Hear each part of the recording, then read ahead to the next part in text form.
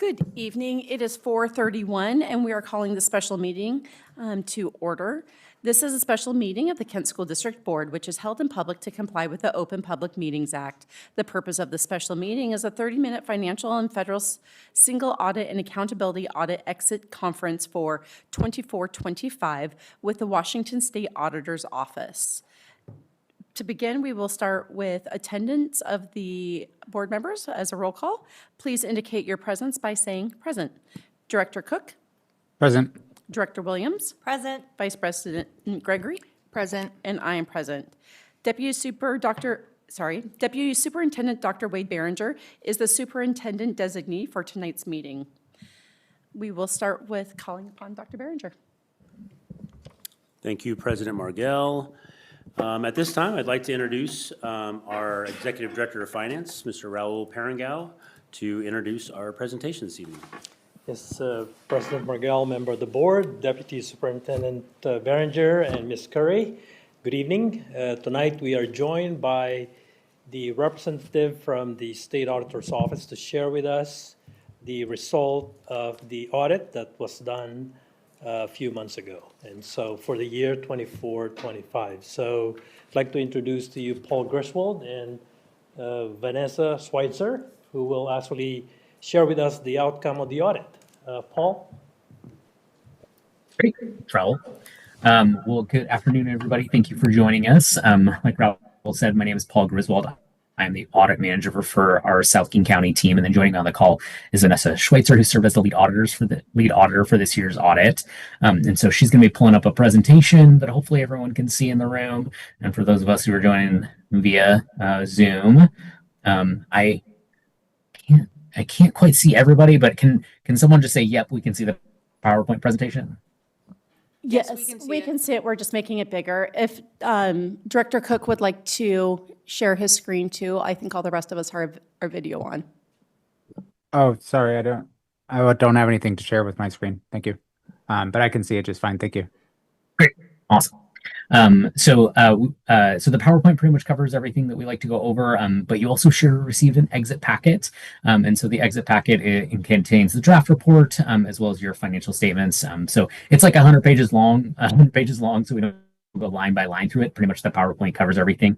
But if there's anything that you want us to go into more detail about or have any questions about, definitely let us know. We're more than happy to do that too. And so with that, we will begin.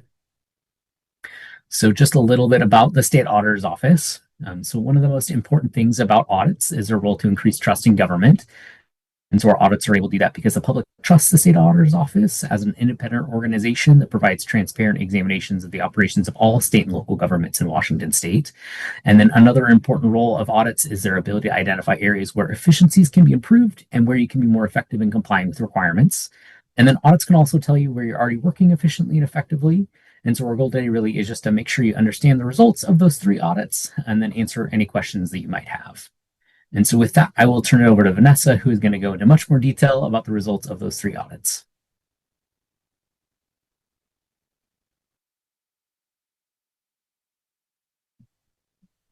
Vanessa, you are muted. I'm so sorry. Can everyone hear me now, hopefully? Again, thank you very much for your time. This is Vanessa. To start off, we're going to talk about the accountability audit. So for your district, we did cover the fiscal year 24-25. The purpose of the accountability audit is to ascertain whether the district complied with state laws, regulations, contracts, and their own policies and procedures. In addition, these audits look at, in general, if the district has adequate controls over safeguarding public resources. So if you'll note under the section where it says results in brief, in the selected areas, the district operations complied in all material aspects with applicable state laws, regulations, and their own policies, and provided adequate controls over safeguarding public resources. Of course, in keeping with general audit practices, we are not able to examine every transaction, activity, policy, or internal control, but our next slide will show you the areas that we did review. Using a risk-based approach for the school district, we examined the following areas, which included use of restricted funds, professional learning and local revenue for enrichment activities, compliance with supplemental contracts, compliance with receiving donations, compliance with interlocal agreement pertaining to real-life school program. We also looked at payroll, including stipends, certificate requirements, and pay codes. We looked at procurement pertaining to public works, purchases and change orders. We looked at accounts payable, specifically travel expenditures, ASB, selected IT security policies, including data backup and patch management. We also looked at budget compliance, compliance with WAC 392, 123, 115, compliance with Fiscal Recovery Task Force.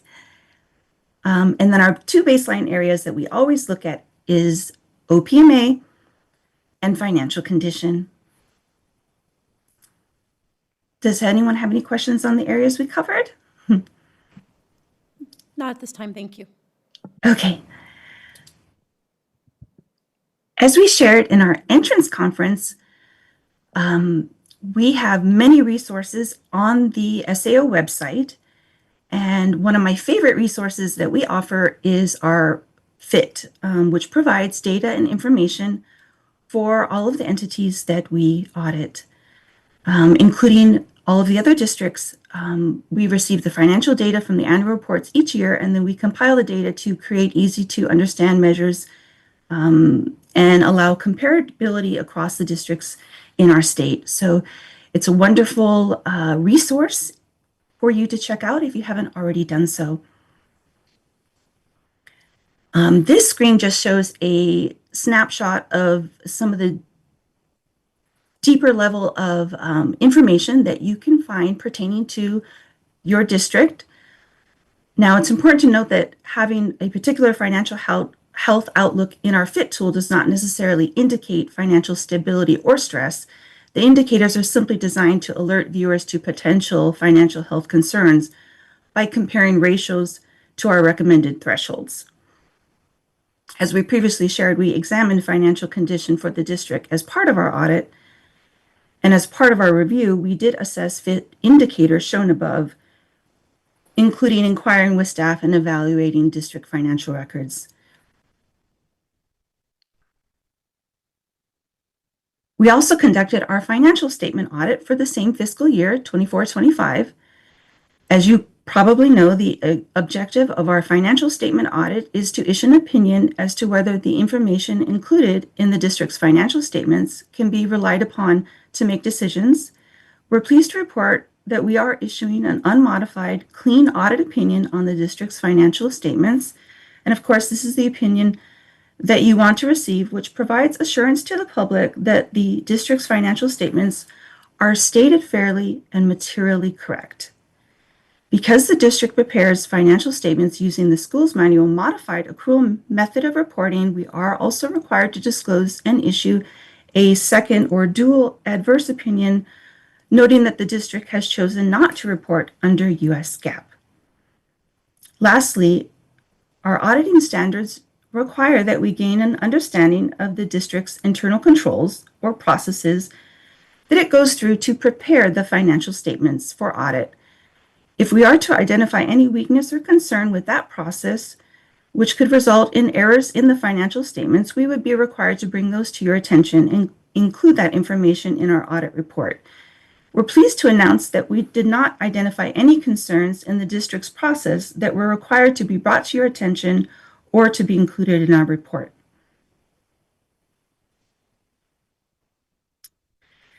As you can see in this slide, we did not identify any material misstatements, nor did we have any uncorrected misstatements at the completion of our audit. We also did not find any indication of management override of controls. Pertaining to our single audit, which is our federal grant compliance audit, also for the same fiscal year, we report on compliance for each of the major federal programs we identify as part of our planning process. You'll be pleased to know that we are issuing an unmodified opinion on compliance with requirements applicable to the major programs that we reviewed. We've reported no significant deficiencies in internal controls or deficiencies we consider to be material weaknesses, nor did we find any instances of non-compliance that we are required to include in our report. In this slide, we show which programs were selected for audit. The first program we reviewed was Child Nutrition Cluster.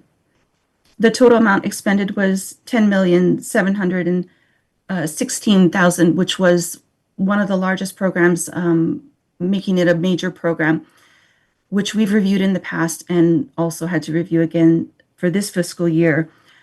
But what was interesting to us was a new program, which just became a major program for the district this year. And a first time auditing this program was the Refugee and Entrant Assistance State Program. So together, these two programs comprised approximately 35% of all of the district's federal expenditures for fiscal year 2025. We would like to thank the district very much for implementing all of our prior audit recommendations and for all the successful teamwork and cooperation with district staff, especially our liaison, Amanda Davis, who was phenomenal to work with, extremely responsive, and through our teamwork, we were able to complete our single and federal audits 1 month ahead of the deadline. So we're very thankful for that. Now I'll turn it over to Paul, who's going to go over our closing remarks. Great. Thank you, Vanessa. So just a couple closing remarks. So audit costs are in alignment with our original estimate, which is great news. And then we do have you scheduled for your next audit, which will come back in the winter as usual, and we'll cover the same 3 areas. So we'll always look at accountability, financial statements, and then we'll do the federal program audit. And so the estimated cost for that next audit is included in the packet. And then we do expect the reports, all 3 of those reports, to publish sometime next week, just before the single audit reporting deadline, which is the end of the month. And so if you haven't already, you can receive notifications on our website for when those reports do get published, or if you're ever curious, you can go on our website and look about their school district's audits.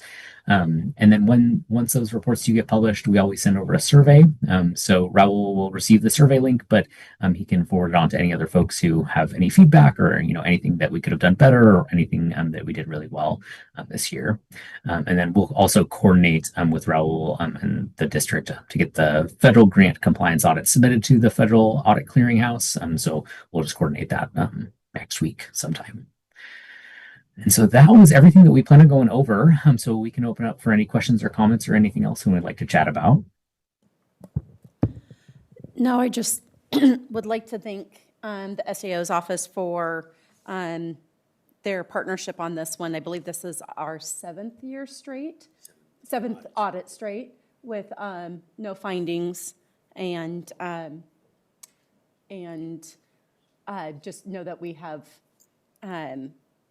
I appreciate the partnership in keeping everything that we do transparent to our community. And I also very much endorse the tool that you showed. It is a really nice tool online, the FIT. So thank you very much for that. I do plan on reaching out after this, after I have a chance to review everything in more detail. So I just wanted to point that out. Thank you for your presentation. Yeah, of course. Director Williams. I really appreciate that you guys answered all of my questions that I sent in advance, so thank you so much for that. I wanted to share with my fellow board members the question that I asked at the very end, which was, did the auditors identify any concerns about the long-term financial stability given our current budget crisis? And your guys' answer was, as part of the accountability audit, the state auditors reviewed the district's financial condition, meaning the ability to meet obligations, generate revenue.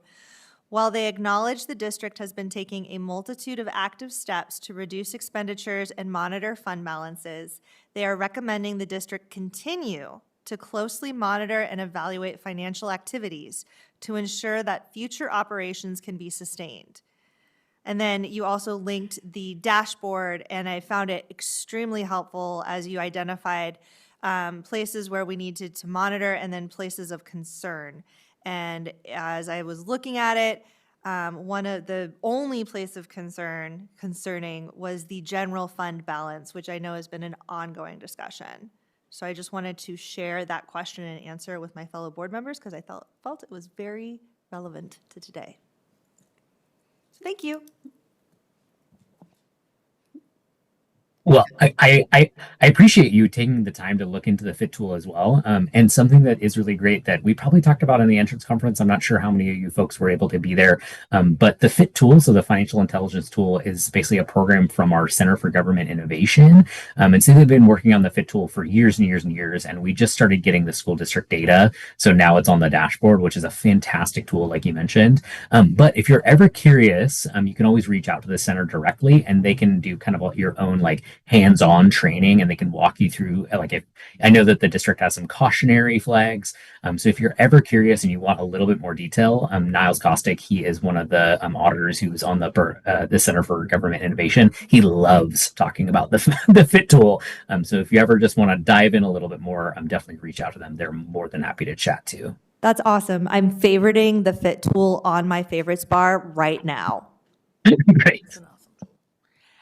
No, I think I think to your comment though, Director Williams, we can't control that things are more expensive. We can't control the funding that we get from the state. But what we have shown controls over is what we do with it and adjusting to it. So that we have a budget shortfall, that wasn't because we did anything wrong. It's because the world is more expensive.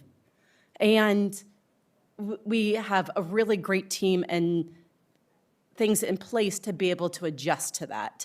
They're not always fun to do, but I think that's what I'm hearing is that these are the things that you continue to look at and do, and that's what we've shown the controls to do that, so, yes.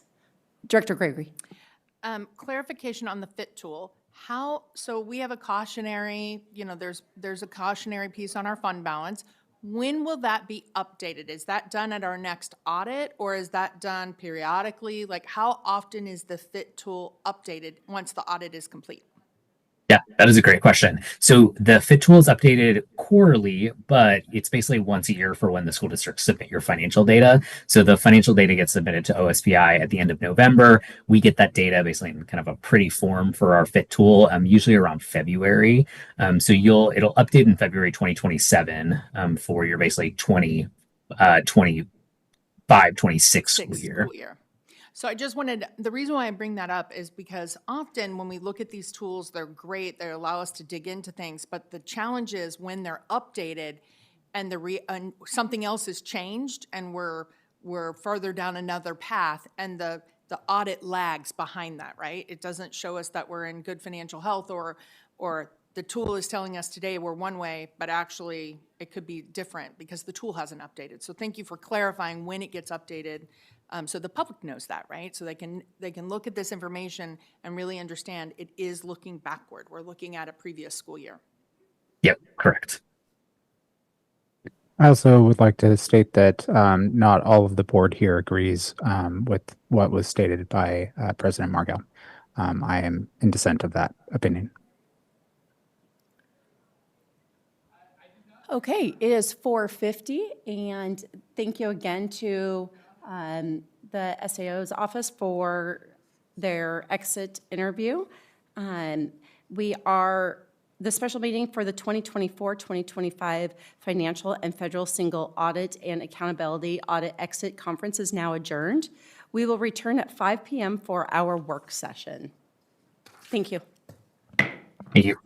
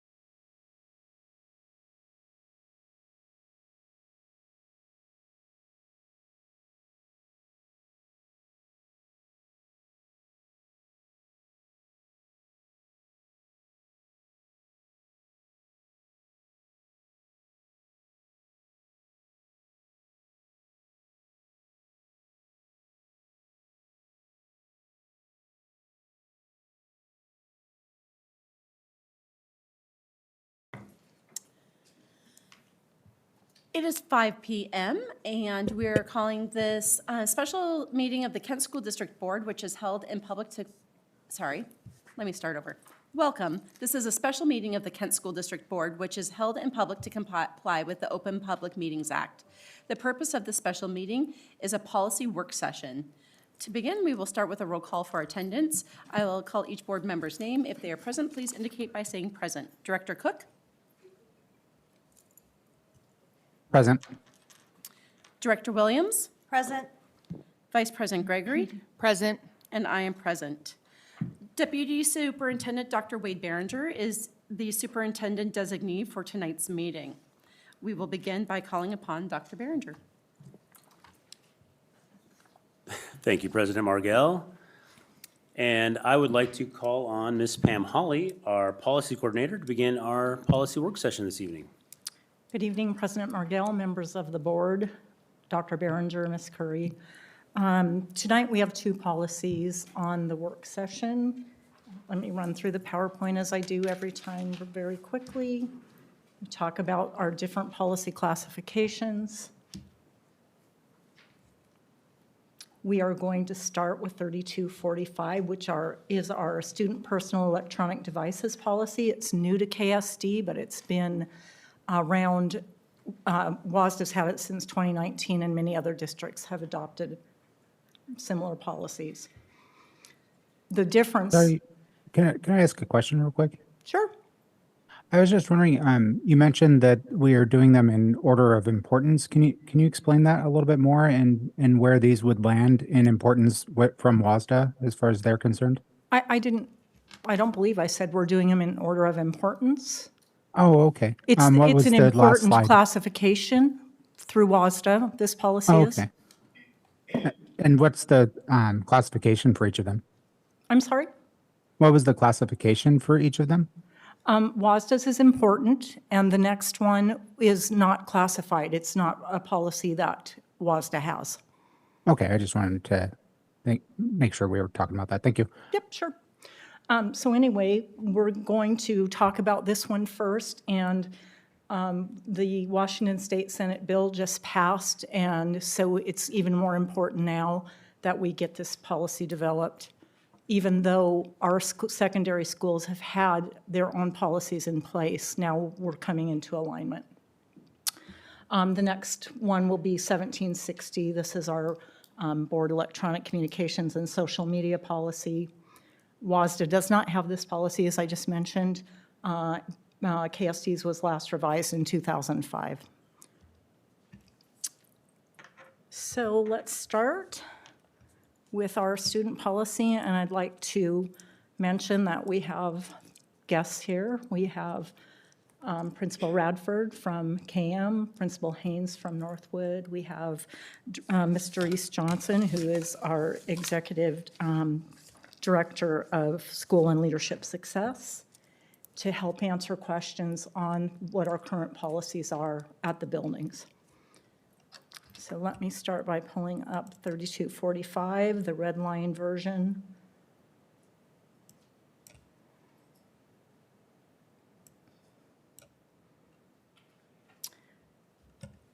So as I mentioned during the Senate, the last legislative session, this bill was passed.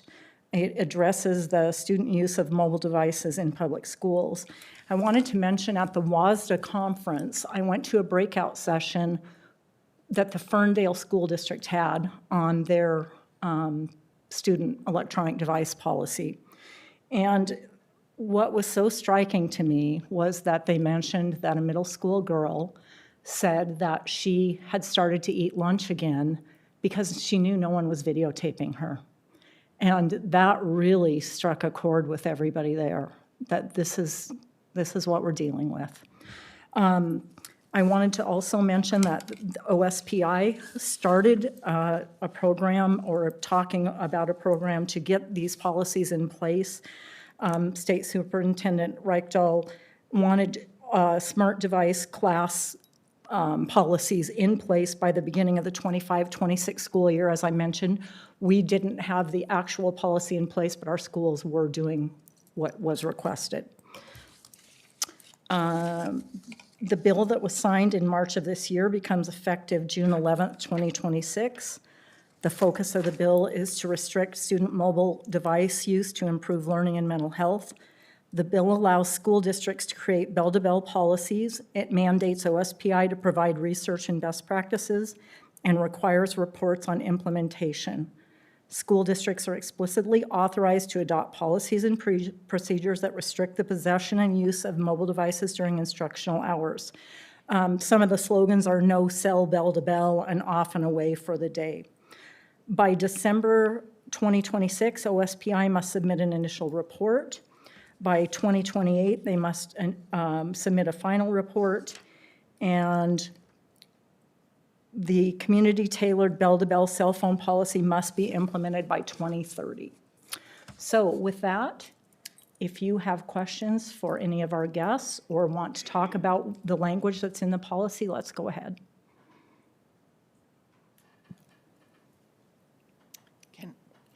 I have a question. First, I want to say thank you for not just making it be cell phones. And we have in here, I think it's really good that we have examples of, and their devices, right? Personal, and so that allows us to not just limit it to be like, oh, it's a cell phone, but a smartwatch can be just as detrimental. Other devices, tablets, and other things. So I'm thankful that we've done that, where it's not telecommunications, we're not identifying that, and we've added in the personal electronic piece. I want to question both of our principals on how has this policy in the last year changed instruction? So have we seen an improvement? Is it getting better? Is there pushback? Like, what is going on in the schools for that process?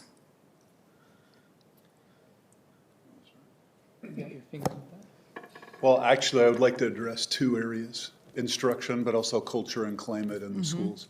I'll start with culture, climate.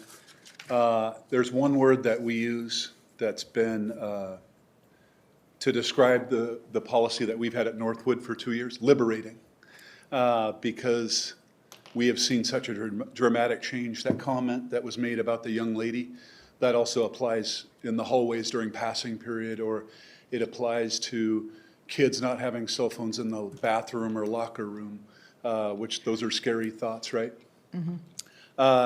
So I would say it's been a game changer. That's the other word the other hyphenated word we use.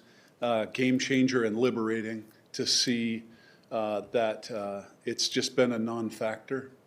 It's been a non-issue. It's changed it so that kids are just talking to each other, they're engaging. We have teachers with less time monitoring these as issues. They're not having to police up phones in the classroom. The beauty that I've seen, I can speak for Northwood the last 2 years, we were the first one to go all in from, I'll pull the poster out, but it makes a horrific sound from the tape when I open it. But it goes from 2:50 to 3, which if you think about it, it's 5 minutes before the first bell, 5 minutes after the second bell. The reason for that is we want them to be out of the building before they turn on their phones, and we want them off before they enter the building. And the reason for that is just to fully engage when you're there, to have it put away and turned off or silenced. But the best part, the reason we've gotten such great community support from our families is because they wanted it too, frankly, and they want kids to learn and be engaged in class. So it's been huge the last 2 years. I've got a copy of the policy if you want to take a look, but what I like most is that it describes why it's a game changer, why it's not just about a procedure, it's why the policy's so effective. Again, building those relationships and being able to have it not be a distraction has been the main plus. Therefore, instructional time gained. So, David? One of my teachers told me that they were pulling back on their ideas about retirement. They felt like they got to a point where they've done everything they could do with kids, and cell phones were enough of a distraction that they were so frustrated that they wanted to quit. And so I'm really happy, that our teachers feel like the policy supports them in creating a classroom environment where student collaboration and student talk and engagement is supported. And the teacher doesn't have to spend a lot of time trying to figure out, how's the student going to be learning about the Pythagorean theorem, whether watching ESPN highlights or Squid Games at the same time, because they can't. A quick anecdote. Last year, I was settling into a classroom, about to do a teacher observation, and I'm just watching kids come in and take their seats and get ready to go, and nobody was talking, and nearly every student was looking at their cell phone. And it was just an awkward feel for me. It didn't seem like it was too awkward for them. It seemed like it was the norm. And I just thought, this is wasted opportunities for kids to be able to connect with each other and engage with each other. And so when the teacher had to start class, it had to be, all right, everybody put your cell phones away, turn off what you're doing. And it takes a little while to get kids, to be able to do that. And so what we're noticing this year is that our teachers are reporting that kids are talking to each other more. And if you can imagine, classrooms need to be a place that feel alive, that feel like there's conversation, that kids are connecting with each other through the learning. And that had diminished significantly. And part of the reason we believe is that there's some social skills that are lost as kids spend more time in their screen rather than face-to-face time with each other. Not necessarily related to the classroom, but a little bit. Here's another additional thing that we've really noticed is a reduction in conflict. We have fewer kids coming to us in the middle of the day saying, so-and-so's talking about me. They put this out, they texted, they're part of these group chats, and so because they don't have access to their phones during class time, I don't have a student sitting in algebra class that's texting their buddies about somebody else and making negative comments. And so we've noticed that reduction in just conflict and the stress that brings and anxiety that can bring for a lot of students. I'd like to add to that too. The anxiety level has dropped dramatically because of that. And as that quote made by the young lady about being able to eat lunch and things, kids, there's an anxiety level that's so much lower because of that. They don't have to worry about that. It just takes it out of the equation altogether. And so I would echo what David is saying. We've seen that at the middle school level as well. And that's obviously such a pivotal time, as all years are. But at the middle level where the social media and even the texting, and yeah, we've seen a dramatic drop as well in, hey, guess what just happened? And they put a screen in your face. You don't see that anymore. And that's been a game changer. Dr. Williams? I Pam, I owe you an apology because it didn't occur to me when I was reviewing. But the only question I have is about headsets and earbuds. I know that on occasion students have it's written into their IEP. How are we addressing that in this policy? I actually think we have a line in there about if it is in an IEP. School-sponsored or school-related. Beautiful. That's all I need. I have no questions. I just wanted to say thank you. I know we tried different things, and this is kind of to both our schools and to administration that we kind of tested out different ways of doing it. And I loved seeing one cohesive policy, even looking through those red lines. It's not, okay, elementary's here, and then middle school's here, and then some of the high schools can be here, but other ones might be here.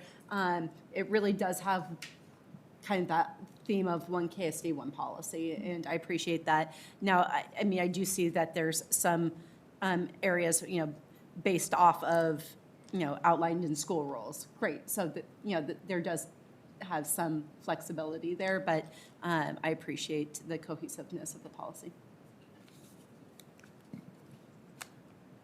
I also want to point out that we had a board presentation about a month ago that was sharing some of the student feedback and the impact of it. Yeah. And as this policy will be implemented and approved, we will have ways that we can progress monitor and have some of those indicators going into the new school year as well. So That's great. we're in a good place. Yeah. I'm I good. noticed in looking through our policies that we already have a 3245. What's the plan for that one? We have 3245. This is 3245. Yeah, there's another policy in our list of board policies and procedures. When you go to BoardDocs, it lists 3245 as possession of weapons and firearms. Oh, you know what? We'll be retiring that. Okay. I just want to make sure that we were Yep. aware of that in the We first are. place. Thank you. And then I also noticed that we aren't matching the model policy from WASDA, and I was just curious, what had led to us changing so much about it? The teams from the high schools, the middle schools, and the elementaries, along with the EDSLs, worked on that to come up with the language that fits our district best. Okay. And the 3245P, is that going to be available to us before we bring this to a vote? No, it'll be on the informational section of the agenda at that time. Is there a way for the board to get that beforehand, just so that we have time to review it before we vote on the policy itself? I'll have to check with Superintendent Bell on that. Okay. I'll suggest that we wait until we get an answer on that before we move this forward, if that's okay with the board. No, I feel like the rest of us are good with it moving forward. Did you ask the rest of the board, or no? I'm okay with moving it forward. I do agree on reviewing the procedure, and we'll get access to that before we vote on the dais, and I'm comfortable with that as long as we can have the procedure beforehand. I Which is- agree with you. That's how we do on all of ours. It'll be posted. It'll be out on the Friday beforehand for sure. Okay. And Director Cook, we can always pull it to review it before we vote, and I'm comfortable doing that as well. Yeah, that's fine. I just wanted to be able to check that before we go forward with it, just because it might be different than what we were expecting. Yeah, that's a great point. I agree. Okay, so we're good moving this one forward. We'll move to our next policy. Okay. So I didn't hear from Director Williams. Did she have any opinion on that one way or the other? I have nothing to add. Okay. Okay, we're on to 1760, board member use of electronic communications and social media. This is our third reading with changes suggested by the board. Let me put it in so you can see the red line here. Questions or comments? I still think that there's not a whole lot of reason for us to add all of this language. I think it's overreaching. I also was wondering if we could get guidance from our legal representative on whether or not this would possibly get us into an issue with the First Amendment and that sort of thing. Just because I'd like to make sure that we aren't, going against the law by doing so. Because a lot of this seems to be pretty aggressive against, board members in their rights to make comments in whatever capacity they would like to out in public, as the First Amendment states that we are able to. Director Cook, this is Curtis Leonard. Can you refer to what section you are asking about specifically, so I can make sure I know what section you're asking about specifically related to the First Amendment? Sure. There's quite a few. If you look at electronic messages, that board members shall not access electronic messages from anyone other than staff who directly support the board during board meetings. I don't know how that would comport with that. I don't know how you'd control for that, especially given if someone were to be at home. Are we supposed to be ensuring that we have someone watching over them the whole time while they're there, especially if they don't have access to a camera for some reason, something along those lines? What are we planning on doing to enforce that? No, but it is a good reason why we do have a policy around that board members should be present for our meetings. That's actually not an allowed thing. You can't force a board member to be present in person. You also cannot force them to be on camera. They can join by phone if they so choose. That is an allowed option. It is actually written in RCW. So it'd be really a poor choice for us to go against the law, No, as is it's just written, encouraged. to make our rules more restrictive than the law states. And so I don't know that that would be appropriate. But I'm going to clarify this for Mr. Leonard, because this is my understanding. For what he's talking about for during the board meeting, that is an OPMA violation if we were to get information from the public that is not then disclosed to all of the board members to have a robust discussion. That is correct, right? That's how I read OPMA? Yeah, to potentially be engaging with the board and board directors back and forth during a meeting can be problematic. The board has the authority and ability to set norms and rules related to the conduct and the communication during meetings. I do not see a First Amendment concern with this as questioned or articulated. Can you cite what law states that? I'm just curious because I don't remember ever reading that. For the OPMA violation? No, the part about if we were to be communicating with a community member in some way during that, and I'm not saying that I am doing that. I'm just curious where the law would I have state that, in somewhere. RCW. She can pull that RCW for you. I would love that. It's Thank you. 42.30.030, and it talks about if a quorum of the body is discussing matters over chat or email during a meeting, they're violating that RCW. The intent of the OPMA is set out in RCW 42. Sorry, can you pull it up for me so I can read it? Yeah, hang on just one second. It'll take me a minute to pull it up. I appreciate it. Thank you. Sure.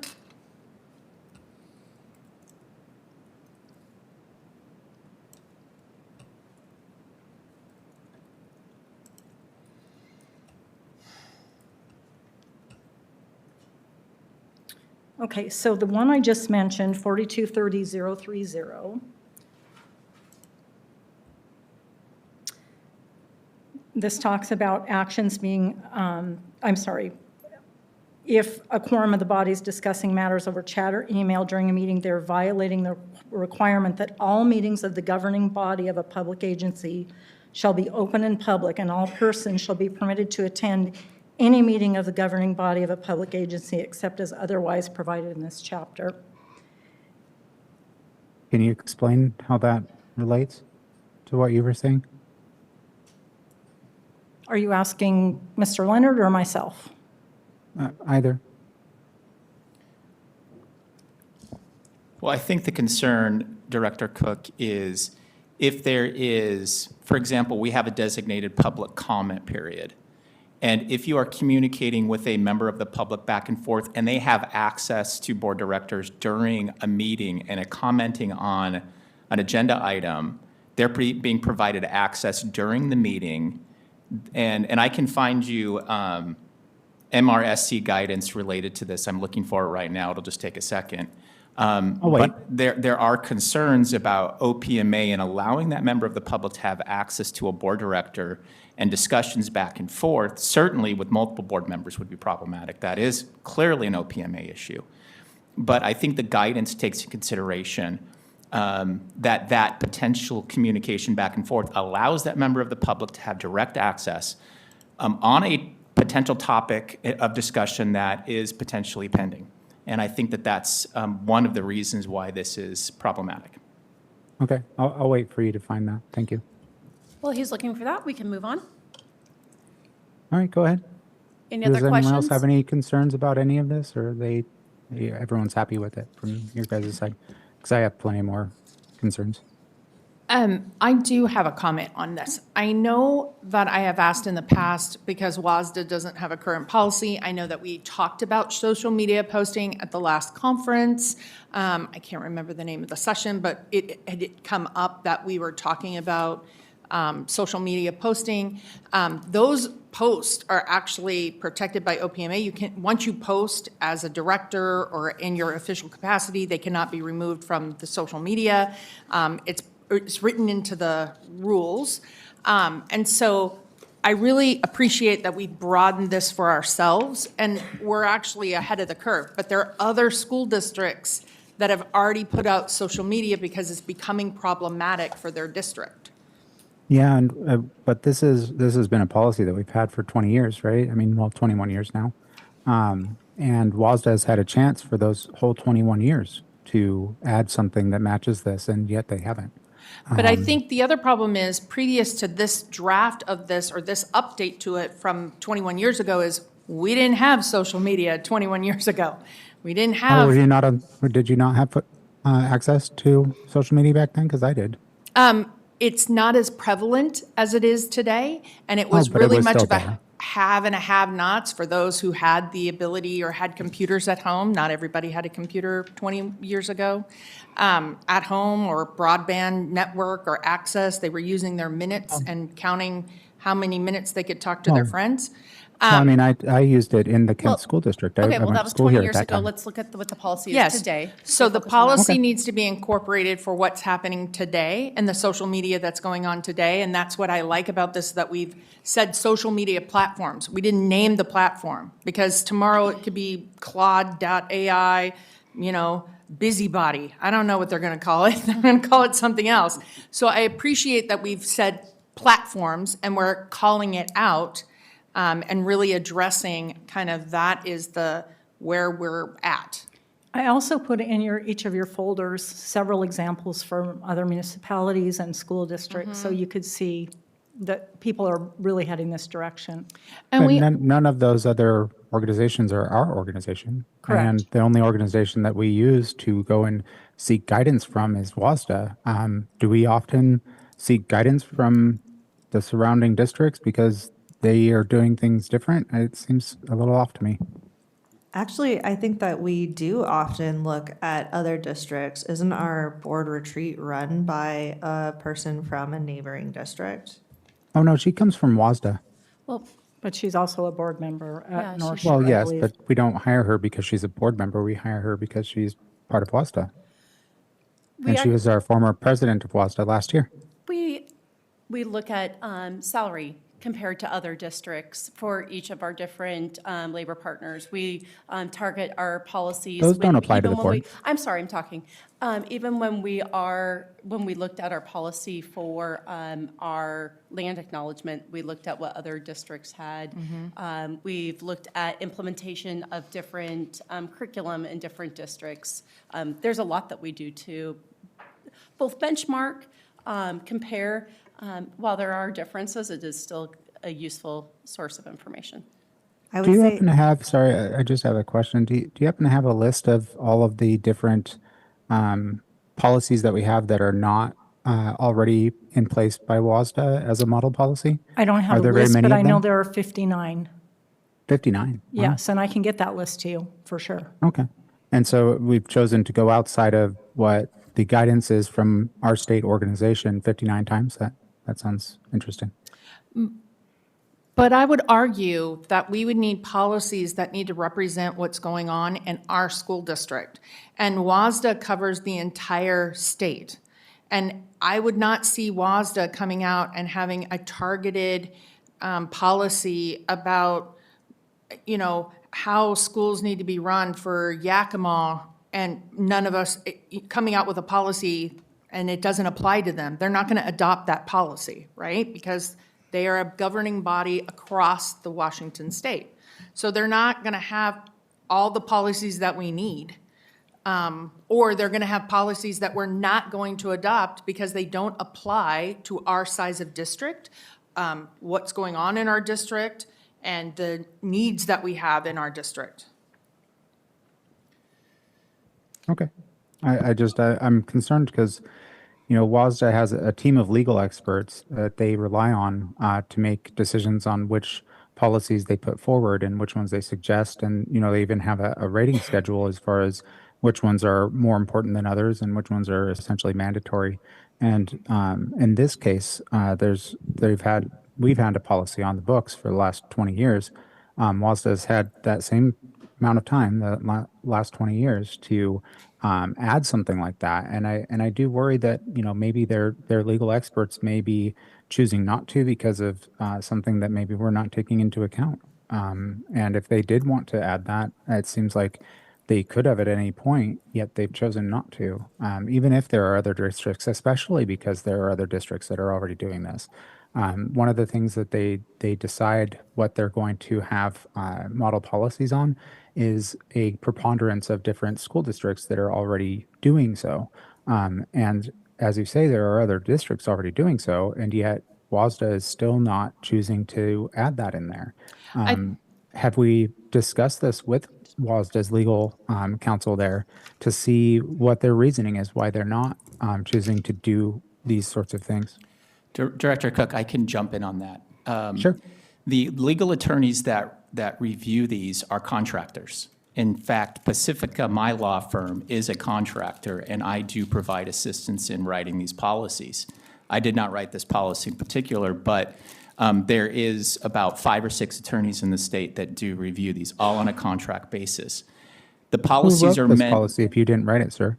I don't know. I don't have that information, but I can tell you that the intent and the instruction that is provided is that these are not necessarily a one-size-fits all.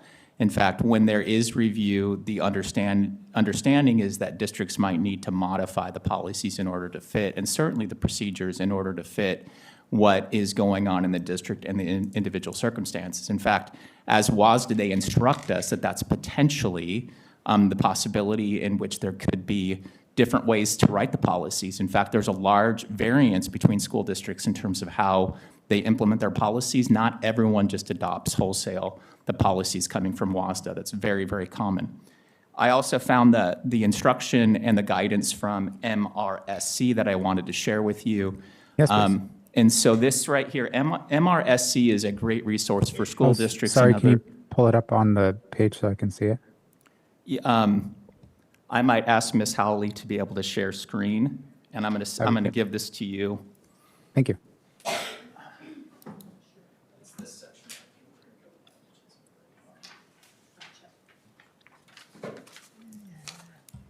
Give me a second.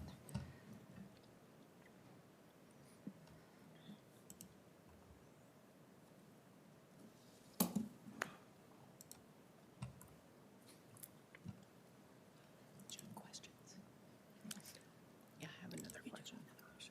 Do you have another question? Okay, she has no question.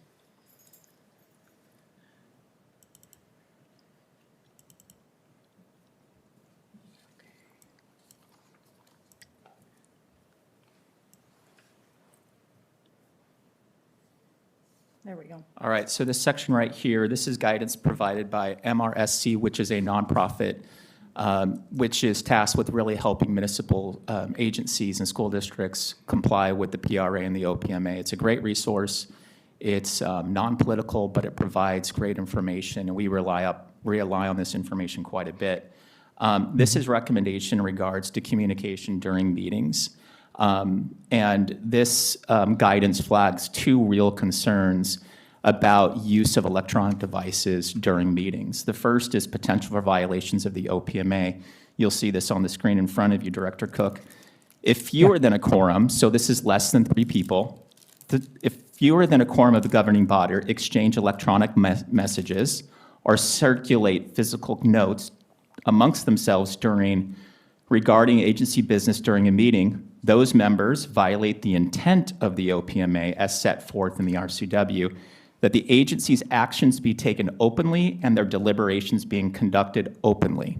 So at the very least, it violates the spirit of the OPMA because potentially even less than a quorum of board directors are conducting business or discussing business, and the public can't see it. Can I That's ask a you a concern. question on that? I'm not done yet. I'm going to read the next Okay, part, go and then ahead. you can answer questions. If more than a quorum is potentially reading those messages, that definitely is de facto a violation. I think you would agree with that, Director Cook.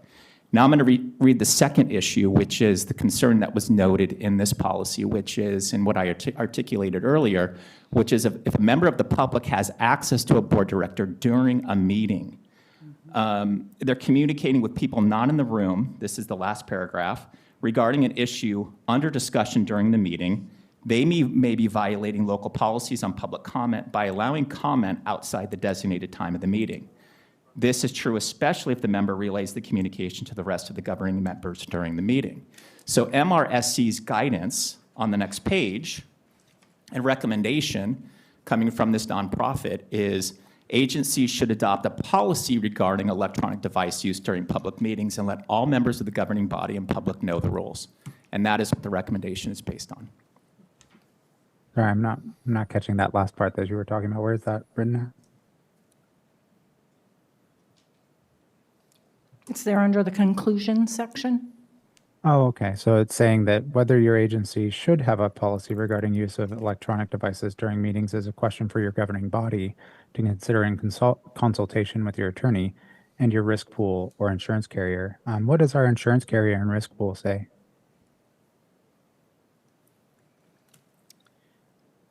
I don't know that they've been consulted. So we're going to cite a source here that we're saying is an expert in this, and we're not bothering to do their guidance? Is that what I'm hearing? Director Cook, I have a question. Do you have an objection to the policy overall? Is there something in particular that you're concerned about us adopting this policy if it were to go to a vote? Is there a you have a- particular do you portion have- of it? Can I ask a question in return? Sure. Is there a problem with us waiting until we discuss with our insurance carrier and risk pool, considering that this is the guidance from who Mr. Leonard pointed out for us here? We can move this forward and consult with them before we Yeah. put it to the board for a vote. Yeah, we could do that. I'm happy with doing that, going back and having them, we can move it forward to a vote and then have them consulted, and as we have that discussion, we can get that response back before we actually vote. I think So my. we don't I thi- want to take that consideration first. We want to go ahead and move forward regardless. Is that what I'm hearing? Because No, we it can seems move like it it would be forward. We just can as always important. not. Sorry, I'm not finished yet. Just a moment. I'm just curious because, we are asking for legal guidance on this, and I hope that, Mr. Leonard would stake his own career and on the line here for what he's saying here, because we're obviously listening to him very closely. And his suggestion is that we follow the guidance of MRSC, and MRSC's guidance is that you would want to do so in consultation with your attorney and your risk pool or insurance carrier. We have not followed this guidance yet, and you're all ready to just move ahead. I just want to make sure I understand that correctly. I'm going to ask my question again before I answer yours. Which portion of this policy are you most concerned with and that we need to revise or revisit? That is my question. I'm asking that question of you. You are citing different components of the policy, but I would like to understand, I'm seeking to understand which portions of this policy that you are concerned about. We've answered the concern about getting electronic information from a single person. It's in Well, no, that's what we RCW. were just talking about, and that's what it's suggesting, is that we get guidance from our risk pool and or insurance provider. And we we're will do moving that. forward. I think the district just told us that they would do that. And when we take it to the dais to vote on it and have a further discussion, we will have that information. So we And don't will want to get- put it for another read before we just go ahead and move like that? It Insurance seems- carriers it seems going like- to want to make sure that we mitigate our risk. Yeah. And that's exactly what this is doing, is mitigating the risk to the district. And I don't think think that's they're what gonna all change of us are language. trying to do here. So if anything, having a policy probably puts us in a better risk tolerance for an insurance carrier than where we are today. So I feel comfortable that we I can also- move this forward. Sorry, I know you all want to rush on through this. I understand that. This is our but if third it- reading. I would hardly say that this is a rush. Well, no, it sounds like you guys are ready to move forward right away. I still have some questions. Is that okay? I'd like to hear them. Please. Okay. Yeah. We have Yeah. time. I've asked this quite a multitude of times over the times that we've discussed this policy, and I don't know that I've ever had anyone respond with any sort of real answer. What is the procedure for how we're going to enforce this? And especially given the fact that we cannot require board members to be in person, what are we going to do as far as that goes? And then further, the question that I have overall is, when you're talking about saying you can't discuss anything via personal devices, how far does that go? Are we saying that, if I'm discussing with a friend of mine that I'm going to be going to a board meeting and that we're going to be discussing X, Y, and Z, do I need to make sure that I do that across my board phone?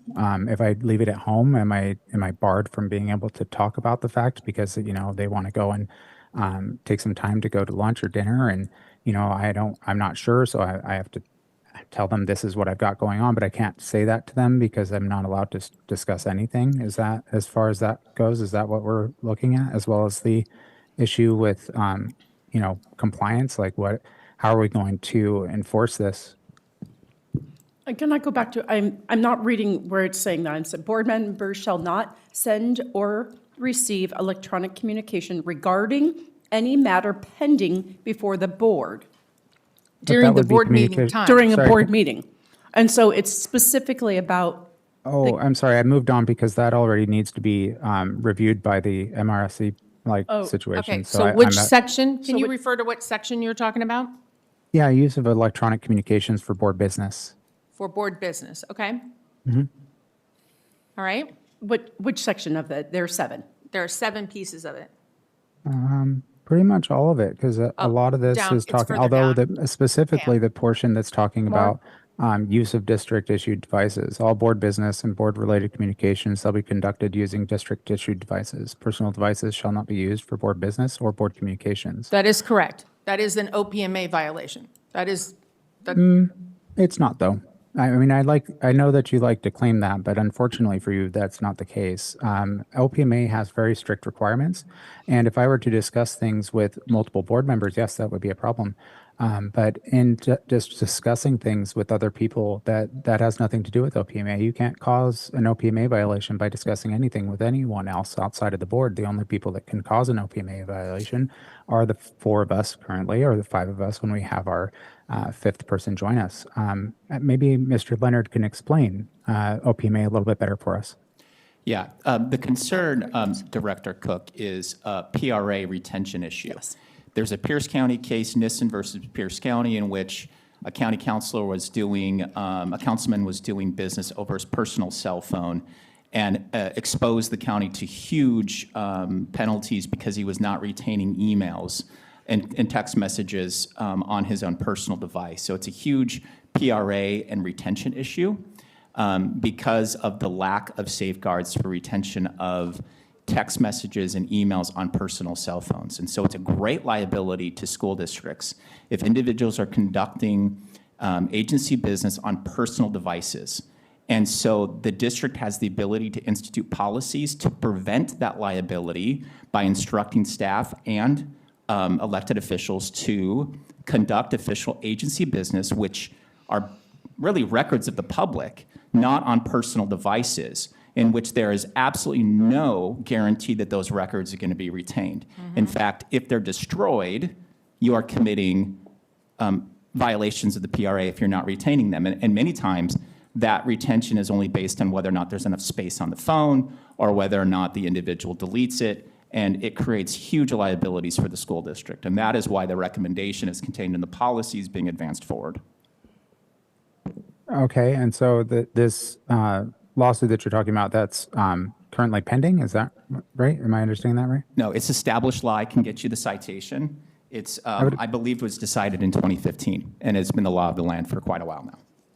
Oh, okay. And do you happen to have any guidance as far as how many times that's been used to affect anything in a school district? It's a Supreme Court case from 2015 that has been well cited. I don't have a number for you, Director Cook, but it has been well articulated both to this board. I've certainly done my trainings every single year on the PRA, and I've referenced this case numerous times, and I know you've sat through those trainings in which this case is being it's well established and well known case. Like I said, Supreme Court case from 2015. So another question on that then. Say a board director used their district device to do the same stuff. Would that be a problem? As long as those records are retained, no. And there are certainly district-approved retention processes in place for those types of communications. Because they're district devices, we have our own systems, we retain our emails and our text messages according to our own retention schedule. When you're talking about personal devices, all bets are off. And so for that reason, the district has a very, very important interest in decreasing the liability under the PRA. And I can tell you that those penalties can range upwards of hundreds of thousands of dollars to millions of dollars in penalties for failure to retain documents. And so it's of great interest, especially in this district, given our budget concerns, to make sure we're retaining documents in an appropriate manner. Mr. Leonard, just to make sure to clarify on that one, the question that if they were to do it on their district device, we would be covered for PRA. That does not mean any communication done through a district device is necessarily clear of any OPMA violations. So Correct. I was speaking only about specifically, the PRA. okay, good. I just wanted to make sure that that was clarified. Thank you. So to and your so as far as question, that just goes, because you what- do it on the district device does not give it a gold star of everything's fine, but it would be at least kept for PRA. Okay. And so in that case, let's say that we wanted to do community outreach of some sort. If a board member were to go out and discuss things with the public, because that is part of our job, it's actually written in law.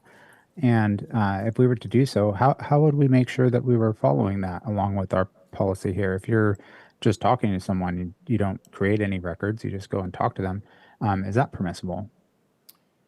Certainly, yes. That is not a document retention issue. If you're not creating a document, you have no responsibility to retain it. What if someone records Certainly, you? I will continue to respond to your question.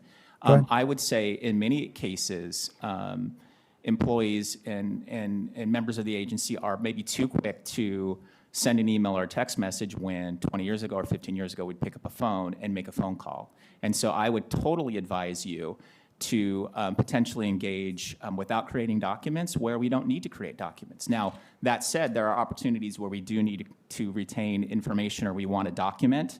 As the general counsel for the district, there are a lot of things we do need to document.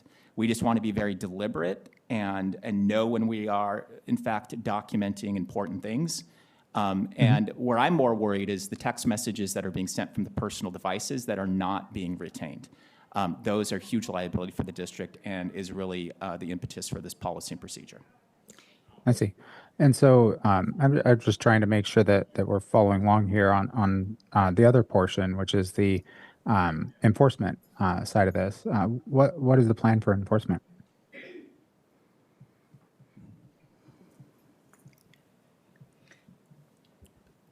So I will, defer to others in the room, but I would just say these are norms and established norms of the board.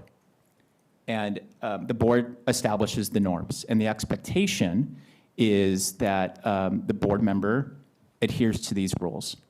As you establish the norms that govern your participation in this board, if adopted by more than a quorum.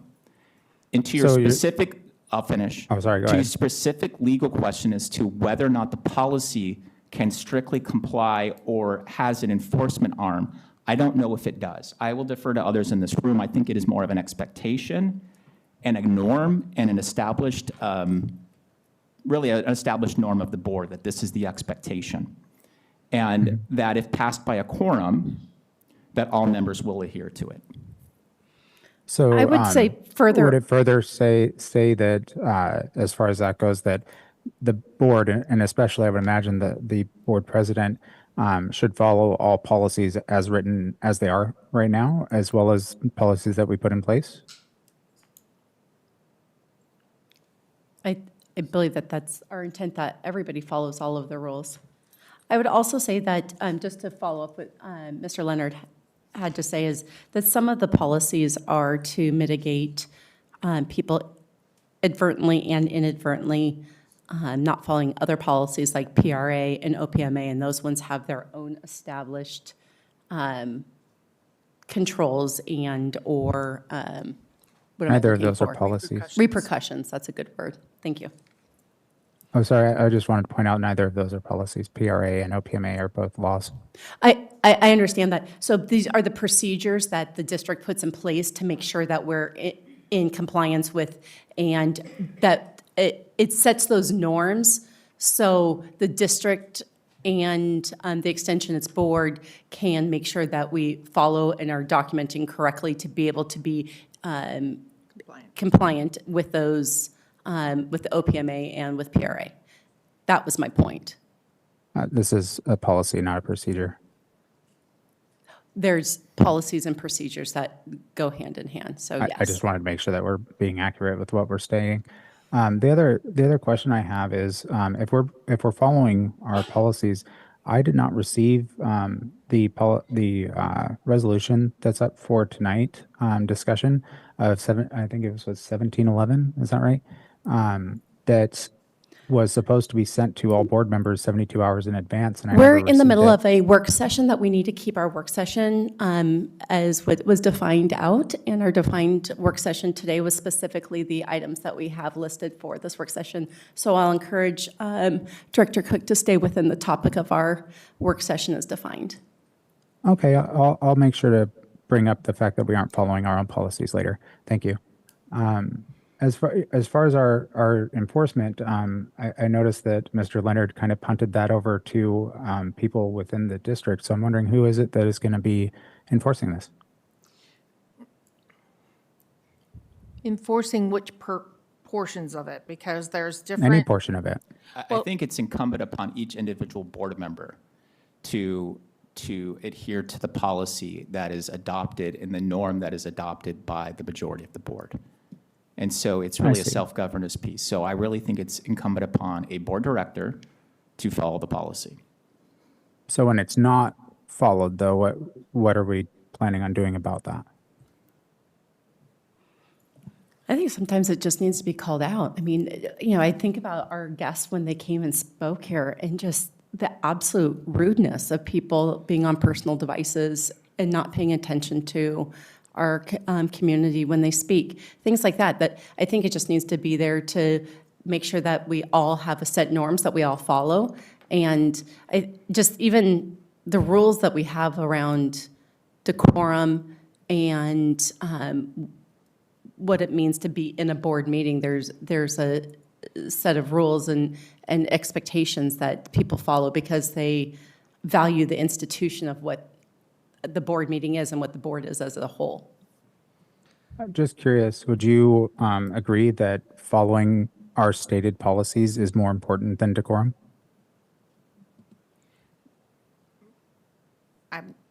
I would need a clarification on that. I also would, I'd also go back to that we need to make sure that we're staying within the topic of the Right. special board meeting. And specifically, we're talking about policy 1760 right now.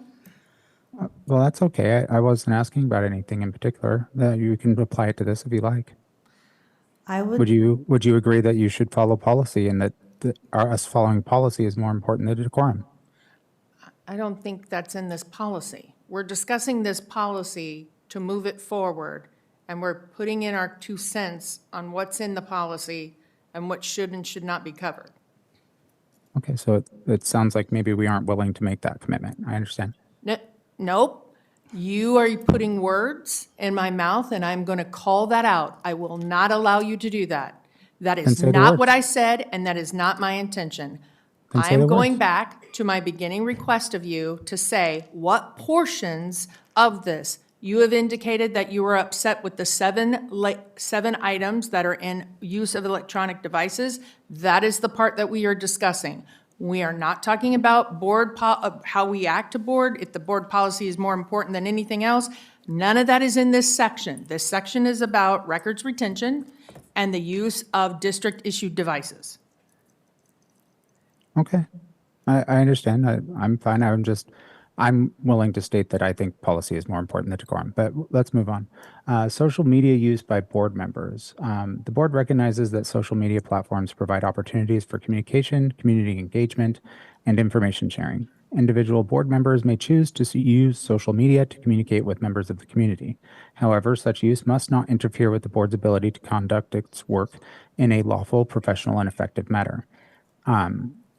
I understand this a bit, but my issue here is who decides whether it's interfering? Is that a decision that has to be made by the board every time? I think judgment, if you want to talk about decorum, I think judgment would help you kind of guide the conversation. I think about social media. I use it every day for my business. I reach out to people and I discuss things on social media for my business, not for the board. I think the guidance that I have received from WASDA when I have reached out to them directly, the guidance that I have gotten from Mr. Leonard when he has done his training with me on board policies about not posting on social media because it becomes problematic. Those posts, once you post, they cannot be removed. If they're removed, that's a violation. There's all these problematic things with using social media as our board personas. because then it looks like you're speaking for the board. It looks like we are a board of 5. We are not a board of 1. So I think social media is becoming one of these areas that I have seen problematic for other districts, and I really believe that we should think about what are we posting and one voice.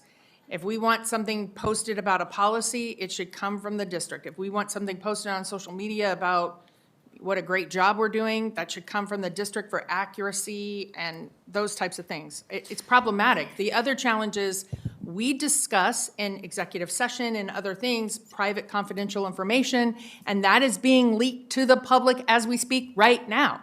And that is against the rules. I think Oh, before, well, you might be misunderstanding OPMA in that, because OPMA only applies when you hold a meeting appropriately. And if the meeting itself is held inappropriately, any discussion or action that is taken, which includes discussion, would not be allowed to be private anymore. Okay. So if you're not talking gonna about go that into this particular right now. issue, Yeah, that we're would not be going to inappropriate. discuss. I'm not going to give you an example of what happened last week, but it happened last week. And that's not the meeting that you're talking But about. we're not discussing that right now. Oh, I'm sorry, we're not? we're not. Well, you brought it up. We're not. Director Williams, Just a you had time check, you had we've a got question. 4 minutes. Yeah. Director Kim, not Director Kim, Dr. Kim, I have a question. Do we allow our staff to post on social media as representatives of the Kent School District? Do we allow teachers and employees to post their opinions and say, I am a Kent School District employee and this is what I have to say about this issue? I might phone a friend next door, my associate superintendent of human resources, but what I will say about the work that represents schools and teaching and learning that we post on behalf of Kent School District, if it's something about the work that we're doing, if it's multi-tiered systems of support, if it's something about technology, those are things that we want to make sure are representing the school district appropriately in those types of posts. So I have my 2 friends here that I feel like could answer that more appropriately. So communications, human resources. Director Williams, can you repeat the question again? Do we allow our employees, such as teachers, office staff, etc., to post on social media from their private accounts and say, I am such and such from the Kent School District, and I say this? Is that an approved practice of our employees? Yes, it is, but we do have social media guidelines that we have to adhere to, that we will remove comments or other things that are bullying, harassment. There's a whole list posted on social media. So not on our page, but on community pages or on, Oh, we can't police anybody post on any other page. so the reason I ask this is as a public school employee, I have been informed from my own district that I should not say in the Auburn Communities page, well, I'm an Auburn School District teacher and I say this because that is me representing the district instead of me representing myself in my personal capacity. Does Kent have a similar employee policy? That would have to be Damon. We do not. Okay. I just know from working in multiple school districts that, and I'm not suggesting that we have that policy, but I have worked in several school districts where that has been the case. And I would say that as representatives of the district, whether it is in our private or professional lives, we should probably be not commenting in a public space about school district business unless it has been approved by the entire school district team. Does that Director might be- Williams? it It does. does. I think it's something that we should look at separately. Okay, I'm just It is thinking- looking at, no, I hear you. We do have 1 minute. Are you okay with us moving this one forward? I'm Yes. good. I just have a Gregory, are quick you okay question with on moving that this because it forward? sounds like we're Great. going to be Director creating Cook, I'm policy sorry. for the board We're at time that's check. I need to see if we're moving this restrictive in forward. our- Director in our Gregory, are you okay with moving this employees. That forward? seems like Yes. it's a problem. Okay, I'm okay with moving this forward. Director Cook, your last vote. Do you want to move this one forward?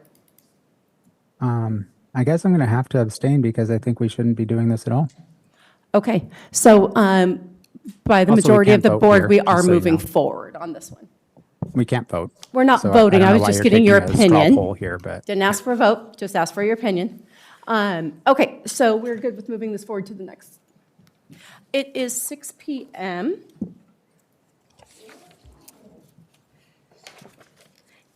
It is 6 PM. The work session is adjourned for an executive session for 30 minutes. The purpose of the executive session is to evaluate the qualifications of an employee for public employment or to review the performance of a public employee and to discuss the legal counsel, discuss with legal counsel potential litigation and the legal or financial risks of a course of action. We will see you back here at 6:30.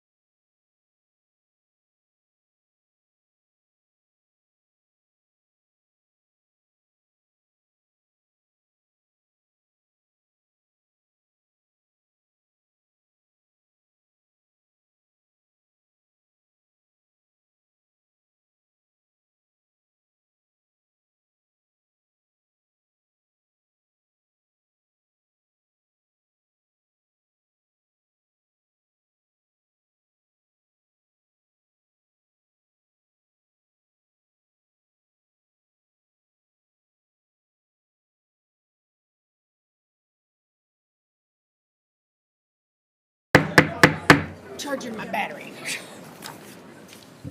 Good evening. It is 6:30, and we are calling this regular meeting to order. Our executive session was adjourned at 6:14 PM, and it included board members of Director Cook electronically, Director Williams, Director Gregory, and myself in person. Again, it's 6:30, and we call this regular meeting to order. We will start this meeting with a roll call for attendance. I will call each board member's name, and if present, they will say present. Director Cook? Present. Director Williams? Present. Vice President Gregory? Present. And I am present. Deputy Superintendent Dr. Wade Behringer is the superintendent designee for tonight's meeting. We will start with our Pledge of Allegiance. I haven't gone over quorum yet, but we do expect this to be a civil and quorum-filled, appropriately attended meeting of the board. If you're unable to do so, we ask that you please join us via live stream, but we're not going to have that in the meeting here today. Director Williams, would you lead us in the Pledge of Allegiance? I pledge allegiance To the flag of the United States of America and to the republic for which it stands, one nation, under God, indivisible, with liberty and justice for all.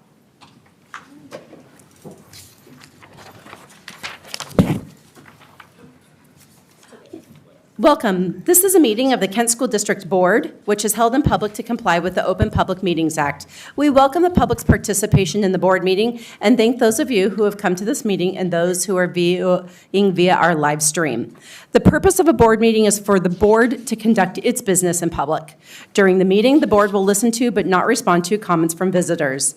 Whether made verbally in person, verbally on video, or written, comments are limited to a total of one per person per regular board meeting. One additional comment per person may be submitted for a public hearing topic if there is a public hearing on the agenda. All forms of public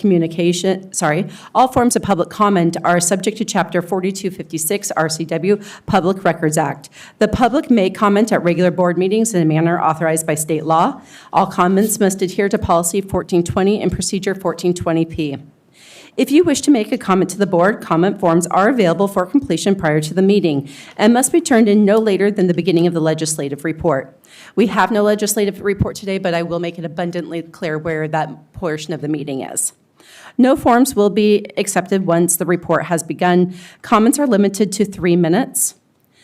Public comments will be heard after the agenda review. Students will be the first to speak on any topic during the student voice portion of the agenda, which takes place immediately following this opening. General public comments from non-students will be heard during preliminary communication from the audience. Any remaining comments, whether from students or non-students, will be heard at specific agenda items and during final communication from the audience. Student comments will be heard first on any topic. Please state your first and last name prior to the beginning of your testimony.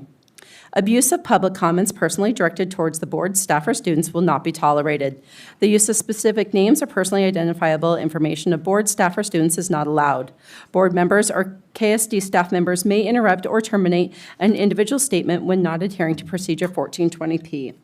All comments, whether verbal or written, must adhere to the standards of civility as defined in Policy 1400, Meeting Conduct, Order of Business, and Quorum. If you're seated in overflow room, there is a brief delay in the live stream audio. We will allow extra time for you to make your way to the boardroom after your name is called. I do believe that we have, and I can't see him over there, that we have a couple chairs seated next to Dr. Kim. Is that correct? Is there a couple chairs over there? Yes. Okay. So as we call up people for, people can move over there and sit there to be kind of the on deck. So we can keep that, and then that also makes sure that anybody within the room is seated.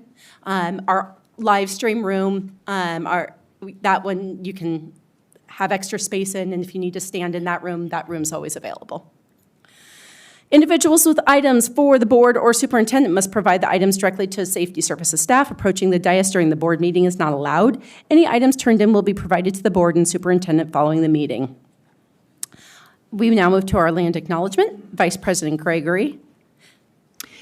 The Kent School District Board of Directors acknowledges we reside on the traditional lands of the Muckleshoot Indian tribe who have lived in this region since time immemorial. We honor their continued stewardship to this land, its waters, and its communities. We commit to ongoing learning, meaningful partnerships with Native communities, and uplifting the sovereignty of the Muckleshoot people. Thank you very much. We now move to our agenda review. Dr. Behringer, are there any changes to the agenda? President Margell, there are no changes to the agenda. Is there a motion on the floor? I move to approve the agenda. Second. A motion's been made and seconded for approving the agenda as written. Now we're open for discussion.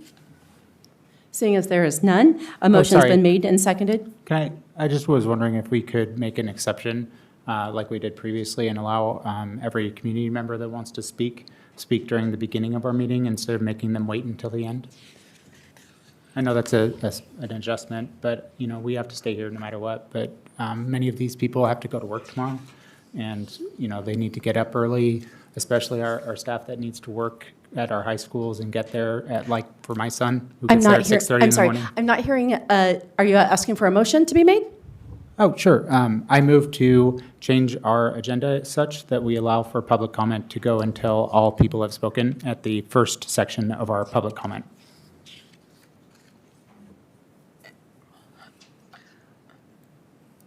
Okay, before I make a second, I have a question. How many public comments are there currently listed for that section? Your second wouldn't require anything but discussion, by the way. Oh, sorry, you're correct. Thank you.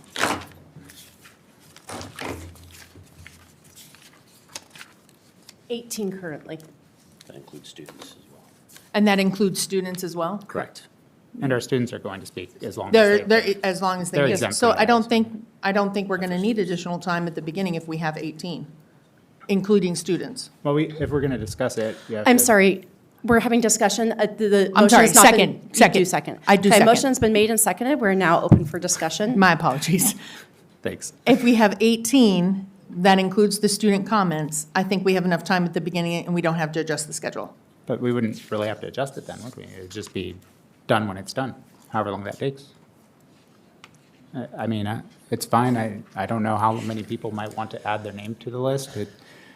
I just feel like, you know, our community obviously feels that this is an important meeting to be at.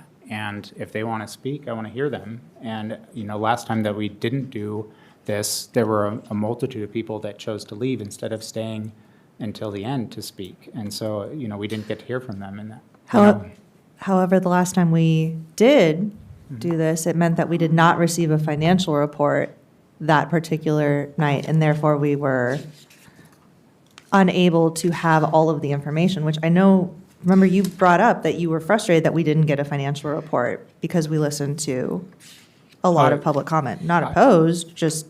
No, I That's would the- always choose public comment over anything that goes on with us. We can always get more information elsewhere. We also have a presentation by one of our schools, and that we have some students here that we get to recognize for their amazing work that they've done, that we would be also asking them and their entire family to.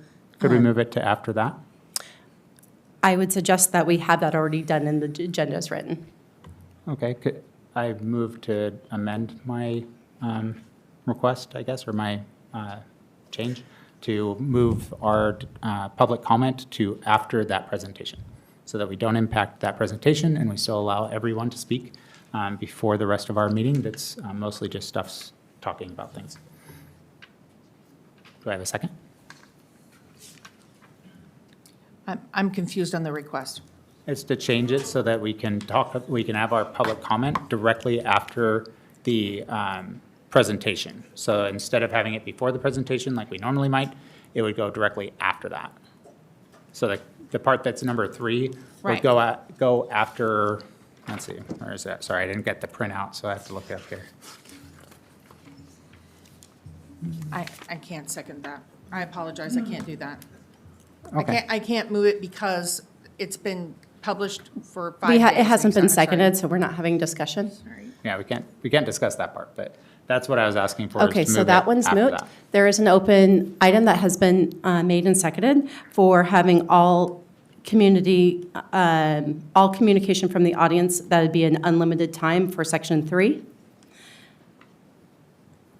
Is that a friendly interpretation of your comment? Yeah. All those in favor, please raise your right hand and say aye. Aye. All those against, say nay. Nay. The motion fails 1-3. We move on with the agenda as written. An agenda pardon me.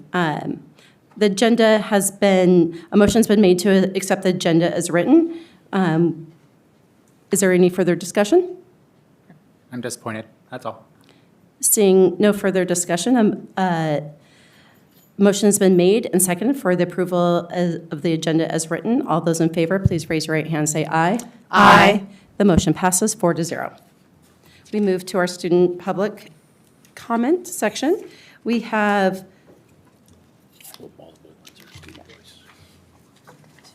Are these specific? Yeah, those are specific right there. Those are all. Okay.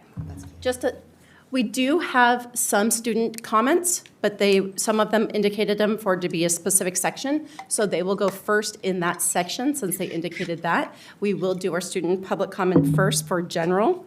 There is 1, 2, 3, 4, 5 of those, and we have 2 online. If people would like to change their public comment to attach to a particular item instead of having it as a general comment, are we allowing them to change that, given the changes here? They indicated on the form when they fill it out. Oh, I know, but we had some discussion. I'm just curious if anyone would like to change their mind as far as when they would like to discuss it. Would we be open to allowing them to change it, or maybe they can just put it into the comment box? I mean, if they want to fill out a new comment form, sure. Okay. The reason I was asking that is just because it would allow you to then speak earlier in the evening, because they would have to allow us to have our public speak directly before the item that you choose to speak before. And of course, you can speak to that item, but we can't stop you from speaking about whatever you would like to speak about. So you can choose whichever item you would like and Greta? speak to that. Genji? And then we have, I'm so sorry. You're going to stand over here, ma'am, right over there. Maybe Elena Gray, maybe is second. And so you can just have a seat just right behind there, kind of the on-deck seat. And after that would be Emmett Ryan. Okay, thanks, Greta. Just go ahead and state your name first, and then you have 3 minutes. Okay, my name is Greta Ganjay, and I think we should have softball as a sport in our class or our school, because I know a lot of people who play it and who want it at school. And also my friend over here, Alana, I don't know if she went, she's gone. But she also agrees, and I think it'd be really fun to have softball and stuff like that, to give others opportunities to try out for it and like get into a new sport and just have fun. You know? Great. That's it for me. Thank you. I'm so sorry. I know we want to clap. We love hearing from our students. Thank you so much, Greta, for coming and speaking. We do ask for our decorum rules. We do not clap.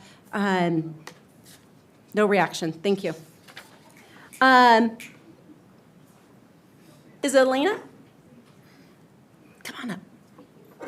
And just, I'm sorry, our pencils are really hard to read sometimes. Just state your name to begin with, and then you have up to 3 minutes. Okay. Hi, my name is Alana Gray. I'm a 7th grader at Mill Creek Middle School, and I've been playing softball for 5 years. In 2010, Mill Creek decided that badminton was more important than softball and baseball. Although badminton is a very fun sport and works on hand and eye coordination, softball uses teamwork more than any of our sports at our school besides football. You must cheer, run, hit, field, yell, and use teamwork. There is a lot of conditioning and working together. The fun thing about it is you meet new people every game. I know money might be a bit of a problem, but if it is accepted, then ASB and I will work towards fundraising the money we need, like uniforms. If we cannot get enough money for the whole fit, like pants, belts, socks, and shirts, each Each person's gear and uniform would be about $300. 11 people on each team, which equals to $3,300 for a whole team of people plus balls, nets, and tees, would be an extra $1,000. Although this is expensive, I believe our school has the skill and patience to get this done. Also, if this is accepted, there is a field that is like a 6-minute walk from the school that we could practice on 4 days a week, maybe 3, depending on what the school decides. I will work with the gym teacher to assemble a team plus managers. I will go around school to get signatures for people who want to try out and be on the team. To conclude, the information that you have been informed of is I will work tirelessly to try and get softball back in the school. And I have already started getting some signatures. We have gotten a lot of people, a lot of the teachers who think this is a good idea. And also we're working on students going class to class to see who would want to try out and be on the team. Thank you. Thank you so much. Our next speaker is Emmett Ryan, followed up by Isaac Aldridge. And then our final is Anthony Aldridge. It's Eldridge, by the way. Sorry. Yeah. Hi. I'm so sorry. We got a little bit nervous. That's all right. Do you want to try 5 minutes? Can we please clap for him?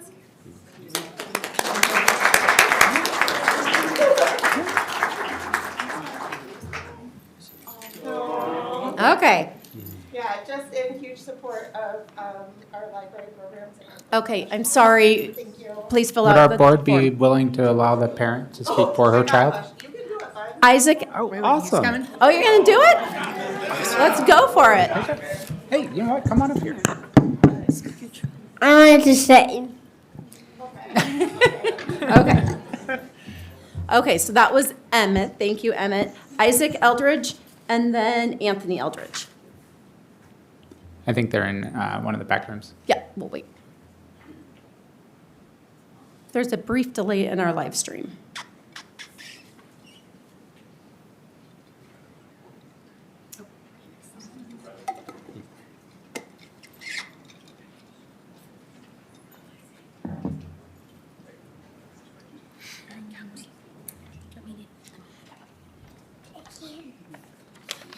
We can also move that just down. That's can just probably move it. easier. We can use the mic down. Yeah. There we go. There we go. There we go.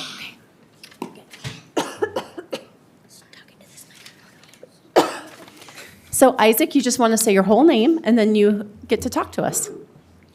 Hi, my name is Isaac, and I'm in kindergarten at Meridian Elementary. Library is my favorite specialist, and I can't imagine it not having Miss Linsbeth there to check out books for us. I like the book Night Owl the best. Thank you. Thank you so much. Okay. And then Anthony Aldridge?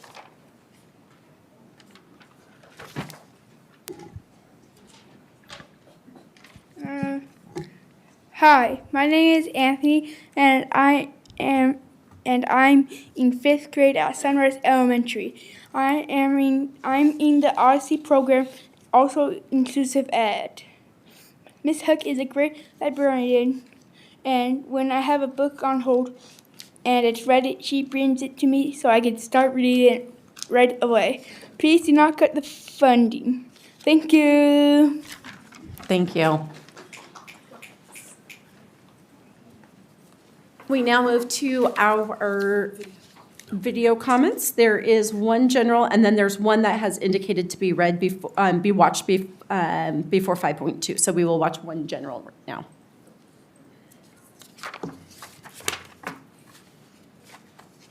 My name is Grace Rechner, and I am in 3rd grade at Sis Creek Elementary. I am here again to ask you to keep the library para at my school. We need a library para to feel welcome and safe in the library. It is important to me that I see the same adults in the library each time that I visit. My job is to do my best every day at school. It is your job to support me and my classmates. Please listen to me. We need our library para. Thank you. Bye.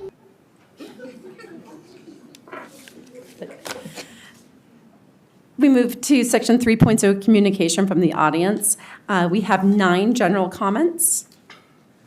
And we have, our video comment is to be read before 5.2, so we will do that later. Again, we ask that nobody stands, but we do provide chairs, so please come be on deck so we can get as many people in.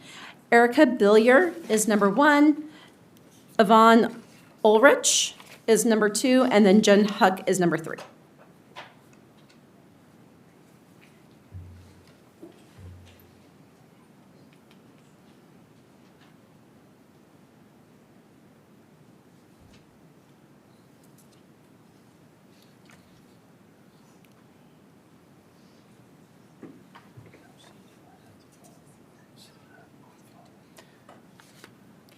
Okay. Erica, if she comes in a little bit later, we will move her as she comes in. Yvonne Ulrich? Great, thank you very much. And Jen Huck, you're on deck.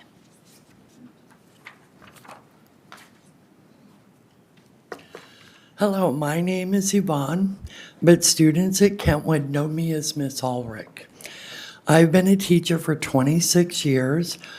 I am very concerned with the district's decisions at this time.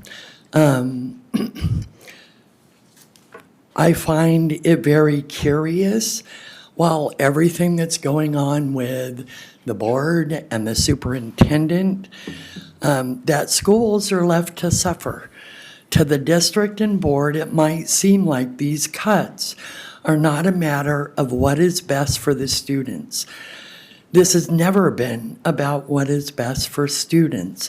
This has always been about efficiency and how much money the district can keep in its coffers and how little schools can be sent to schools, while still keeping the doors open no matter how much students suffer.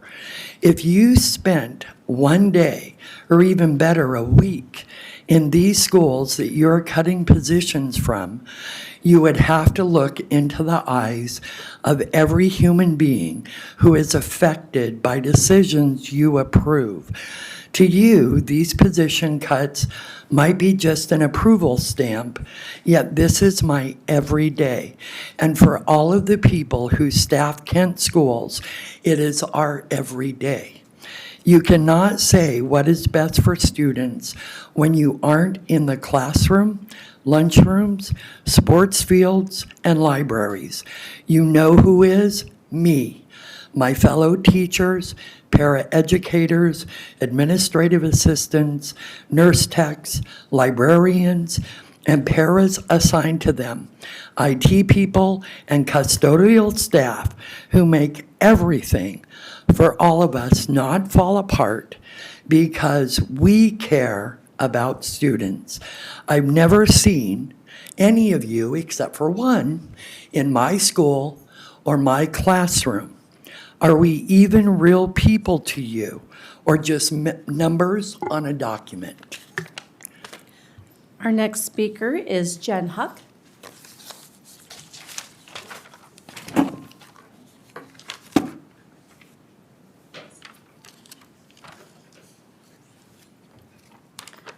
Hi, good evening. My name is Jen Huck.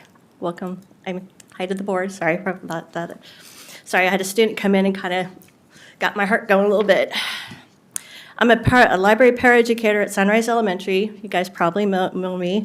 I've spoken twice already about not cutting library paraeducators and secondary library assistant jobs. I have pleaded with you to keep the library open for all of our students.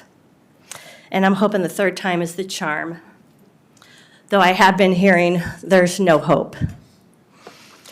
It's been a tough couple of months for KSD staff. Morale is down. We keep asking you to please find different ways to cut the budget. We send you emails with new ideas. We do this for our students because they deserve better. We want our students to have all the tools to be successful in their lives. Having access to open school libraries is one of the most important tools we can give them. And no matter what plans you have to replace us and think it's going to be easy, it won't work. It will not keep those libraries open during the day. Just to let you know, after all of our emails, none of our ideas have been implemented. I sent a letter a couple weeks ago to the board and superintendents with some budget cutting ideas, and only half of you opened it. This is hurtful because at our last board meeting, some board members told us to send them new ideas. Maybe there could be a course correction with the budget. One of the board members said they saw a couple different budgets. This gave us hope.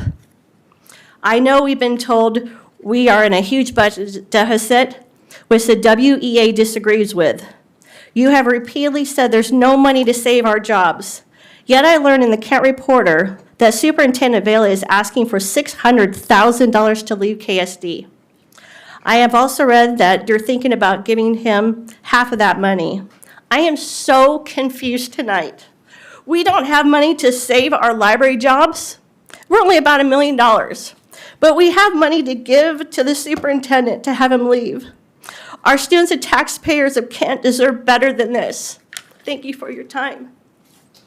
Thank you, Ms. Huck.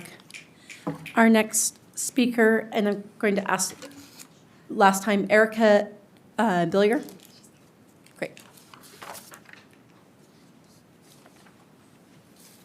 Hi, my name is Erica Billier Johansson. I am a proud KSD parent of 2 and also an employee.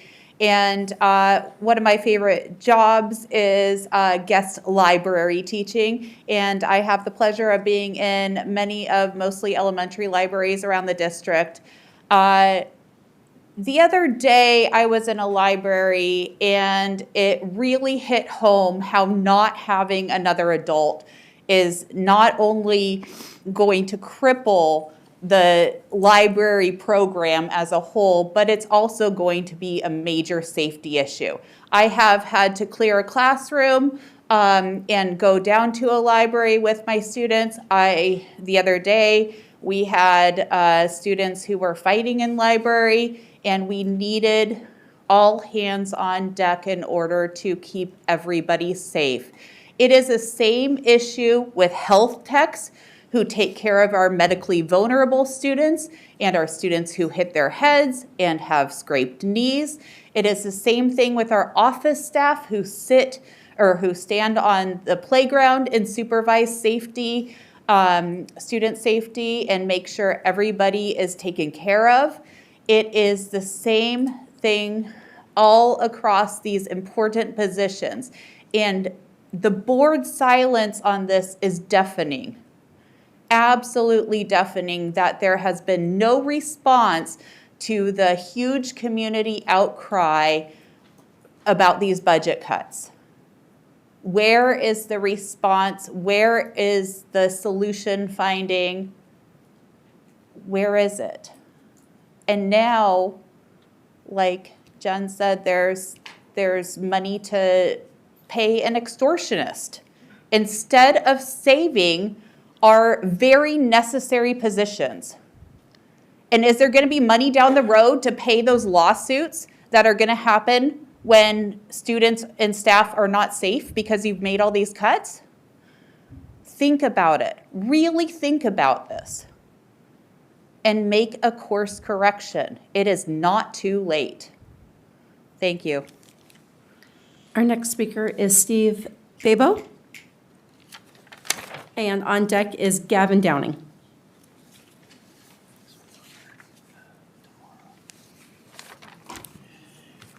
Ken Williams, author of Ruthless Equity, writes I'm sorry, could you start with your full name? Steve Babo. Thank you. Ken Williams, author of Ruthless Equity, writes, "The first rule of ruthlessness is a commitment to courage over comfort. Disrupting the status quo is a courageous act. The discomfort of disruption is where significance is born." Last year, our special education program was identified by OSPI as needing substantial intervention. The state cited critical gaps in staffing, retention, and implementation, including inconsistent, delayed, and unfilled IEPs, and insufficient multi-tiered systems of support for academic and behavioral needs. Yet, the district website commits to continuous improvement and excellence in efforts to support all students and families. When we talk about budget and resource allocation, we continue using headcount-based budgeting rather than an equity-based formula. Why aren't we moving towards using equity with fidelity? Adopt an equity-based allocation model that accounts for the students' needs, intensities, not just enrollment numbers. Additionally, our current staffing model, providing a 2-hour substitute for any student exceeding soft caps, regardless of their actual service minutes, is insufficient. We need a formula that calculates minutes to staff ratios, ensuring students receive services matched. When talking about professional development and collaboration, training gaps. All teachers attend a 2-day TPEP trainings, yet special education teachers receive 0 mandatory training before managing federal compliance documents. The practice guide is a reference tool, not a training. When we look at collaboration barriers, IE teachers have no dedicated principal-directed collaboration time with peers, limiting opportunities to problem solve and align practices. When we look at self-guided learning limitations, online modules lack the immediate feedback and differentiation that teachers need, just like the students. Recommendation is to require formal onboarding training for all new IE staff and establish regular collaborative planning time during the school day. Let's talk about consistency and clarity. There is no clear operational definition of LINK versus the IP program, making it difficult to understand program scope or ensure equitable access.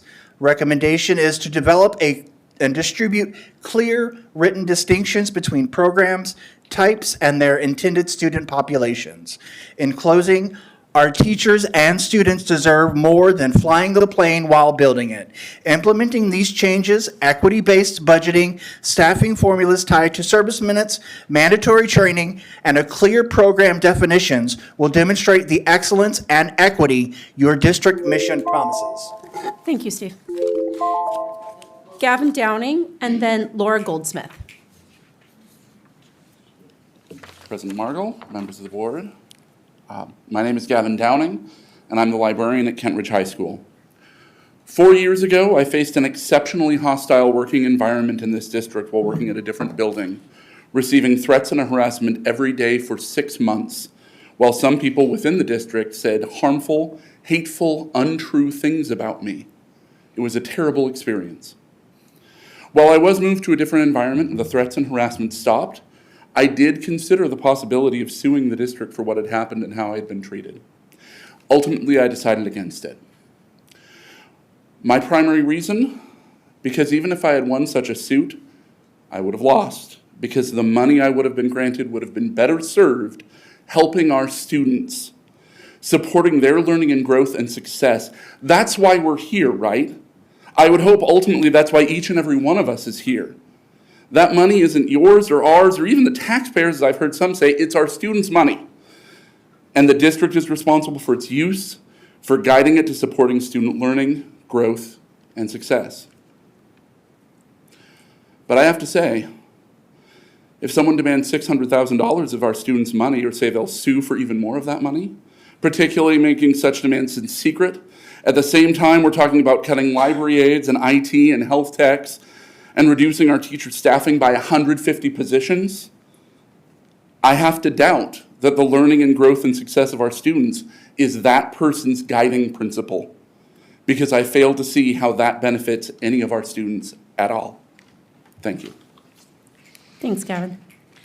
Laura Goldsmith, and then Dan Rosiah. Hi, I'm Laura Goldsmith, library para at Covington Elementary. Across elementary schools this week, kindergarten through third graders are voting for the Washington Children's Choice Picture Book Award, 20 different books each year that are read to students in library. We don't know the winner yet, but our students have been overwhelmingly voting for a funny book.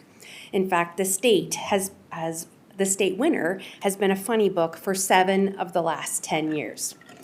It's tough being a kid today. It's a complicated time to grow up. And when given a choice, students are drawn to books that make them laugh. Our district's current reading proficiency scores remain below average statewide. Less than half of our elementary students are reading at grade level. Just over half of our middle schoolers are reading at grade level, and less than 2/3 of our high school students are reading at grade level. Reading proficiency is one of the strongest predictors of life success.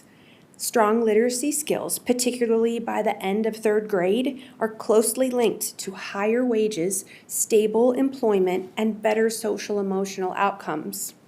Poor reading skills can trap individuals in cycles of disadvantage regardless of their intelligence. This school year, our library has checked out 14,316 books so far, funded by taxpayers and our PTA. And there is no way my library teacher librarian can absorb my 30 hours of work per week and continue doing their job. To expect otherwise is unrealistic and irresponsible. Would you suggest they deny or limit book checkouts, reducing opportunities for students to simply read for fun? I was hired by my school as a classroom para before transitioning to the library. It appears that my position in the library and at my school is at risk. I have never received any information indicating that moving to the library would remove my para seniority at my school.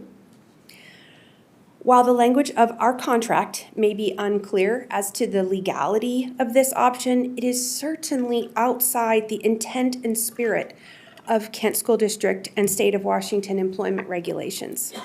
Please find other ways to reduce the budget.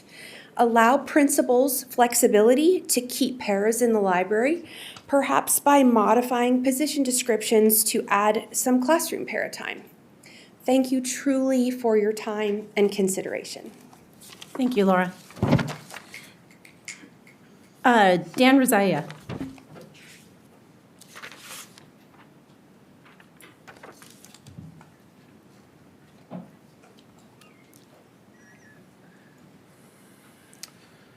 Hi, Dan Rosaya. I am an IP paraeducator at Martin Sertoon Elementary, and I serve all of the full-time and substitute paraeducators in our district as president of the Kent Association of Paraeducators. Since the moment that since I was first informed about the district's intention to completely eliminate the library para position, what I was told was that this would be the least impactful cut to our elementary schools. And I get it on paper. Our library paras make up a little bit under 4% of the full-time bargaining unit, and have the least amount of daily contracted hours. However, our library paraeducators, and I will also say to the middle school and high schools, our library aides, they're the only paraeducators, as far as that one goes. Our library paraeducators are the only ones in our elementary school who connect and serve and engage every single student in those buildings. I know on an Excel spreadsheet, it seems like an easy one, but this is, like, we can't measure and quantify the loss of a safe place for our escalated students, for our inclusive students, the quiet conversations for the students who are still finding their way and are able to communicate and express themselves from a love of a book, and the great conversations they can have with our library paras.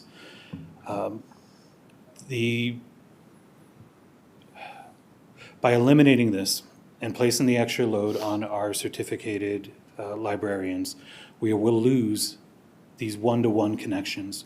It will be simply, we check books out, we maybe, I don't even know how instruction is being done, but it becomes a cold place, and the library becomes, to an extent, inaccessible to all of those students who maybe did not have parents who could walk them through the public library and teach in the system.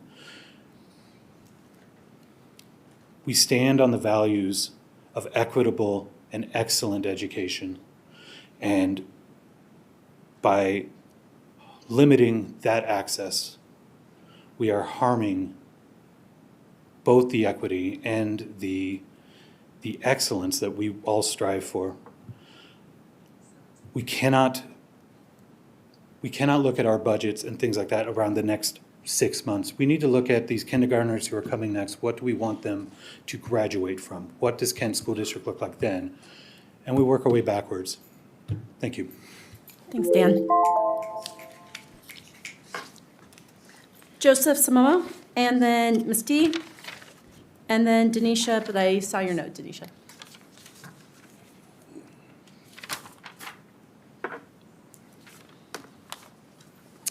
My name is Joseph Samoa. I think you got it. I wasn't paying too close attention. I am a teacher in this district. I owe that to librarians.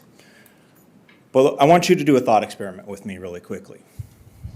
There was a young man who was very sickly, couldn't go to school. He did all of his learning through books.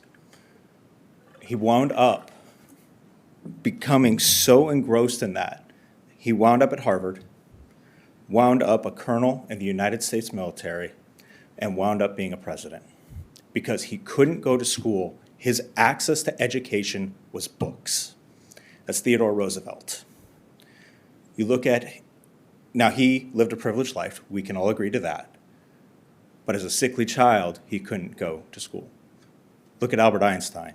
He had to spend most of his young childhood at home because he was a sickly child.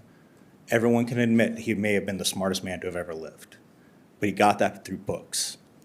This idea of closing down our libraries because we don't have the staffing for them. I spoke with my librarian this week.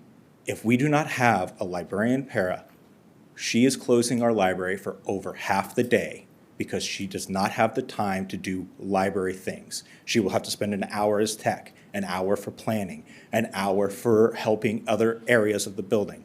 And only first and sixth period will be able to get into the library for additional help. Let's take our elementary schools. That is where kids get that grasp for a book. That's where I got a grasp for books. That is where my children got grasp for books, because librarians are so important. They're the most important people in the building. I like to think my job's very important. If they can't read or have access to these books, I am starting from scratch, and I am not being able to give them everything they need. Doing so harms our access to our children. As it was stated, our reading levels for our children are below grade level across the state. And if we have to close the libraries because we don't have the people to staff them, we do not have the people in there, that trend will continue.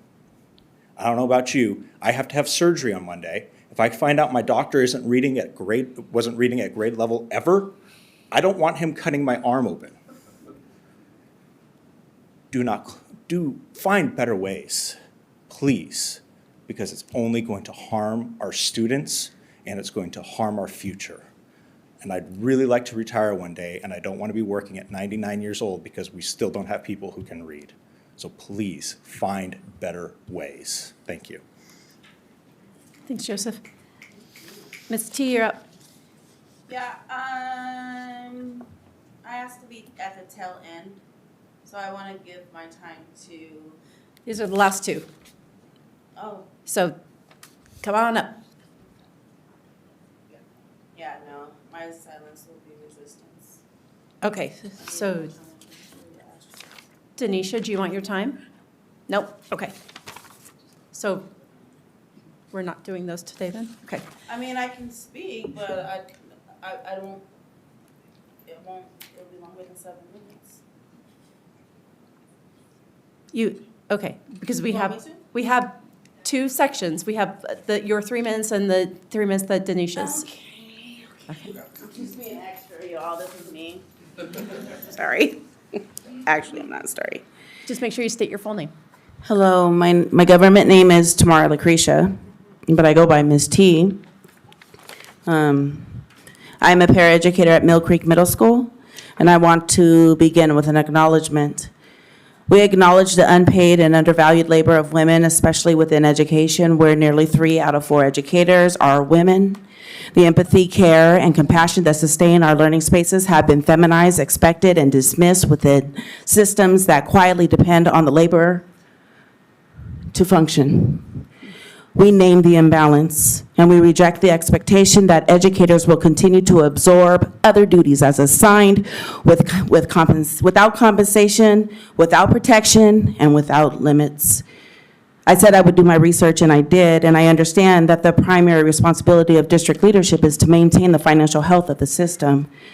But I need to be very clear, education is not a business model, it is a human model.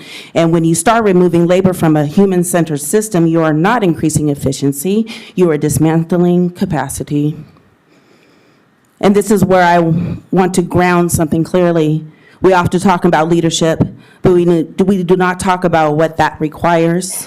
Leadership is not just direction, it is responsibility. And responsibility means being accountable to the people within the system, not just the numbers that represent them. At the same time, many roles within our schoolhouse have been positioned in ways that resemble servitude, carrying the weight of the daily functions without the authority, protection, and recognition that should come with that level of impact. So the tension becomes this: leadership without service becomes performative, and service without agency becomes unsustainable. And right now, too many of our systems are relying on the second.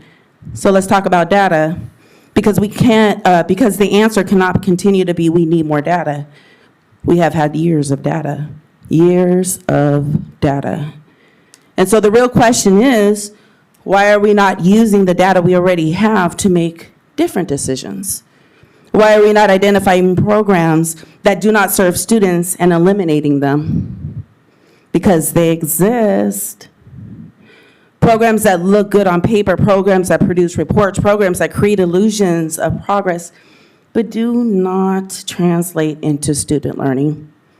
And I want to be specific about something else, because this is showing up in real time in our buildings. We are adopting, maintaining programs that appear to add value, but in practice, they're creating additional layers of work that pull educators away from students. And time preparing for walkthroughs, time spent up learning spaces that we see instead of lived in, right? We were talking about, making things look pretty for other people, but not ourselves. Time spent aligning to that system. Go right, I got Denisha, 3 more minutes. Time spent aligning to systems that prioritize presentation over presence. Our schools should not be maintained for guests who visit occasionally. They should be maintained for the students and staff who live and learn in those spaces every single day. And when I say staff, I mean all staff: paraeducators, custodians, office workers, bus drivers, groundskeepers, nutrition workers, security, the people who are protecting you all right now, and everyone else. Every person who contributes to the daily functioning of a school is part of that learning ecosystem. Because when we center optics, we begin designing schools that look good, but do not function, and do not function well. And that time matters.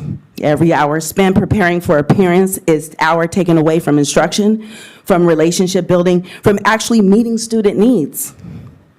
That is not added value, that is time cost. Well, I like to call time suck. Hey, kids, right there. So I ask again, if we are serious about aligning our systems to student outcomes, why are we continuing to invest in the structures that pull us further away from them? And while those programs remain, we are cutting people. We are cutting relationships, we are cutting instructional support, we are cutting literacy access. And that is not a neutral decision, that is prioritization. And let's be honest about literacy. If students cannot read, they cannot access anything. Reading is comprehension, analysis, critical thinking, the foundation of every subject. So when the positions connected to literacy are reduced, when the access to books is limited, when intervention supports is scaled back, that is not alignment, that is erosion. And at the same time, we are asking educators to do more with less. We follow scripted programs, we teach towards standardized tests, we rely on technology as a substitute for human interaction. and instruction, students are not getting what they need from screens. They're getting what they need from compliance-driven systems. They get what they need from people. No one enters education to build a financial legacy. We know that. We enter, most maybe, but I don't know. We enter the work because we believe in students. So when financial decisions begin to override that purpose, it raises fundamental questions. What are we actually building? Because where I stand, it feels like we are maintaining systems that do not serve students while removing the very people who do. So I have to ask, where's the transparency in the budget? Where are the real numbers? Not the numbers that use to justify decisions after they've already been made, but these numbers that clearly show that is being prioritized. And why? Because right now, there is a disconnect, and that disconnect is being felt in learning spaces across the entire schoolhouse. And I want to name something else because this is more than about numbers, it's about trust. And I understand it is hard. Thank you. Thank you, Ms. T. Okay. I think we have one online, but that is to be read before 5.2, so we are good. And thank you for all of our speakers. I appreciate so many people being out here, and thank you to our audience for being here. We now move on to section 4.01, and that is a proclamation. Asian American, Native Hawaiian, and Pacific Islander AANHPI Heritage Month. And I had the privilege of reading that this week. It's right here. Oh, thank you. Whereas Congress passed a law in May 1990 to designate the month of May as Asian Pacific American Heritage Month, and in 1992, Congress permanently designated May as AANHPI Heritage Month, calling on the people of the United States, especially the educational community, to observe the month with appropriate ceremonies, programs, and activities. And whereas Asian American, Native Hawaiian, and Pacific Islander Americans have distinguished themselves in the arts, literature, and sports, and have made contributions in science, medicine, and technology that enrich our nation. And whereas Asian American, Native Hawaiian, and Pacific Islander Americans have lived and worked in Washington State for over 150 years and have contributed to the rich cultural heritage of the state. And whereas the diverse Asian American, Hawaiian, Native Hawaiian, and Pacific Islander American population in Washington State numbers more than 674,000 and represents more than 11 Asian and 7 Pacific Island nations. And whereas Asian American, Native Hawaiian, and Pacific Islander AANHPI Heritage Month provides an opportunity to educate the public on the role Asian, Native Hawaiian, and Pacific Islanders have played in American history. Now, therefore, be it resolved that the Board of Directors of Kent School District proclaim the month of May as Asian American, Native Hawaiian, and Pacific Islander AANHPI Heritage Month. Signed this 13th day of May, 2026, by the Board of Directors and Israel Vela, Secretary to the Board. We now have the opportunity to hear from Kent Meridian High School and the school presentation there. And for that, I call upon Dr. Behringer. Thank you, President Margell. I'd like to introduce Ms. Reese Johnson, Executive Director of School and Leadership Success, to introduce our presentation this evening.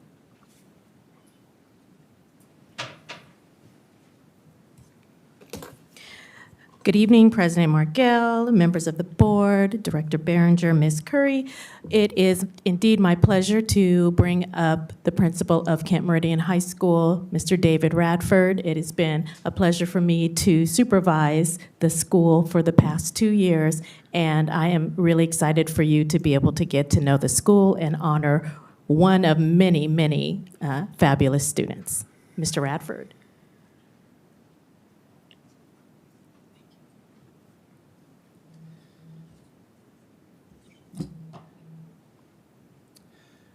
Well, good evening, President Margell, members of the board, Dr. Behringer, Ms. Curry. Thank you for the invitation to come and share information about Kent Meridian High School with you tonight.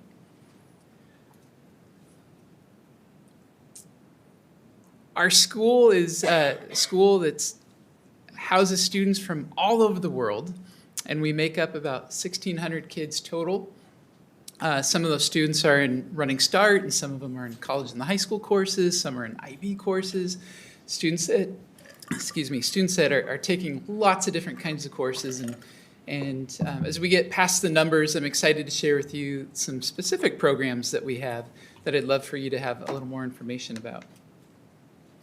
I know you've had a chance to look at the data for Kent Meridian High School, and so I'm not going to stay on each slide for too long. One of the things that a lot of people think about for Kent Meridian High School is the diversity of our school. And one of the ways that manifests itself is a significant amount of linguistic diversity. And so when we think of the different student groups that we have and the programs that we have at Kent Meridian High School, a lot of people point to our multilingual education program. And our students come from all over the world, and it makes a fascinating place for our kids to go to school, to mix with each other throughout the day. When we start listing the different languages that KM families and students speak, like the lists don't really do it justice. After you get past Vietnamese, you're going to find about another 65 to 70 languages that our students speak. And so walking through the hallways and sitting in our cafeteria and hearing our students speak their native languages plus English, it's a very, very wonderful place to be. Some of the programs that I really want to spend time highlighting for you are some of the key cornerstone programs when I think about our school. And one of those is the International Baccalaureate Program, or IB for short. And if you're not too familiar with IB, a lot of times, sometimes people think it's an equivalent of AP classes, and they can usually identify what AP is. But I think there's some differences that have a real distinction. I'm just going to highlight one of those. Say, for instance, the social studies class that students would take through the IB program. In the 11th grade year, a lot of students might take a United States history course. But our students in IB will take a course called History of the Americas. And so they will learn about the history of North America, Central, and South America together. So they'll learn about traditional United States history, but they'll also learn about the history of the rest of this hemisphere. And that kind of creates a unique learning situation. So for instance, while students are going to learn about the American Revolutionary War, they might also compare that to the Mexican Revolution or the Cuban Revolution. Students might learn about the rise of single-party states across the world. And so while they're learning about, say, Hitler and Stalin in Europe, they'll also be comparing that to dictatorships in South America. So they might learn about Perón in Argentina, or forgetting a name right now, but another country in Chile, where there were rise of these single-party states. So students get to really analyze American history, but also they get to compare it to other parts of the world. We also offer a significant number of college and the high school courses. Many of these courses are run concurrently with the IB courses. The colleges really love the IB courses that we have, and so they greenlight a lot of our IB courses for college credit. And so students can be in the same class and they can choose whether or not they want to have the college credit, but they're also taking the IB course, so the curriculums overlap with each other. Many of you have heard about our KMTA, or Technology Academy. It started as a proof of concept program where our students were the only ones that had one-to-one laptops, but now every student has one-to-one laptops. But the Technology Academy is still around. There's less emphasis on technology. However, the focus is on collaboration, project-based learning, and using technology to support both of those. And so our students are housed in kind of a school within a school, and they get to do some really unique learning. And then new for us, we're in year 4 of implementation of a dual language Spanish program. So we have approximately 200 kids that learn 50% of their day in Spanish. And so they will be taking 3 classes taught in Spanish, reading and writing in Spanish, and then 3 classes outside of the dual language program. And so those are just 4 things that really make us unique as a high school. Sharing some data with you. We're going to look at some SBA data. We have struggled to meet proficiency for over a number of years for SBA data.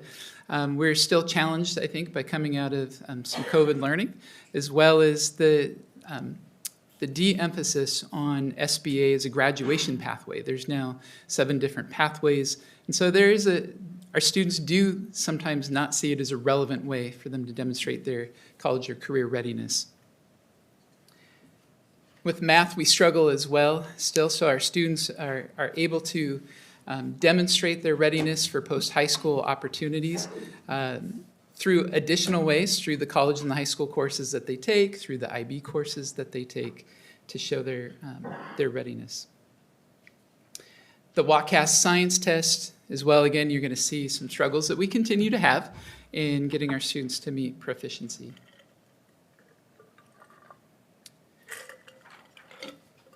Some of the challenges I think that also we struggle with that can really make, how do I want to say this? Some of the challenges that we're having around chronic absenteeism and regular attendance can make learning hard. It can make credit accumulation difficult. It can make it difficult to perform well on some of these assessments if our students aren't able to be there every day. So 80% for an average daily attendance is not the mark that we want to meet, and we are concerned about that. And so we continue to talk to our kids about the importance of being at school every single day so that they can get the learning that they need. The data here on our exclusionary discipline is kind of continued here at the 6%, about 6% of our students experiencing some exclusionary discipline. We do have a school-wide management system that starts with interventions within the classroom first, and then we have behavior interventionists as well as deans of students that work with our students before they ever experience some exclusionary discipline. Our graduation rate has had a rise over the last 7 or 8 years. Last year we took a dip in our overall 4-year graduation rate. One of the things that we know contributes to that is absenteeism. We are trying to figure out where that 6% drop came from last year, and as we analyze our data, we're trying not to place too much emphasis on one particular group or just in 1 year's data. Trying to compare some year-to-year data can be a little bit difficult, so we hope that we see a rebound in our graduation numbers. When we look at some current data for where this year's cohort of seniors stand, we know that 86% of them are on track for graduation at this current time. One thing we do struggle with, though, is that I want to remind the board that graduation rates start much earlier on. At the high school level, they begin when students enter for the first time, and that could be in the 9th grade. And as a school community that can struggle with some transiency, it can be difficult for us to track where do students go after they leave Kent Meridian High School. We don't always know. And when we're not able to track students to their next educational institution, they do count as a dropout for our graduation rate. The WSIF is, the School Improvement Framework is really helpful for us to have some multi-year data, taking a look at where we do have some successes and where we do have some challenges. One of the things that we notice, and this leads into the school improvement goals that we have created, is that we want to be able to support our Native Hawaiian and Pacific Islander students better, as well as our students with disabilities. So this is just some of the data that we use to help craft our school improvement goals.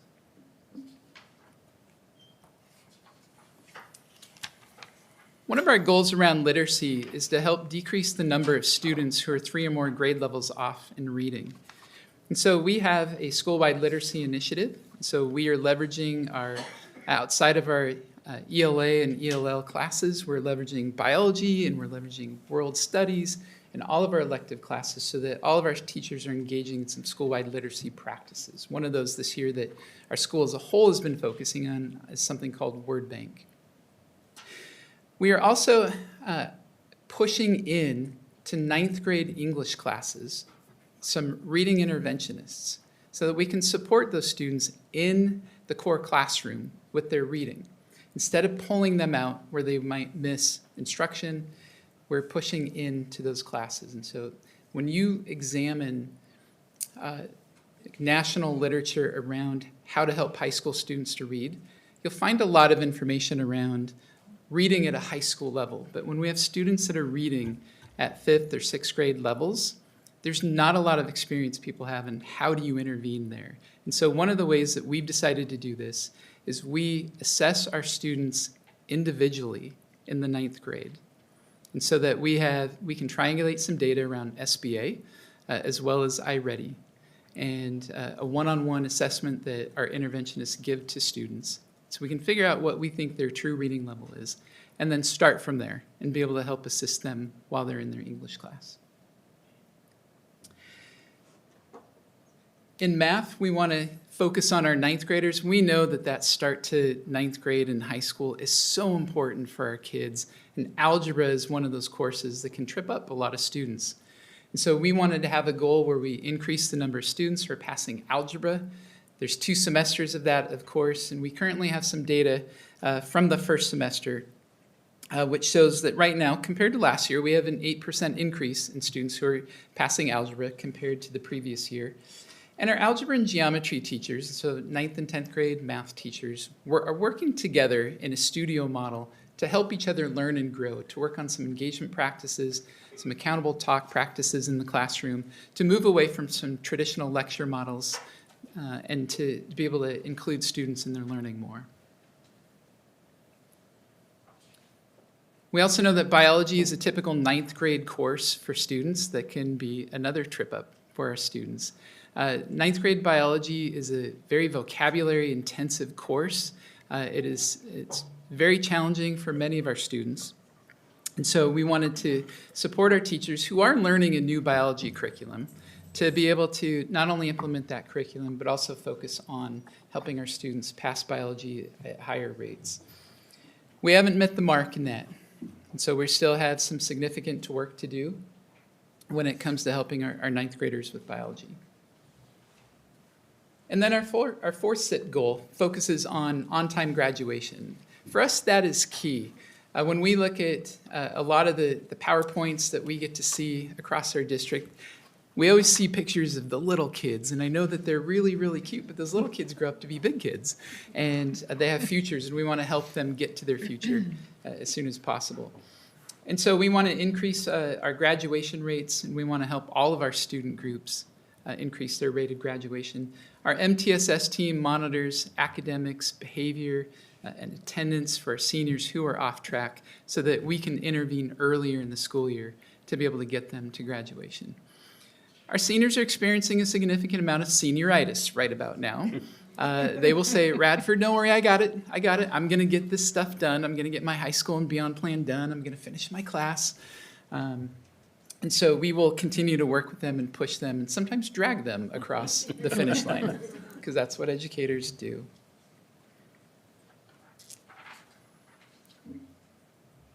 I do have the opportunity to introduce a student. Would it be appropriate to introduce one of our CAME students this time? Please. Excellent. All right. I have the pleasure to introduce you to one of our wonderful juniors. This is Mohammed Asadi. Can we give Mohammed a round of applause?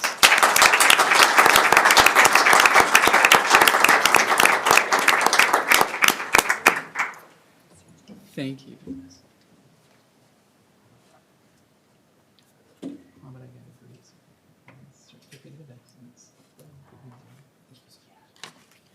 Do you want to share here just one moment? I want to brag about Mohammed. We just want a to little hear bit. all the So, bragging.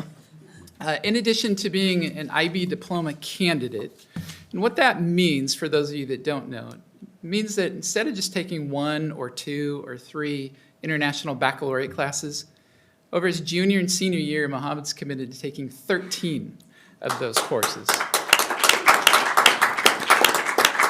He's also a leader at our school. He is the president of the Afghan Student Association. He was a member of our wrestling team that took 3rd place in the state tournament this year. And this summer, he's going to be interning in U.S. Representative Adam Smith's office. Nice. So Mohammed is a great representative of our school, and I'm going to give him an opportunity to address the board, if that's okay. Yes, please.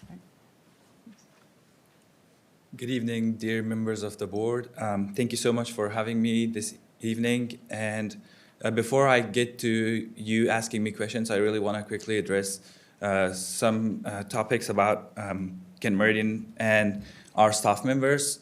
I want to talk about my teachers. So my teachers are mostly international baccalaureate teachers. They always strive to help students understand what they are being taught, and because IB classes could be demanding and hard, they always like try to help students in different ways. They make the classes exciting and engaging. They would have activities to not make the classes boring, because when something that you learn becomes hard, it becomes boring as well. But there's always going to be problems that you face when learning something that's hard.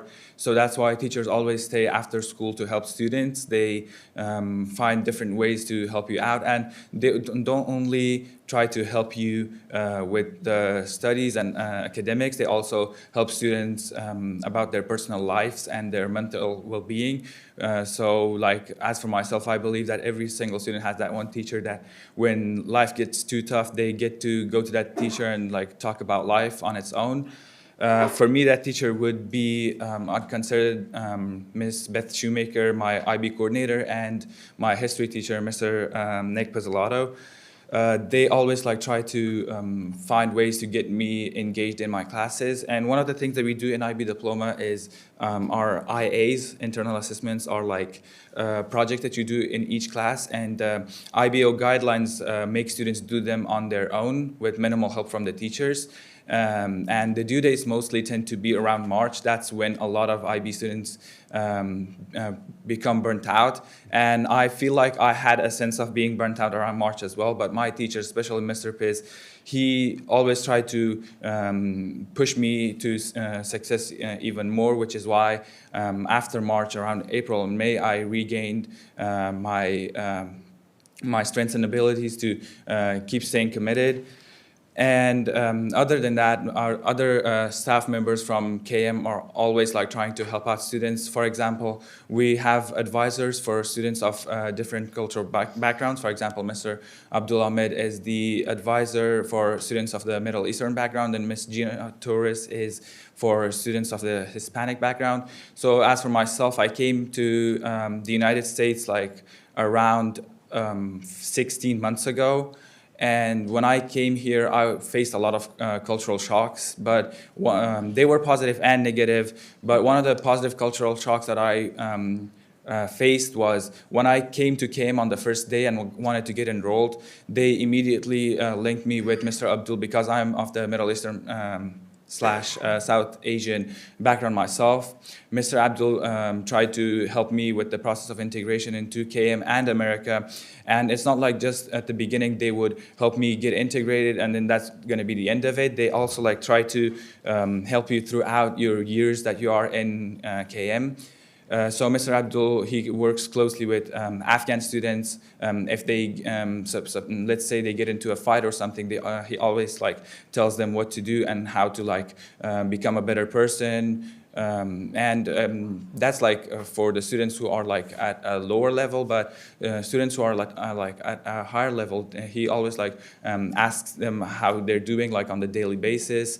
And then for Miss Gina Torres, who's helping with Hispanic students, I'm not really familiar with her work, but I do know that when multicultural assembly comes in, she always helps the students like get ready for their performance. And then also I want to talk about Dr. Wolfskill. She is who runs and organizes the assembly for our students. She, like, during that era, around February and March, you always see her working. She wants to make it the perfect event for us. And she also, like, helps organize other events like the Martin Luther King Assembly and other assemblies.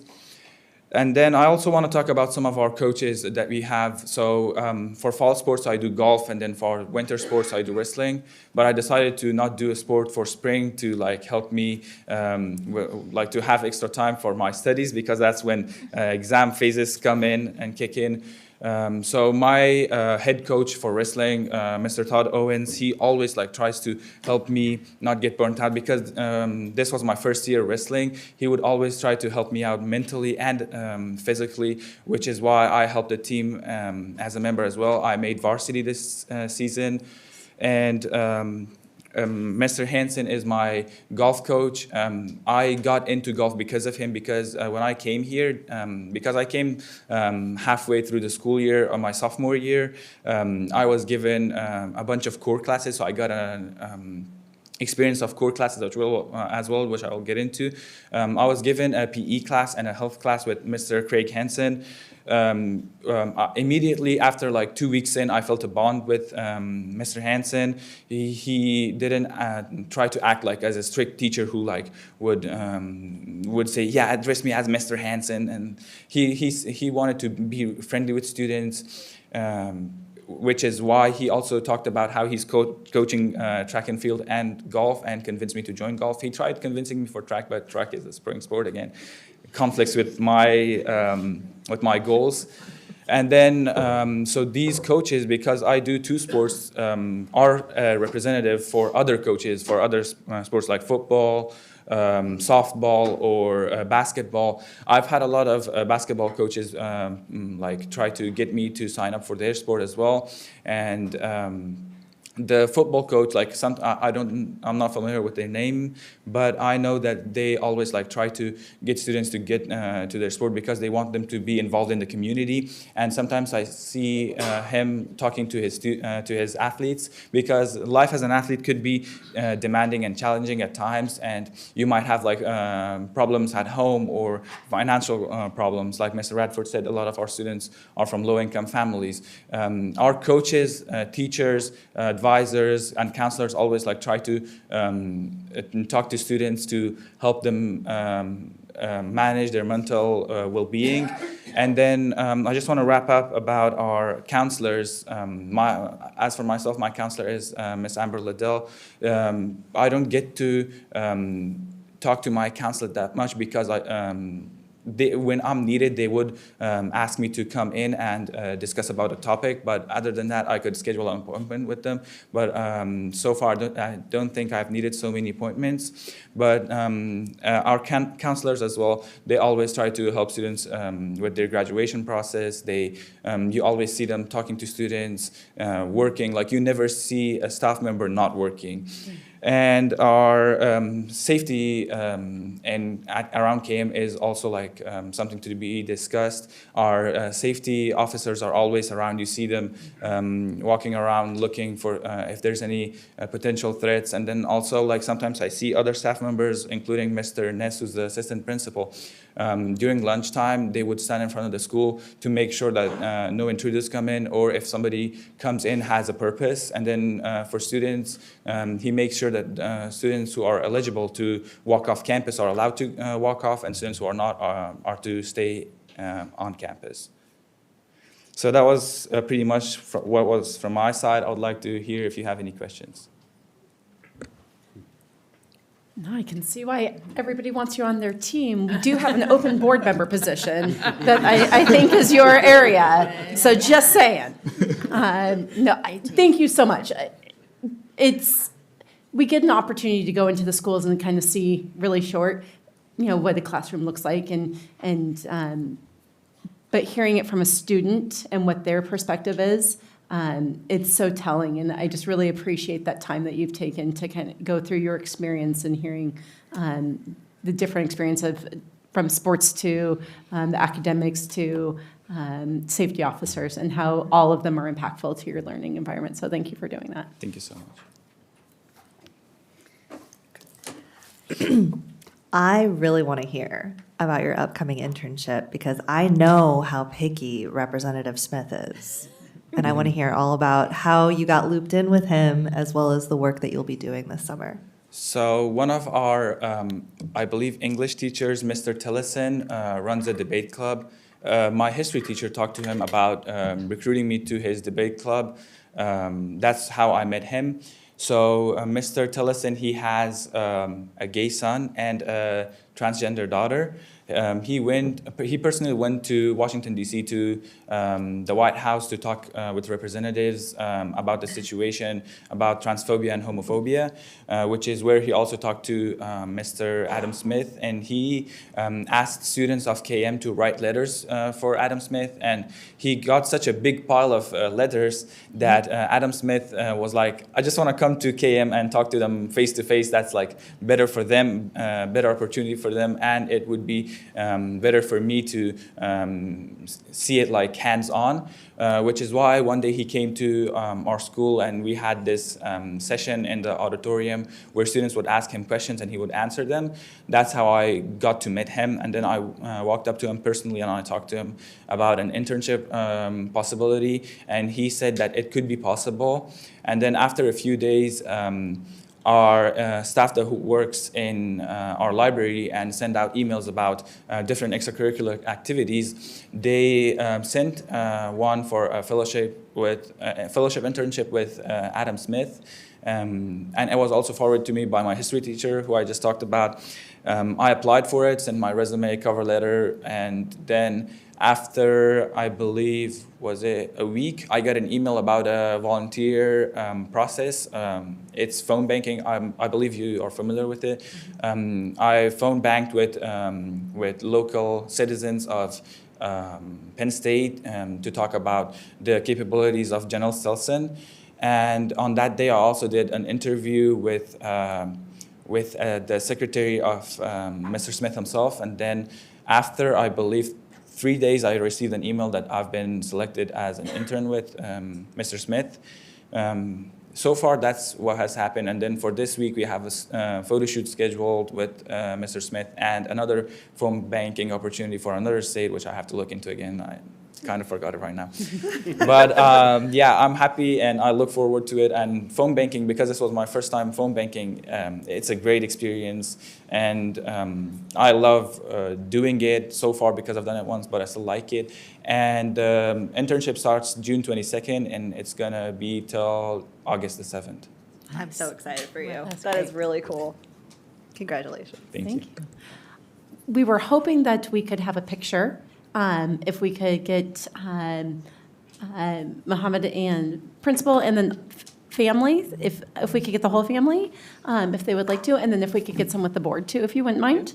It's just us. Okay. Yeah. Great. Yeah. Perfect. Great. Well, come in. You bring your. Yeah. Fixing that picture.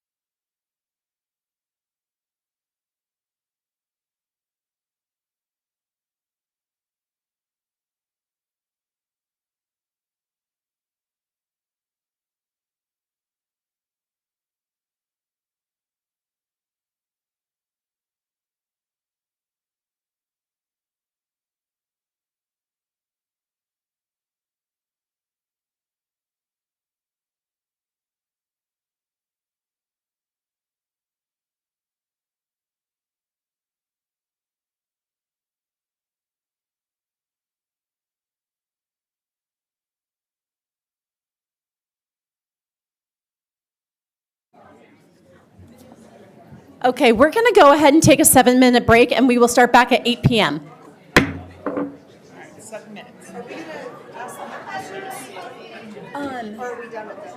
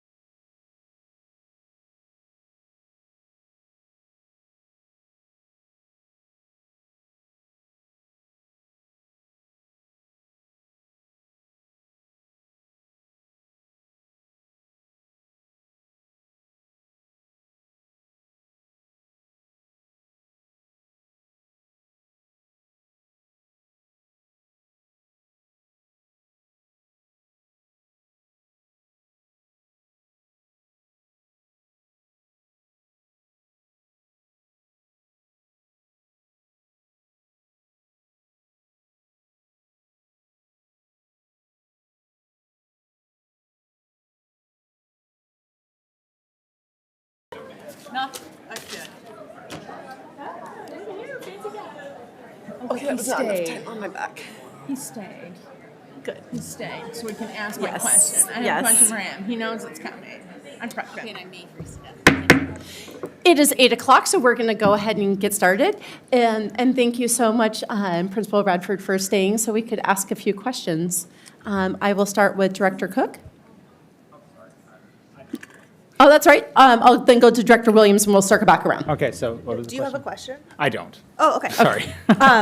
So thank you so much. I really enjoyed your guys' presentation, and as you know, I always try to send my questions in advance, and you answered a few of them. You answered all of them. And there was one question I really want to highlight, and I want to see if you have anything you want to add. So I asked you, what's one thing that you want the board and community to better understand about KM and its students? And I'll tell you, your answer really spoke to me because I work at a school in a neighboring district that has a reputation. And I consider it a gem, but some of our community in my neighboring districts don't. And so I want to share what you wrote, and then I want to see if you have anything you want to add. Our students have immense pride in their school, families, and cultural heritage. Sometimes our students worry that community narratives about KM are driven by ignorance rather than knowledge of students and experiences by people who work or volunteer at our school. Our students and staff have the sense that our school is a special place where people go out of their way to support and look out for each other, and this makes a strong school community. If such a diverse group of students can live and learn together through their high school years, then there is hope for our city that we can have kindness, peace, and collaboration with others as we prepare students to take on the important challenges of adulthood and leading our community. So well said. Do you have anything that you'd like to add? Asking a principal for comment, I think I was training Mohammed to be a principal. One of the things that I appreciate about the community that comes into our school is they will often say to me, "Your students were so nice." Mm-hmm.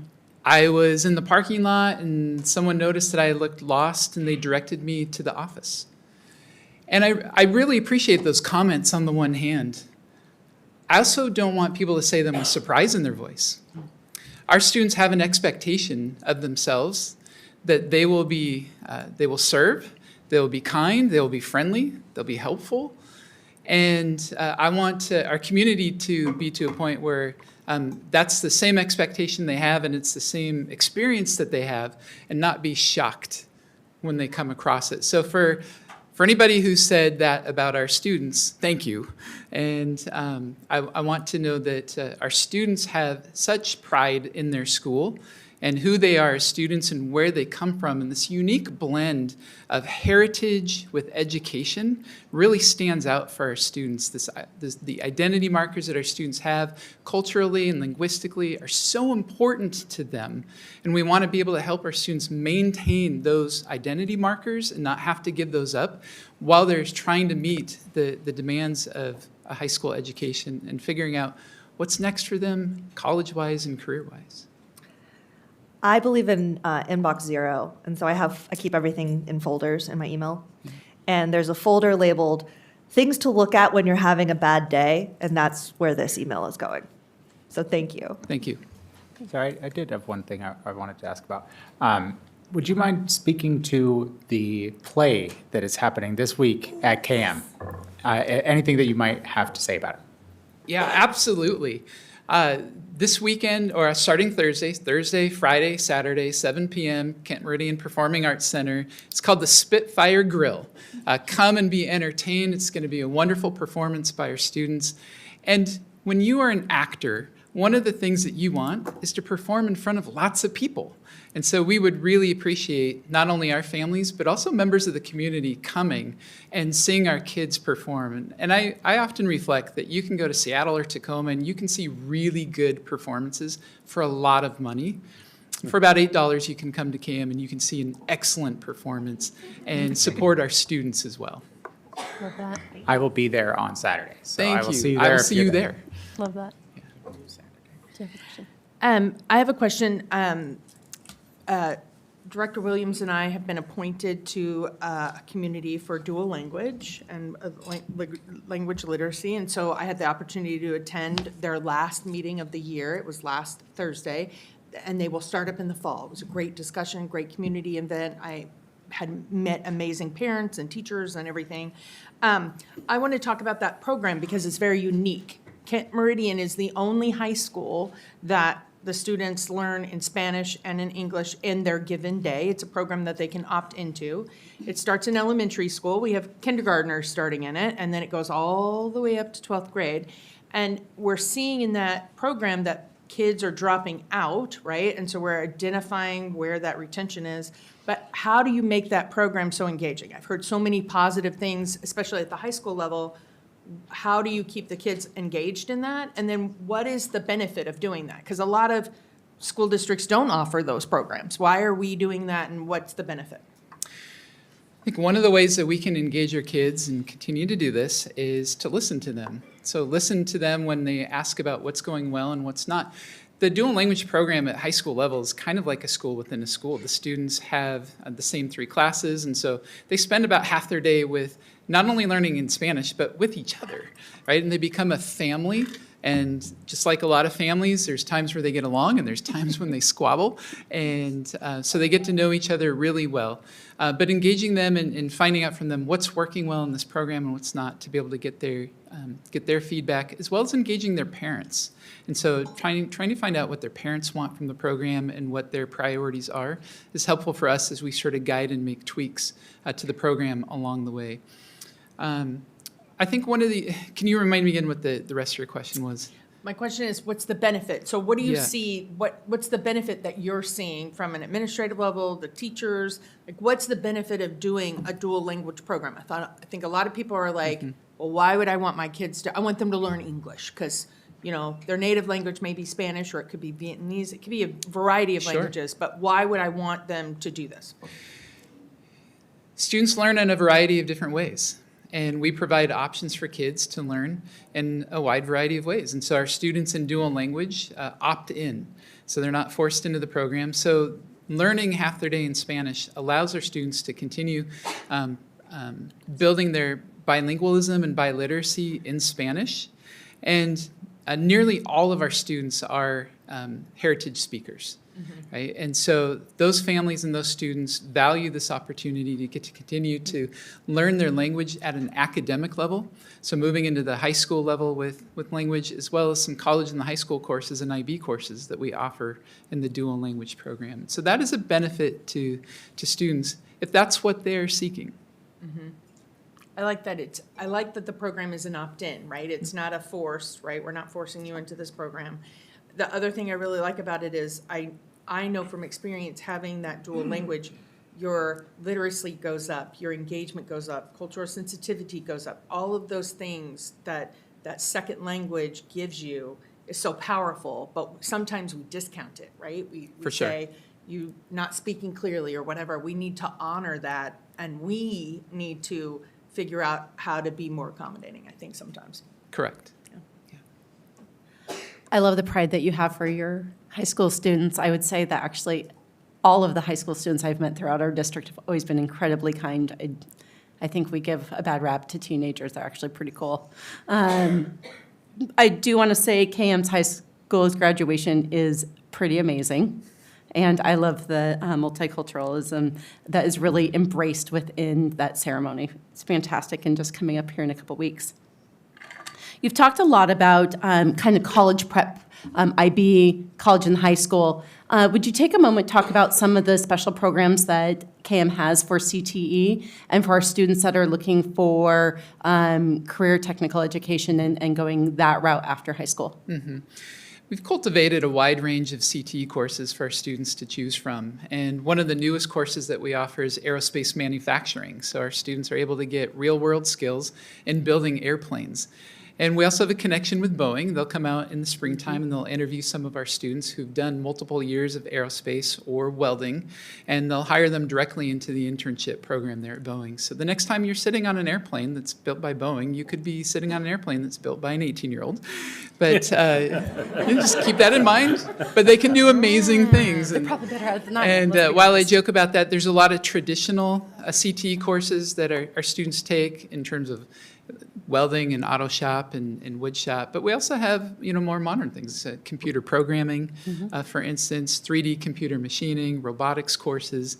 So students are able to take either from the traditional set of CTE courses or some of those more modern things that I think are really helping project kids or propel kids into the career force. And we need all of that. Yeah, so I think if you would talk to students like Mohammed and all the other IB diploma candidates as well, that they wish they had more time in the school day to be able to take a wider variety of courses, that they end up having to pick and choose. And so we are in a spot where we offer so many tremendous opportunities for kids, but there's just not enough time in the school day. A 6-period day means that there have to be limits on the amount of students or amount of classes that our kids can take. And an 8-period day would be wonderful for our students to be able to take courses like an environmental science course. Sorry, I know one of our environmental science teachers is sitting right here right now, but forensics courses. There's just so many great opportunities for kids. Yeah. We hear you. I'm good. Thank you very much. We appreciate your presentation. Thank you very much to Mohammed for coming. It was great to hear the perspective from kind of all sides of the school, or part of the school. Thank you. You're welcome. Thank you. We are now moving on to our budget, which is item number 5.02. The first thing that we will do is we will start with comments, as that we had specific comments around that topic. And we will first start with our student comments. I am going to laugh. Mr. Clark, the blue ones, not a kid.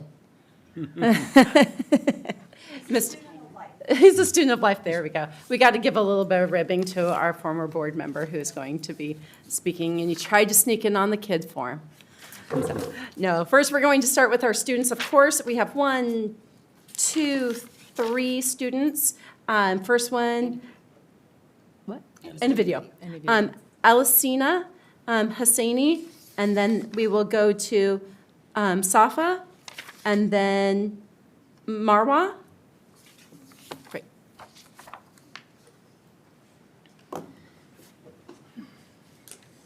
And please just state your full name. Hello, everyone. My name is Alicina Hassani. I am a One America leader, and I'm a student at Meridian Middle School. As a student, I face this problem every day. When I go to the cafeteria, most of the time I cannot eat the food because it is not halal. On days when I forget to bring lunch from home, it becomes really hard for me. I watch other students get their meals and eat together, but I cannot eat the same food. I start to feel very hungry, tired, and sometimes a little sad because I know I will have to stay hungry until I get home. It's hard to sit in class and focus when your stomach is empty. Sometimes I feel embarrassed and left out when I cannot eat like everyone else. I just want to feel included and have food that I am allowed to eat. My mom works very hard and leaves early in the morning, so she doesn't always have time to make lunch for me. When that happens and there is no halal food at school, I have no choice but to stay hungry. I don't want to feel this way in 2027. Please include halal meals in the school budget so students like me can eat, focus, and feel like we belong. Thank you for listening. Thank you. Safa?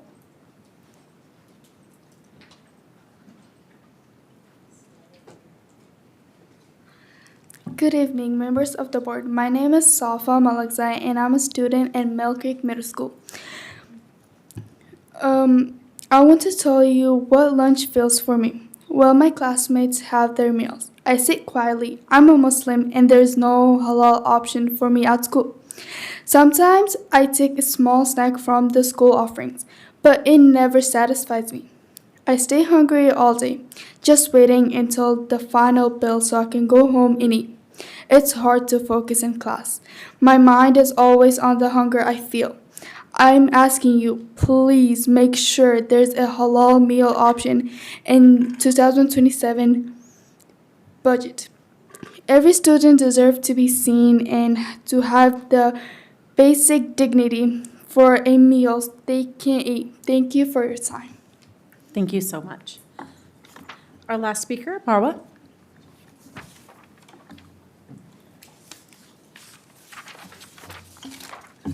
Hi, my name is Marwa. I am a student at Mill Creek Middle School. I want to share something from my heart.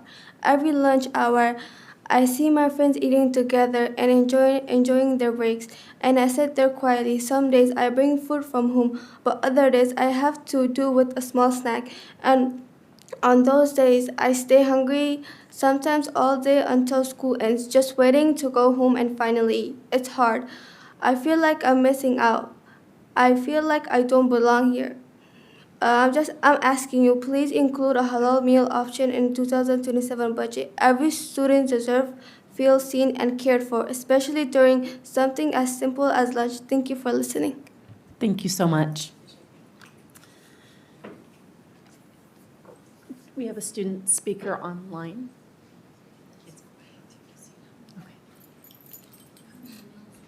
My name is Kirsten Santo Domingo.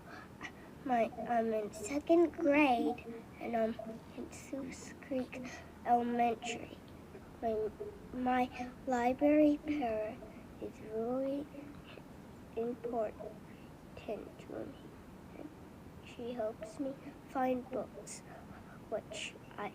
which make me feel like I really want to read. Doing art in the library helps me have fun. It makes it feel like home because Miss Cox my library para.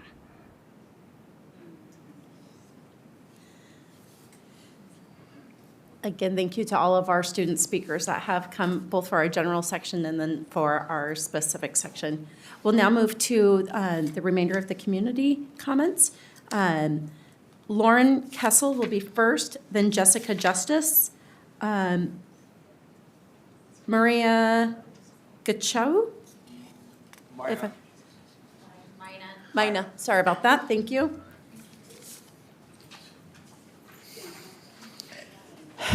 Hello, my name is Lauren Kessel. I am the teacher librarian at Kent Elementary. I cannot stress how important our libraries are. One of our students who has missed more days than she has attended in the last 2 years has come every single day that her class has had library because she knows that I'm excited to see her. I have spent this year since September 22nd on my own, teaching 24 classes with no assistance. The library is a mess. It is a hot mess. And I will tell you, it is affecting my health. My blood pressure is through the roof and I am stressed. But I am doing it for the kids. The idea of cutting these supports is ridiculous. A good example of some of the work that I do is a student of my colleague here. He is not a reader. Every time I show him a book, he has no interest. He saw a book that I had sitting on my desk. It's a book that I got because I am part of the Towner Committee, which is nonfiction picture books for grades 2 through 6. It is a book from Lonely Planet the publisher provided. He said, "Can I see that?" I handed it over. He and 3 other boys sat together, none of them are readers, and looked through this book with wonder in their eyes and all asked to check it out as soon as it is processed. The library is important. I do not have time to give the individual recommendations that I gave when I had a para. Unfortunately, because it's what I want to do. I want to connect my students to books. I read every day. In fact, I average about a book a day in my personal life. But I am reading for my students to make their recommendations. But I can't take the time to do that because I'm managing behaviors, I'm doing checkout, and I'm trying to reshelve while teaching more than a full schedule. There are other places in the budget we can make cuts. And if we're talking about fiscal responsibility, the people who put us in this position should take a pay cut until they can get us back on track. Because there is no reason that leadership should put it on some of the lowest paid people in our district who are one-on-one, face-to-face with our students and make a difference. We see that difference every day. Support our libraries, support our schools, but do not make these sorts of cuts. You are making this school district worse when these cuts are made. We can make it work, find a way. So many great suggestions have been made. Do not pay him out. Thank you. Jessica Justice. Then Myra? Am I saying it right? Mina. I'm so sorry about that, Mina. And then Jennifer Irwin. All right, my friend is going to be here. I might go over, so Mina may defer his time to me, just a heads up. Okay. I'm going to be reading from my phone because I'm going to share data and I don't want to make a mistake. My name is Jessica Justice. I am a second grade teacher in this district, and over the past several months, I've spent a significant amount of time reviewing the district's financial records, statewide expenditure comparisons, voucher reports, staffing data, and now most recently today's state audit. After reviewing documents, I want to be very clear. I understand that the district is facing financial pressures. Those are very real. In the fiscal year 2025, the district has spent approximately $589 million while bringing in only $583 million in revenue. That was a real operating imbalance. But the audit also confirmed some things that are equally important, including that the district had $58.75 million in general fund balance. Nearly $46 million of that was unassigned. Almost $97 million was categorized as support services, and $8 million alone was set for instructional technology capital outlay. That does not mean there's unlimited money, and it does not mean decisions are not unnecessary, but it absolutely means that the public deserves transparent conversation about the priorities that we are making before we eliminate people closest to our students. Right now, many educators, families, and community members are struggling to understand why these cuts are falling so heavily on school-based supports, while millions of dollars are being spent on vendor systems, software platforms, subscriptions, consultants, curriculum systems, outside staffing contracts, and they're largely being untouched. District records showed $1.4 million are tied to iReady curriculum alone, which I mentioned before is being sued in a federal lawsuit. Let's revisit that later. Over $557,000 every year is going to Amplify. Some of that is just subscription licensing. Reoccurring consumables is $600,000 also on top of that. We're spending about $800,000 on cumulative Skyward-related hosting licensing costs. That is a system upgrade that nobody asked for, and it is not doing things that schools need to function, and we're having to work around its flaws. The outside spending for millions of our district is being justified. If it's being justified at all, it's not being done so with staff. There's as of an example, over $740,000 being sent to agencies like university instructors, $384,000 went to BlazerWorks, $3.4 million went to Sunburst Workforce Advisors alone. And in case you're not familiar, these agencies offer temporary or partial or reoccurring staffing at premium rates. So what would normally cost a para in our district that's hired $28 an hour, to go through these agencies might cost $70 an hour. A speech language pathologist that we hire at the district that stays with the districts might cost us $70 an hour, but through these systems costs up to $150 an hour. Again, some of these expenditures might be critically necessary. I'm not claiming otherwise, but what I'm asking is that these reductions that have been made to these categories, are they being considered? Are you actually doing audits of these services? Because students do not build relationships with software licenses. A child in crisis is not supported by a subscription renewal. A struggling reader is not transformed by a dashboard or a consultant or a new flashy platform. Students are supported by stable relationships with professionals who work in our schools. The educators, the paraprofessionals, the aides, the librarians. Our next speaker is Mina. And I cede my time to Jessica. Thank you, Mina. Thank you, Mina. They are supported by educators, by paraprofessionals, by aides, by librarians, by counselors, by office staff, by the custodians, by the interventionists, and the people who know them deeply and serve their needs.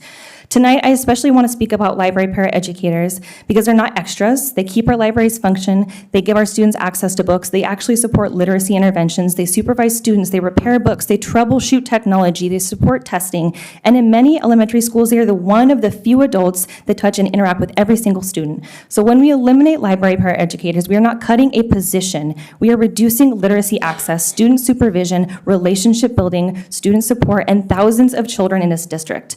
This concern extends beyond libraries, though. We're reducing office staffing hours, meaning less support for families and students in crisis. Fewer custodians means less safe and less functioning learning environments. Cuts to IC staff reduce district-wide support services. Larger class sizes mean less individualized support for my students. These are not abstract reductions. They are daily student experiences. And our financial documents show that we are spending millions on contracted services, curriculum systems, software platforms, consumables, professional services, and agency staffing. Some of that may be necessary, but it should be audited, it should be justified, renegotiated if contracted, and reduced before cutting people. So tonight, I'm respectfully asking that this board pause these cuts and require a transparent public line item review of major vending contracts, software systems, staffing models, consultant spending, licensing renewal, and central office operational expenditures before making any cuts to staff. Because one of these experienced staff members' relationships and systems of support disappear, the damage to students will far outlast this budget cycle. Here's what I'm requesting. I want to, and be clearly, if you as a board do not step in and demand that these proposed staffing cuts are halted until alternative funding sources are completely exhausted, what you are explicitly telling the 3,000 plus employees, the 25,000 students, their families, the wider community of Kent is that you care more about licenses and vendors and our contracts than you do about our students and our learning. Student success is impacted by the people, not licenses and not program initiatives. KSD cannot promote excellence when they only provide enough school staff for skeleton crews. Thanks, Jessica. Jennifer Irwin, and then Jamie Peterson, and then Tim Clark. Hello, I am Jennifer Irwin, actually Jenny Irwin, and I've spoken to you 2 times before. I'm a library para, and I feel strongly about the cuts happening. I wasn't going to speak tonight, but some of the other speakers sparked some thoughts. Kent Meridian talked about the diversity of languages there. This past year, we previously had a world language section that was 2 shelves of Spanish books. We were able to get a grant, and now we have more than 900 books in about 20 different languages. If you think about the time to process those books is 15 to 45 minutes per book, depending if it's a paperback, depending if it's in the system, depending. That's a lot of hours that I have spent, because my librarian didn't have time, to process and make available all those books and to find space for them, to move things around and set them up. And the impact to our students. They are so excited to find a book in their language and that they can take home and their parents can read them. Or some of the books are not just the world language, they have English with them, so their friend can read it. It is so impactful, and it gets them excited about books. This has been my main focus this year, because I want those kids to have that connection. And by the way, the other speaker who spoke about doing unpaid work, my hours were cut last year. From 5 3/4, now I have 4 hours a day. I have more students this year than last year. The way I've handled it is to work harder, and it is stressful. I don't have breaks. I don't have as much time for the students. I am heads down working as hard as I can because I love our students, and I love them having books. And last comment I had, why librarians need more than one person, there are more obstacles in the library. There are more tables, there are bookshelves. It is a safety hazard. You can't even see all the students at once because there are other objects there. Thank you. Thanks, Jenny. Jamie Peterson?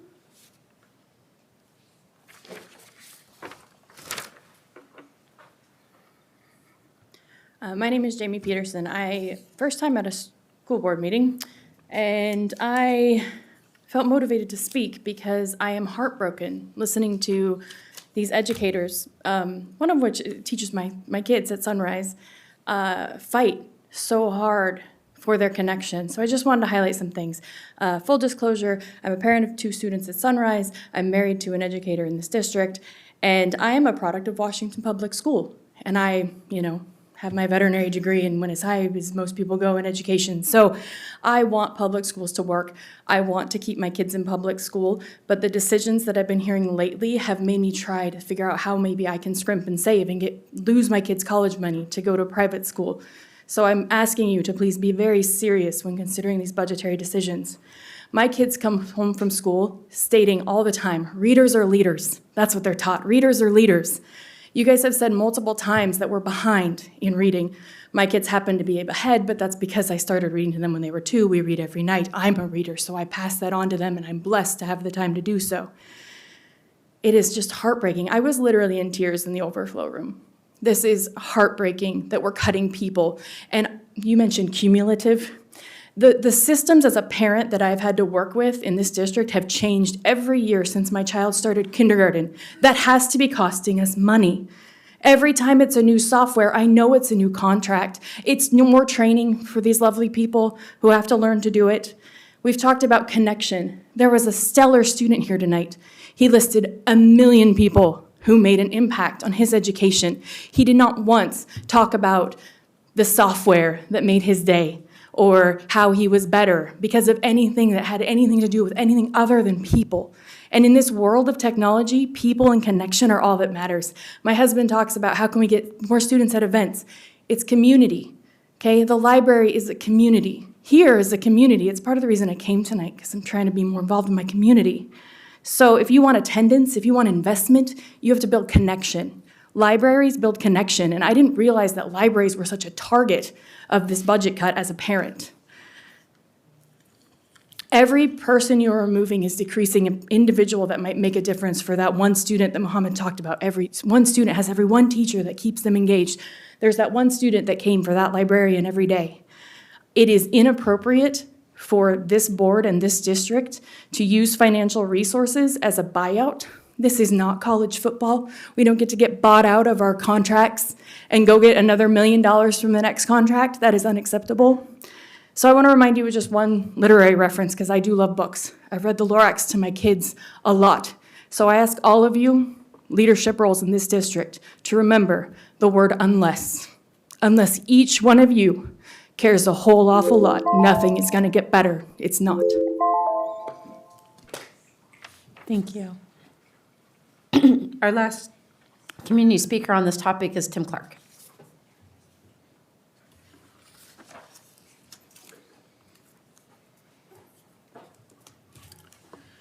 Superintendent Behringer, Board President Margell, board members, and Ms. Curry. I'm Tim Clark, and I was on this board only a couple of months ago. But sadly, there has been a deterioration in terms of the finances for this school district. And I'd just like to speak to a few things that I heard. I was very impressed. I didn't get here right on time, but every one of the teachers or KEA members were very sincere in their observations about how this impacts what we're doing. And I also want to acknowledge that having worked with the board and having gone through this, they are sincere about trying to do the best they can with what they have. Now, that's not adequate. I'm well aware of that, because it is about kids. Mohammed from KM came before you and demonstrated what public schools are about. The very core of us as a community is about growing the potential of the people that live among us and their children. The problem is the financial system is out of whack, and it's running on a model that isn't appropriate. And sadly, I was the legislative rep, and well-voiced, obviously, in terms of the state, in terms of how it funds schools, first of all, separates the money from capital and human resources. And that's a problem because you cannot mix those. That state law forbids that. So if 85% of our budget basically comes out people, then in effect, the cuts are going to cut into that pack. It's a system that is broken, and frankly, you're right now in the process of looking at elections in November that will decide the makeup of the state legislature, and you need to be involved in discussing with them what we have to make our community school system work. Thank you very much. Thank you, Tim. We now move on to our presentation on Budget 2026-2027. Oh, pardon me, I apologize. There is one video comment. Good evening, board members. Tonight, I'm here again to talk about the budget presentation. I understand that cuts have to happen in order to keep a balanced budget. I'm not here to argue that we shouldn't cut anything. The point I want to make is that what you cut is just as important as how much you cut. I am not seeing effort by the board to understand or publicly share that difference as cuts have been made. And despite comments from the dais, cuts have already been made. And despite praise from the dais, transparency around decisions and the actual state of the district finances is missing. So my question to you is this, and I'd like you to honestly reflect. Have you given your best effort to ensure that we are cutting the optimal set of expenditures that has the least amount of impact on students? These cuts, necessary or not, are going to hurt, and the least you can do to respect that pain is give it your best effort. We are now in May, and while there have been presentations showing the planned FTE cuts across various areas, there's been no public explanation on the impact that these cuts are having, nor has there been any public presentation on alternative plans that can achieve the same reductions with different priorities. I have been asking for more details about these cuts since January. I've emailed the KSD budget email, I've been sent to public records, and I still have nothing. No explanation for how cutting 13 FTE from custodians will impact the cleanliness of schools. No explanation for how reducing 150 teacher positions will impact class sizes. No explanation for why KSD is cutting over 50 FTE from inclusive education in the face of a level 4 determination from OSPI, which indicates that KSD needs substantial intervention. The lowest rating possible and the only level 4 determination across the entire state in at least the last 4 years. The only input the board has provided were a set of 10 incredibly vague guiding principles, which the board acknowledged did not correspond to any specific priority and didn't even mean that there wouldn't be cuts in those areas. This is not oversight, and this is not fiscal responsibility. This is you accepting whatever the district throws out with minimal pushback. Do better. Ask questions and require public answers from district leadership, or please step aside so someone else can.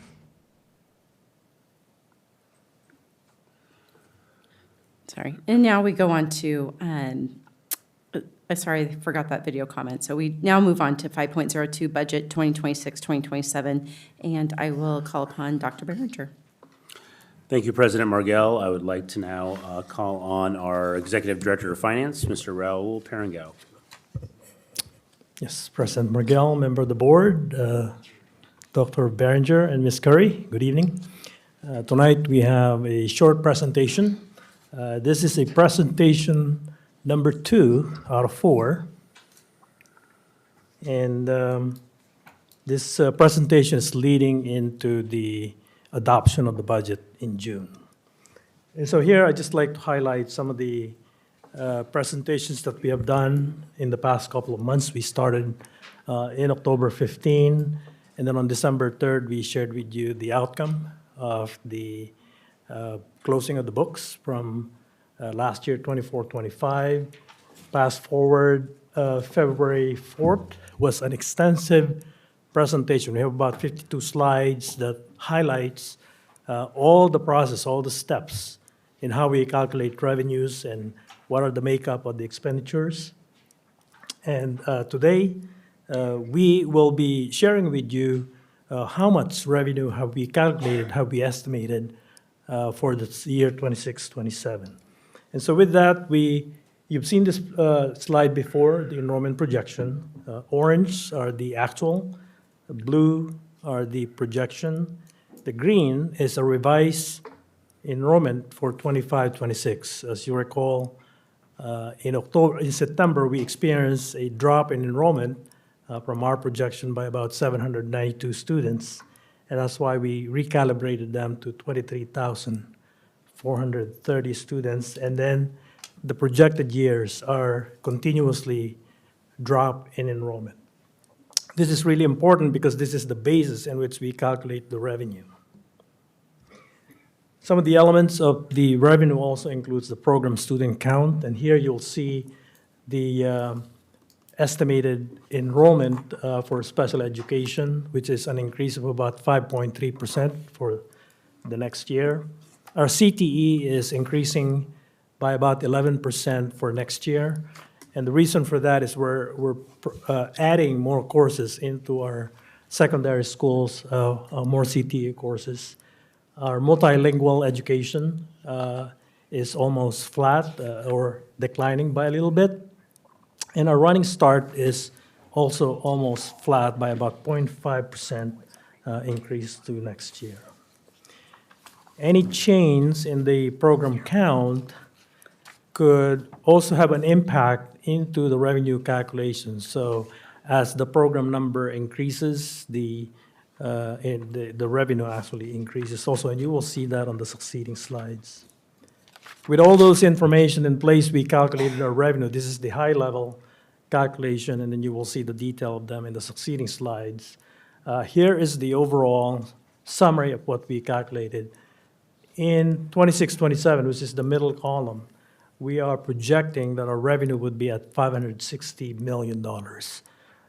Previously, in 25-26, our operating revenue was $541.2 million. And so we're projecting an increase of about $18.8 million from this year to next year, which is about 3.5% increase. Most of these increases are mainly due to the IPD, or what we call the cost of living adjustment, that is provided by the state. While our enrollment is declining, that reduces our revenue is also increasing by the cost of living adjustment. So it drops, and then it comes back up by the IPD. And some of them are also increased or changed by the changes in the program enrollment. In the succeeding slides, we're going to look into the detail of each one of these categories. The local tax, which is commonly known as the EP&O levy, we're projecting to collect $84.4 million, which is about $3.3 million more than the current year, or about 4.1% increase. That is mainly due to the increase in the assessed valuation of our properties. The local non-tax is estimated to drop by about $400,000. These are quite variable. These are mainly coming from, fees, fines. Some of them are rental of our facilities. Others are interest income from our cash and bank, gifts and donations from our PTA, PTO. The general apportionment basic education is mainly driven by our K-12 enrollment. You see here it's increasing by 2.3%. This is one of those situations where it drops because of enrollment, but it increases by the IPD, which is about 2.6%. Then from there, we carve out a small portion, which is about $9.6 million, for special education, because all our children are general education first before they become a special education child. And therefore, we carve out a portion of that that becomes part of the funding for special education. And that is the formula that is required by the state. And you see here that that portion is about 11.5% increase, again, because of the increase in caseload. When we look at the state special purpose, you'll see, again, an increase in their special education revenue, about 12.7%, again, because of the caseload. While if you look at the learning assistance program, it's reducing by 4.1%. And the reason is because those are based on our free and reduced lunch. And our free and reduced lunch are dropping year by year. The state, part of the special state program is our BEST program, which is for our mentor teachers. We're being reduced by the state about 20% on those programs. Nutrition services, you see a big increase, about 163%. It is because we're continuously going to be on a CEP, or what we call the provision 2.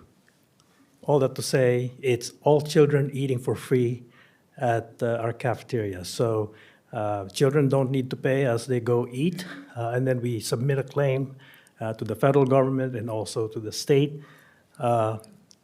Because there are cuts at the federal level, the state continued to fund this program until, I believe, August 2028 at this time.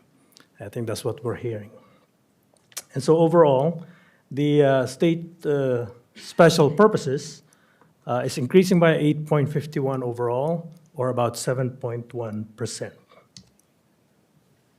When we look at the federal special purpose, you see a lot of red here, a lot of reductions. And that is because the federal grants, Title I to Title VI particularly, we have in the current year, 25-26, a carryover of funds from the prior year. Well, the assumption is that we're going to spend all that money in 25-26. And moving into 26-27, we assume that there would be no carryover funds. Of course, if there are any unspent money, by the time we close the books, we will roll them over into the next year. But at this time, we are anticipating that there won't be any carryover until we know more in October or November of this year. This is our additional federal special purpose. The contingency line or contingency amount is about $6.5 million. We budget for contingency because during the year, sometimes we get revenues that we did not anticipate. And so we assume about $6.5 million. Again, part of that would be if there are any carryover funds for those title program, that would use up some of those $6.5 million in contingency. We also generate revenue from other districts and agencies, particularly for transportation services. We provide services for, let's say, McKinney-Vento, and we collect money from other districts and other agencies. On other sources, there are quite some new amounts that is listed in other sources. But on the interfund transfer, and I just want to explain, currently we have $3.62 million, but then next year we're projecting about $4.62 million. Interfund transfer in are made up of money that we transfer from capital projects to the general fund. And the reason why we do that is because there are expenses in the capital projects that we cannot directly charge to the project. We had to charge them into the general fund, and then we get reimbursed by the capital projects. And that is estimated to be about $4.62 million for next year. Now, there are some new numbers right here, that insurance recoveries. Sometimes when there are claims that we have to file, and insurance will pay us back for the claim, we estimate that to be about $250,000.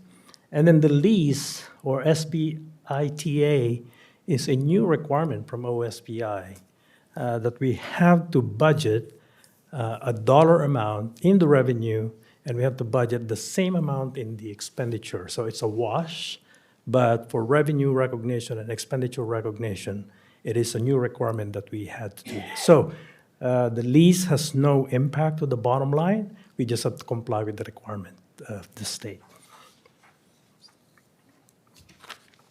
So this is the last part of the revenue. So in terms of the expenditures, we are still in progress in terms of determining our cuts, and as have been presented in the past, in order for us to be able to maintain a minimum ending fund balance of 5%, we need to make $30.5 million in cuts, but that is minimum. And once we fall below that, we have to first rectify it, and if we're unable to rectify, then that is where we become on the list for binding condition at the state. So it's really essential for us to find some cuts in order for us to be able to maintain a minimum fund balance. Our expenditures currently are still being compiled, and that's why we don't have details of them right now. And just so you know how the extent of that, we have nearly about 4,000 positions in the district that we had to evaluate and look at now. Some of those positions are part-time, and so overall, if you look at the FTE, it would be lesser than that. But the extent of the work, we are working constantly with our HR department to make sure that all those amounts are budgeted accurately and before it actually rolls into the adopted budget. Here are some of the general fund considerations. Budget cuts, as mentioned, is still in progress. We're closely monitoring the ending fund balance for this year. This year, we're assuming an ending fund balance of about 5.7%. We're anticipating our deficit to be about $22.8 million for this year. Now, expenses are still happening, revenues are still coming, and if you were to look at the information item tonight, there is a financial statement there for the March of 2026. You will see that our ending fund balance in the March 2026 is falling at 2.8%. We're supposed to maintain a 5%. And that is because we are continuously, spending at about $47 million a month, but we don't always receive the same amount of revenue every month. And so we're closely monitoring what that would look like by the end of the year. And if it falls at 5.7, then we're good. If it falls below that, then it has a domino effect in the future. And so we are looking at it very closely to make sure that it falls at the right number, to make sure that we don't need to implement additional cuts to maintain the 5%. Our enrollment, we did our best to do our projection, as you've seen in the previous slide, but like what we've experienced last September and October, we don't know whether we're going to experience the same. And so we still, again, are closely monitoring that. You will see later on there would be a slide about the enrollment, and we're seeing that the enrollment patterns has been according to the history. However, what we are not seeing is that the 792 students that we lost, we're not seeing signs that they are coming back to our district. The staffing, originally we estimated that our natural attrition, our target is about 150 FTE. Currently, we only have 74 resignation, retirements on the books. And so again, more resignation, more retirement may happen from now until June. The average that we've seen in the past is about 220 FTE. We're not seeing that number as of yet. Currently, we're seeing 74. The impact of this is if we don't hit 150, then we have to issue contracts to those that are currently in place because we did not have a resolution in March, and therefore that would impact the amount of budget cuts that we're going to make. Revenue fluctuations. Safety net is one of the largest funds that we get from the state for our special education program. It is competitive, and it's based on availability of funds. We also had to file the claim in order for us to get the money. And depending on the number of districts and the amount that they filed, they determined the amount of share we're going to get. Now, in the last several years, it's been great. We've been getting approximately about 95% of what we claim. This year, we claim approximately 16 million. We estimate that we're going to get about 95% of that. But because everybody's doing the same thing like we do, we're aggressively claiming pretty soon that the money, the dollar in the state is going to spread so thin, and we were wondering how much or how many percent we're going to get from it. And so we're counting on that money, but if the state don't fund us the entire amount, that would also impact our bottom line. Again, I mentioned that the CEP is projected to be funded up until August 31, 2028. Our challenge is that the state is also having budget problem. The state is using about 2.3 billion of their reserve in order to balance their budget. And we hope that this continues on so that our children could eat for free. But if they don't, then we have to actually make some accommodations to sustain the program. Our workers' compensation, we are self-insured for workers' compensation. KSD has been subsidizing over 90% of the employee share. So if you look at everybody's paycheck right now, you would see monthly that the employee share is approximately $3.60 per month. The rate that is allowed by the L&I, or the state agency, is about $38.50 for some group of employees and about $58.50 for another group of employees. And so overall, we're subsidizing about 90% of that. Those are the amounts that we should be deducting from our employees, but instead, we're only charging them $3.60. And the rest of them, we're covering them from the employer side to be able to pay all the claims that are coming for workers' compensation. Here's a slide that I mentioned earlier. The bars are the enrollment. The line are the staffing. And so if you look at the enrollment, there were ups and downs, but then lately it's been going down. But if you would look at the trend of our staffing, it's been going up. Particularly in 25-26, you see that there's a big separation. In 25-26, enrollment dropped dramatically, but the staffing actually increased by a huge amount. It's over 100 FTE. What happened in 25-26 was that we were projecting higher enrollment. We staff based on those enrollment. In September and October, when we did not realize the number of students, we are not able to reduce our staffing as much, just because most of our contracts has already been issued, and we cannot implement any layoff in September or October. And that's why, if you would look at this, we are quite overstaffed at this time. The trajectory of this line here should be going down, which would go alongside with the enrollment. But instead, we kept the number of FTE in the district, even though the number of students are going down.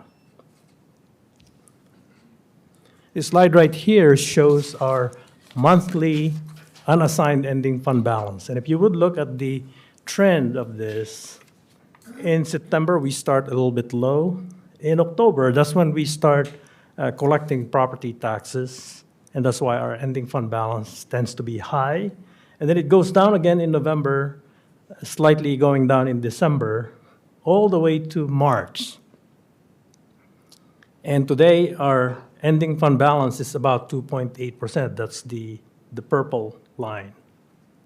And then in April, we're anticipating that the fund balance would go up again, and then after the few months after that, it would drop again before we end the year. And so This is the part where we're closely monitoring. We know the trend, but we just don't know how much more or how much more money we could bring in, we could save in order for us to maintain a 5.7%. So in the next month, we're going to report back to you what April looks like and monthly thereafter. We also operate other funds in the district, as mentioned earlier, capital project funds. So here we're almost done. This is the preliminary version of the other funds. So here we're projecting about 36.9 million revenue in capital projects and anticipating about 74 million expenditures. We are starting to roll and implement some of the bond projects and the levy projects, and that's why you see high expenditure. We're anticipating about 109 million in beginning fund balance, and therefore an ending fund balance of about 72.4 million by the end of next year.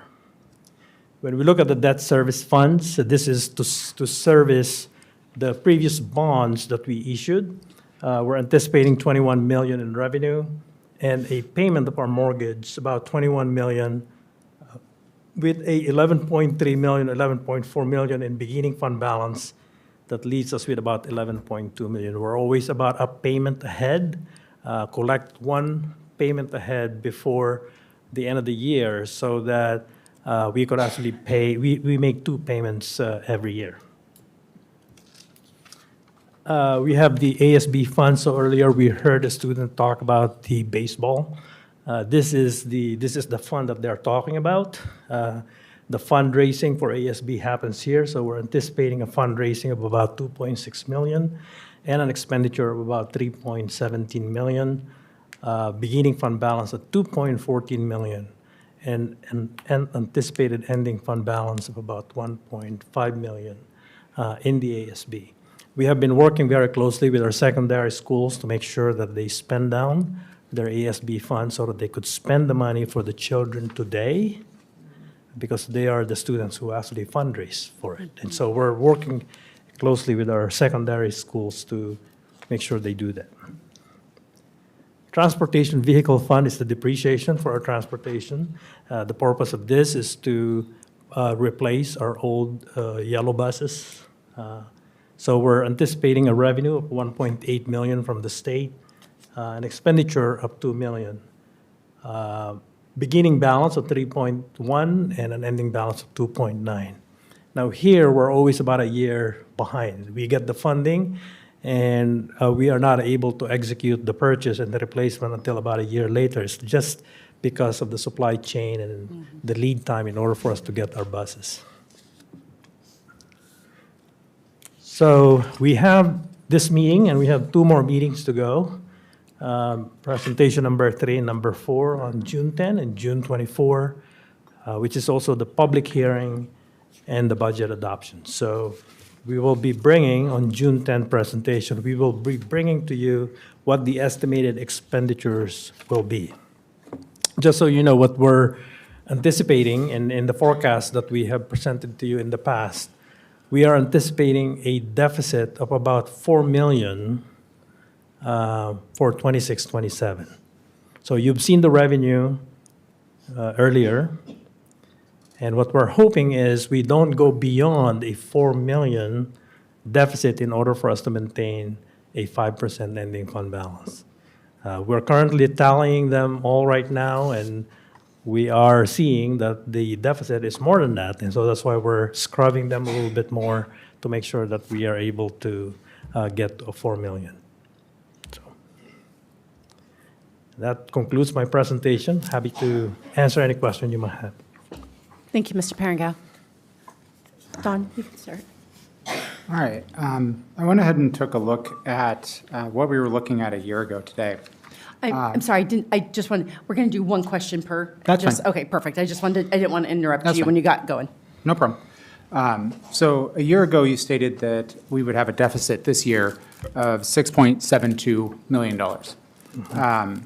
How did that change to 22.8 million? And why should we trust your numbers now? And are we looking at a $66 million deficit next year instead of what you're stating to us today?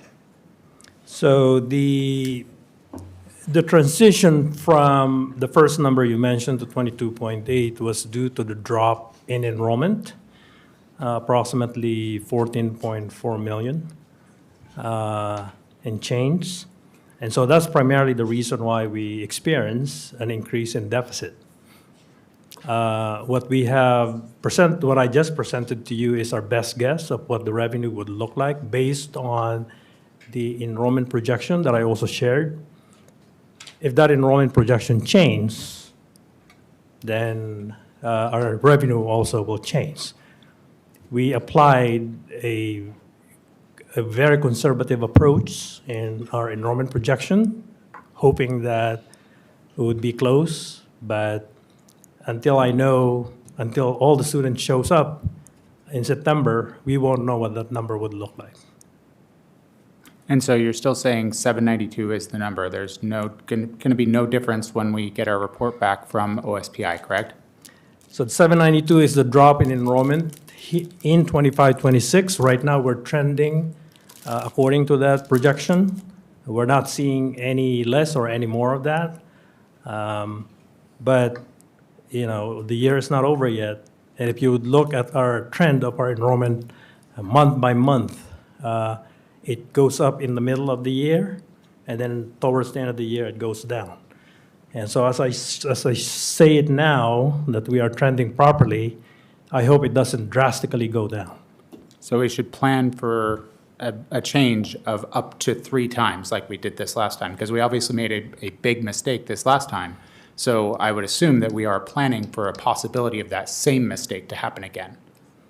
So this is the projection. I wouldn't call it a mistake, but this is the projection that we have done based on the formula and the birth rate and the retention rate that I've shared in the past. The outcome of that is what you see here in 26-27. So naturally, if from 23,430, we're projecting further decline to 23,182 next year. Okay, so you were off by 792 last time, and you decided to put it up this year, even though if you look at that trend line, everything shows going down, and it's been that way for some time. So I'm just curious, because I don't feel like I can trust these numbers after seeing what we've seen this year. And What we're numbers looking are at you these seeing going up? huge changes here. This seems very scary to me. I'm sorry, what numbers are you seeing going up? I see it going down, from 23,430 down to 23,192. I'm saying from 23,902 to 24,222 there. So the green one is what this one's year is. That's what our actual is. And next year's the projected.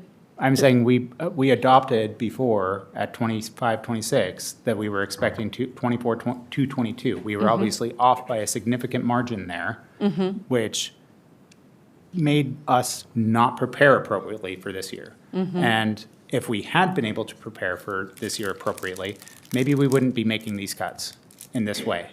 We might be having more time to go through things and make changes with thought in them. And I feel like we as a board have not addressed this at all. We have not once gone through and said, what are we actually seeing for cuts? How are we going to address them as a board? At what point, other than just giving some basic ideas of here's what we want to see, and then waiting for whatever might come our way? This board is abdicating its role. I don't know why, but I am sitting here watching us fail as a board, and there's no other way to put it. When we have a mistake this big, it is 3 times the amount that they were telling us a year ago today. We were looking at a budget deficit of $6 million or so, and now we're saying 22 million? That is a huge mistake. Someone made a mistake. I'm sorry, but the projections are way off if we're looking at that kind of change. That's huge. The change, though, from projected to actual is comparable from district to district. Show me the numbers. Auburn was 493 students off, if I recall correctly, which is comparable in terms of the size of the district. I don't know. That's one number that you're pulling out of your head. I just don't trust things that I'm not seeing in person. I think that's No what one you just shows me asked her to anything. do, though. But we've constantly been told this. How many times have we had someone come in here and tell us, the districts around us are doing the same thing? And yet, not one time have I seen a slide, ever, that shows any of that data. Actually, we did see a whole section about showing the birth rates and how the entire birth rates and the incoming classes and That's what cherry has. picking data. We are looking at projection numbers here compared to projection numbers of other districts. We're not looking at what the birth rates are.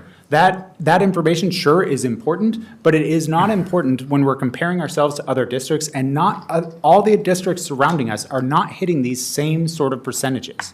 They are not off by their numbers and off by their budgets this much.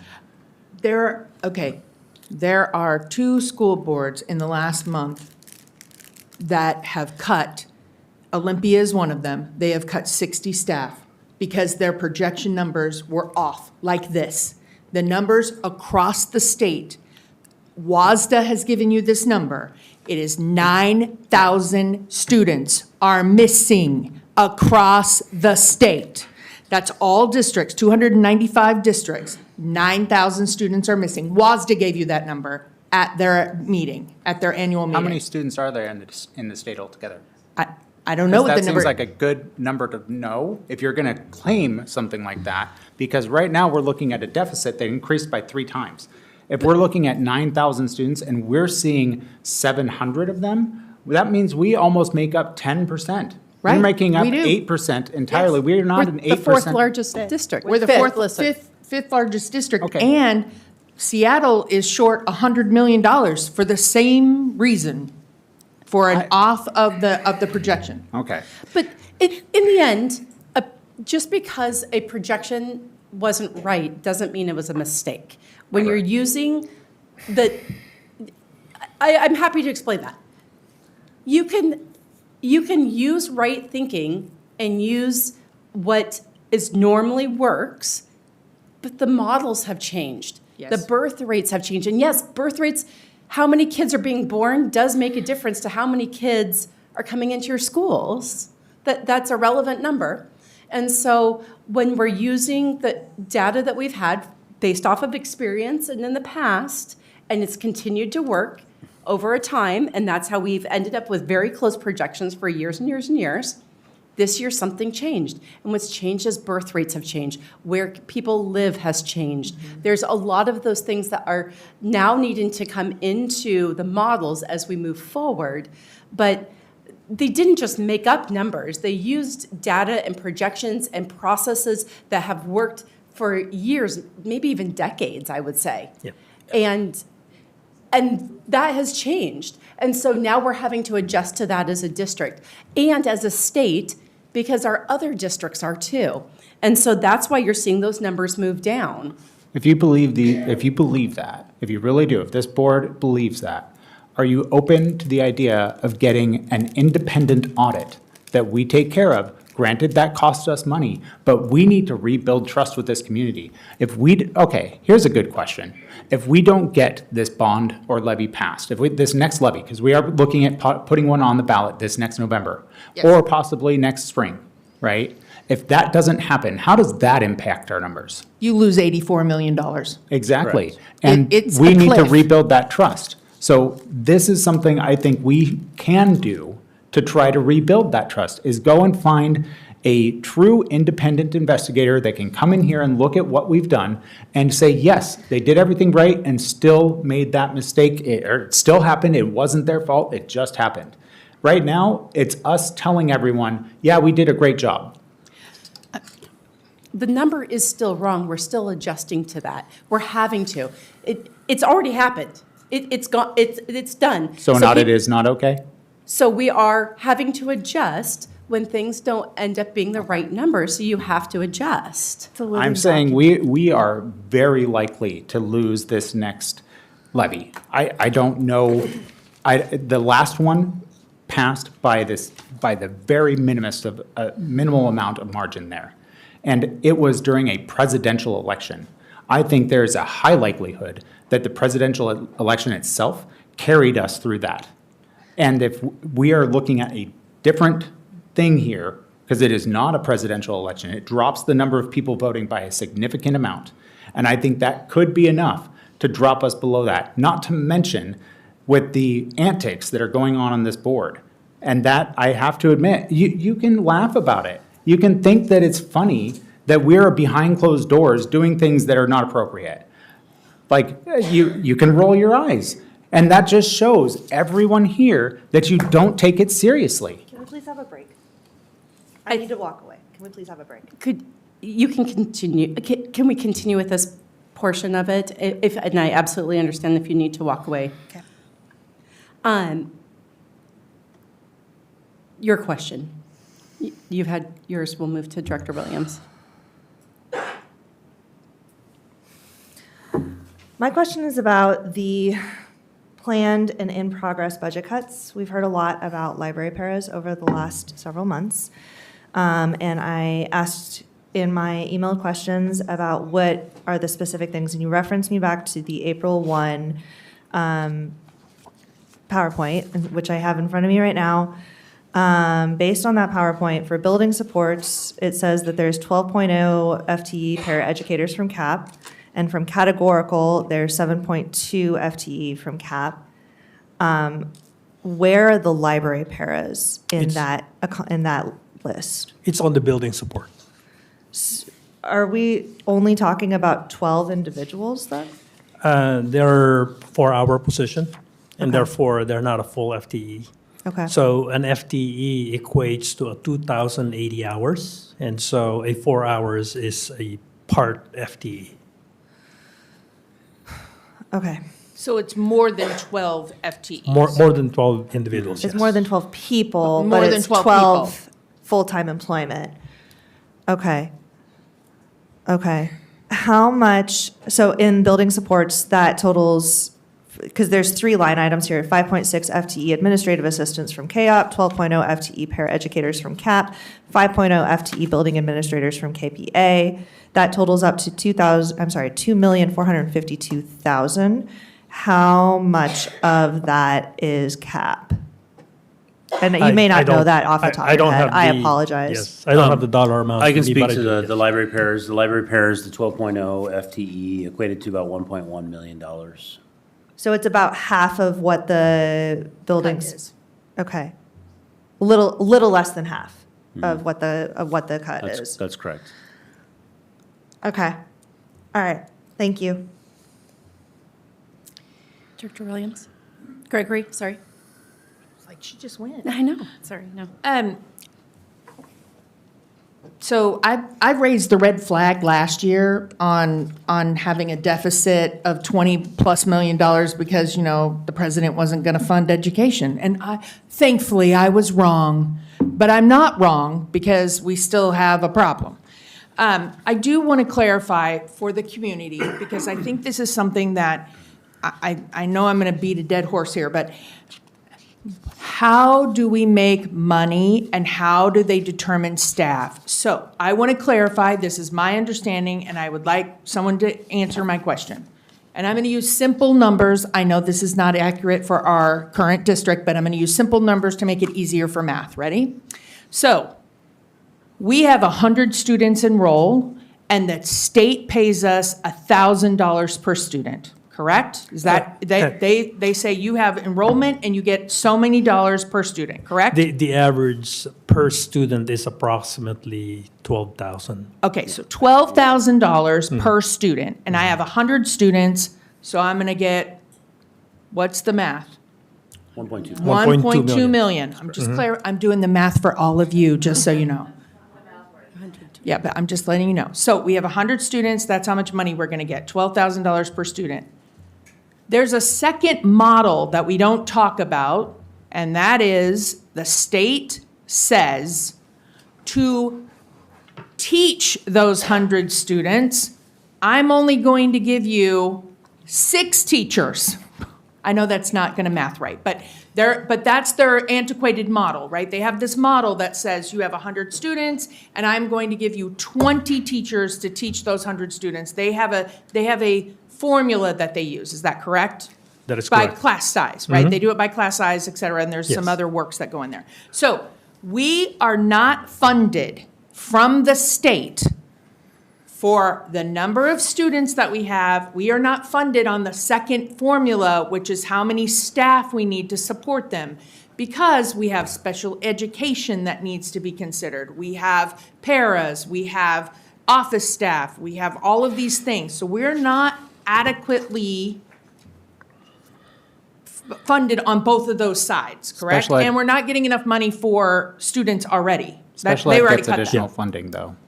I'm just saying, we don't get the funding for that accurately. We are underfunded at the state level by student. We overhire for the number of allotted teachers that were given by the state. Is that what you're saying? Yes, we overhire for the number of teachers that are allotted to us. So to your example, let's just say 100 students, the state will fund us roughly maybe 3 teachers. Why don't But we for- use 792 students? It's $9.5 million. Where'd the other 10 or Let me- so let me million just- dollars come from? Let me just finish my example. So on 100 students, again, these are just rough math. These are not exact, and we have to run it through the formula. Yes, right, for the But just formula. for illustration purposes, for your 100 students, you may get about the 3 FTE. In order for us to educate 100 students, we need 4 FTE. So you're already short by 1. The state also fund us, based on those 3 teachers, fund us shy of $80,000 per teacher. We pay our teacher on the average over $100,000. So on 2 levels, you're short by FTE and you're also short on By salary. on dollar amount. And we have, as a district, have always been at middle or higher than other districts and other size districts. We Yes. want to have the best staff, and so we're paying for that premium. That is correct, yes. Okay. And so when you look at those formulas, so the shortfall from the state is that 1 FTE and the shortfall in the dollar amount per FTE. So that is what we call the over formula. Okay. Yeah, And that dollar amount currently for our district is approximately $65 million per year? per Per year. year. Yes. Okay.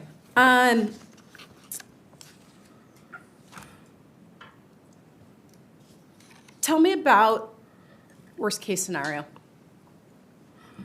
Worst case scenario is that we end the year with lower ending fund balance than the 5.7 that I stated. That's what we're projecting, 5.7. If we end this year with, let's say, 5%, No, enough let's say below 5%. below 5%, then we immediately need to rectify that according to the board policy.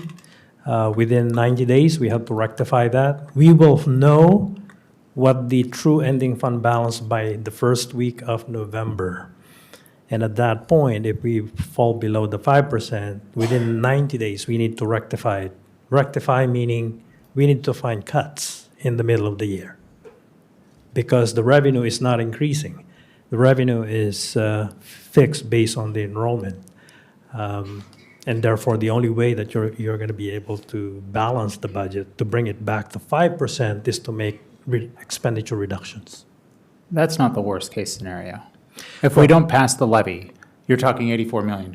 Yeah. So that's the worst case scenario, correct? But that comes in a couple of, that's another year. You have a year before that would hit. But yes, Because that- the money doesn't come until 2028. But we would need to be planning for, we're not going to sit back and do nothing while we Correct. don't pass levy after levy. No, Like no, we did before. My question was specifically about like this year, like what happens this year? So if we don't do that, then we have 90 days to be able to get that. And Can the board change that? Because And it's our I'm- policy, no? sorry, I get my question. Okay. What does that do to our, to everything? Like, how does that impact all of our budget negotiations? Well, as you're aware that we have 2 bargaining units that are going to go open in the spring of next year. And so if we fall below 5%, that would make our bargaining a little bit more challenging, because when the fund balance is dropping and we have to enter into a labor negotiation, we had to make sure that we continue to maintain a balanced budget moving forward. And so when you ask what is the worst case scenario, so that is one of them, but there's another one that I was going to mention to you, which is the current year in 26-27. Well, we're doing our best to be able to balance the budget and come up with a 4 million deficit, no more than 4 million deficit. What we are experiencing is an increased cost in doing business. We are constantly looking at, the cost of materials. Even in our special education program, I think some of the contracts are increasing. We have guaranteed salary increases based on labor negotiations that happened in the past that we had to honor. And so all of that in place, that's why we're taking some time and looking diligently in terms of how to be able to scrub them even more so that we could end up with $4 million, no more than $4 million. If we're unable to do that, then we have to make other cuts along the way in order for us to be able to present to you on the 10th. So, Thank you. Director Cook. With our levy funds, I remember hearing in the past that our levy funds can be used for other things if the board so chooses to approve it. How much do we have sitting in levy funds currently that could be redirected? I'm not saying that we are going to do so. I'm just saying, how much do we have sitting in our levies right now that we could readjust to, that are not already guaranteed to someone else, as far as we have not signed a contract with someone else and it's still just sitting there waiting to be signed? Zero. Because right now, if you look at just simply 3 or 4 major items, over formula is about 65 million, special education, 26 million. Just between the two of them, our levy is all used up. Now, there is also underfunding on MSOC. There's underfunding on transportation.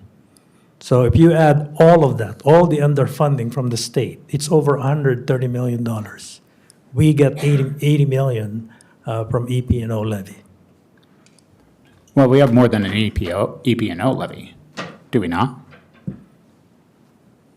Is the EP&O levy the only levy that we currently have? That's the only levy that you can use the dollars for to support programs and staffing in the way that it does. So capital and tech levy is different, has different regulations behind it. Mm-hmm. And so what does it mean when you've said in the past that we can move money between levy funds and elsewhere? That didn't apply, it's just with EP&O? I don't know who said that or when that was said and how it was stated in the context. I'm not familiar with that Are you statement. talking about when he moves the money from he can't charge it to the capital account, so he takes it from general funds and The then moves it back intertransfer? and transfers it? That's because you can't, accounting-wise, from an accounting perspective to the account that you're charging to, you cannot do it based on regulations. So a lot of districts do this where they have to charge it to the general fund and then transfer the money with a approved transfer, and there's documentation behind it that shows why you moved that money. Because you can't, there's regulations about which account codes you can. So we've never moved money from anything other than an EPO to pay for staffing at all? That's never happened? No, that is not true. So when you look at the 3.62 million for this year and 4.62 million next year, those are capital levy, tech levy, expenses that cannot be charged directly into capital projects.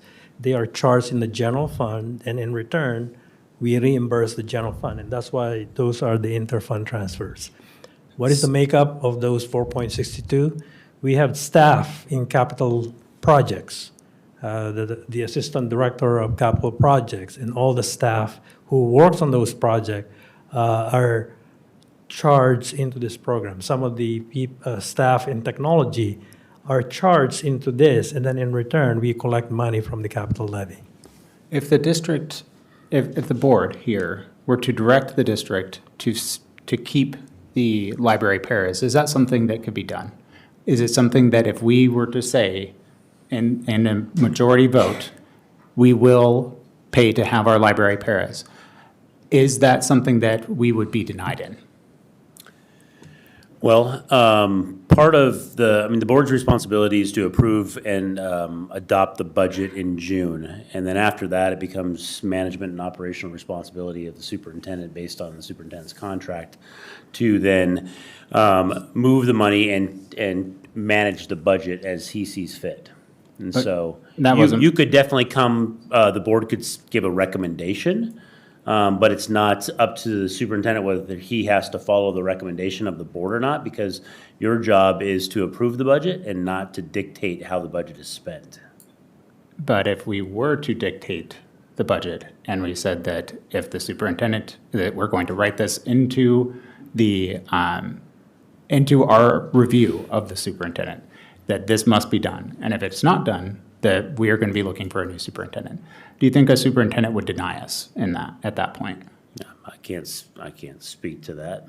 Okay, so I'm guessing that if the board were to choose to make it a priority, it would probably get done. No? Do we not feel like we have that kind of authority to direct our district in the direction that we see fit? Is that not the point of having a board? We set policy, we set the direction of where the district goes. If we have priorities, or do those not matter? I think that there's a difference between priorities and specifics. I do think that there's a difference between budgetary oversight and being the specific line items. So your argument is that the board does not have that power? I'm saying that there is budgetary oversight. I think that there is a direction that if we really feel that the cuts are not in line with the policy priorities that we've had? thank you, that we had set, then we can ask for different priorities. But I think we need to also be able to say, then where is it? Because the money doesn't get printed. Well, so far we haven't discussed any of them. Our board has never once discussed a cut that we've made. We have. What we are. Which one? So we've had 11 meetings now about the budget. So what? No, but which cut?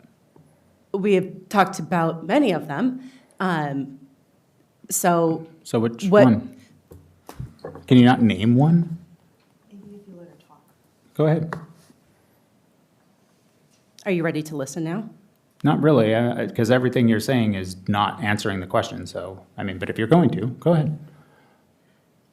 So we have set our priorities. We have asked then the administration to come back and set the specifics because that's their role, is to set the specifics. And then we look at the budgetary oversight and make sure that that matches the priorities of which the board has set. That's how a board operates.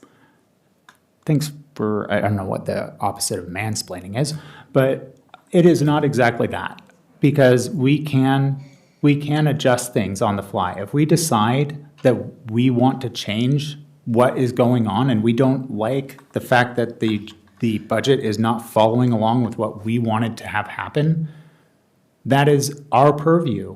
It is our job to ensure that the priorities of our community are being held.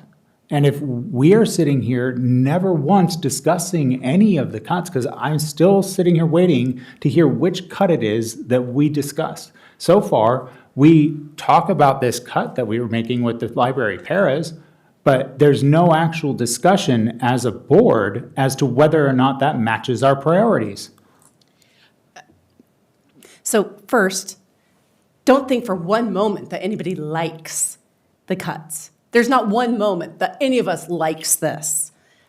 It is our job to be able to meet a budget so we can not go to a place where we are, the worst thing that happens is that we have the state come in, right? That's the worst. And so we want to keep out, and we want to keep control of our district. And so by doing that, we want to show budgetary oversight, working with our administration to come up with the different cuts that we have. They have to happen. There's cuts that have to happen. Everybody that looks at this says they have to happen. So now we have to go through and see where those cuts can happen that best fits within the priorities that we have set. And so that's what we're doing. And so all of those things have been explained in those 11 meetings that we've had throughout the year, getting more and more granular as the year has gone on. And so at the beginning of the year, when you have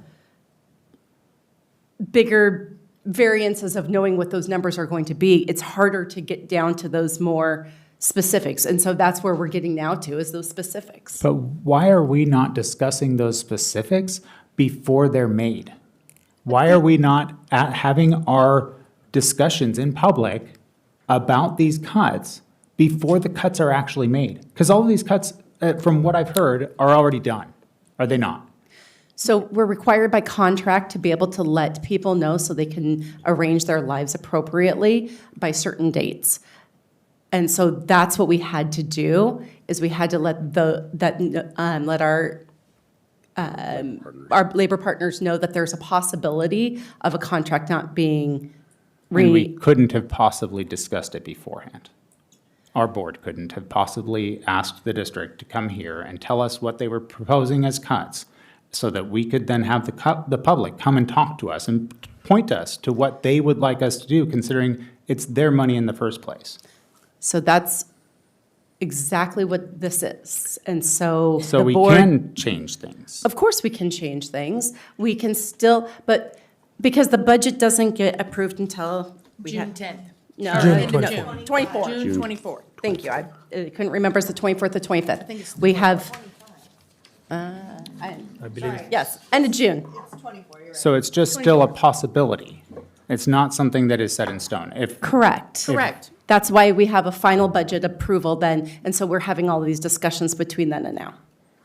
To your point, Director Cook, I think it's important. I understand where you're coming from about feeling like you want to have the community share where they feel that cuts should be made or not be made. The problem is that we've heard over the last 3 months, people in various positions from several different labor groups coming in saying, hey, don't cut us, I'm valuable, I have an important role, all these pieces. And they're not, none of them are not telling us the truth. There's no doubt that every single person that's in a position to lose their job is not a valuable member of this team. No one's saying that. But we get into the conversation where everyone's coming and saying, hey, don't cut me, then who as a board do you guys then pick? Software. When $7 or $8 or $9 million worth of people come to you and say, well, don't cut me, and we have to cut $30 million, where are you, not having knowledge of all the funding within the district and all those pieces with the expertise, how are you gonna make those decisions? And who's gonna win and who's gonna lose? Because it's already a hard decision for us as the leadership of the district to have to go through and make these decisions, and even working through this process has been a challenge. It's not easy. Sitting here every board meeting is not easy for anyone, board members or staff, to sit here and listen to the stories and the frustration from people that share that information. But who gets the win and who loses? And how do you make that choice? If we listen to everyone, do we say, oh, library paras win, but sorry, but the teachers lose, or special education wins and MLE loses? I mean, how does that work when 85% of our budget is people? Right. I mean, there's no way you can go $30 million deep and not touch people. And I'm wondering, being in this work 60 hours a week with my team members every single day for 20 some odd years, why there's a question of whether we know what we're doing or not.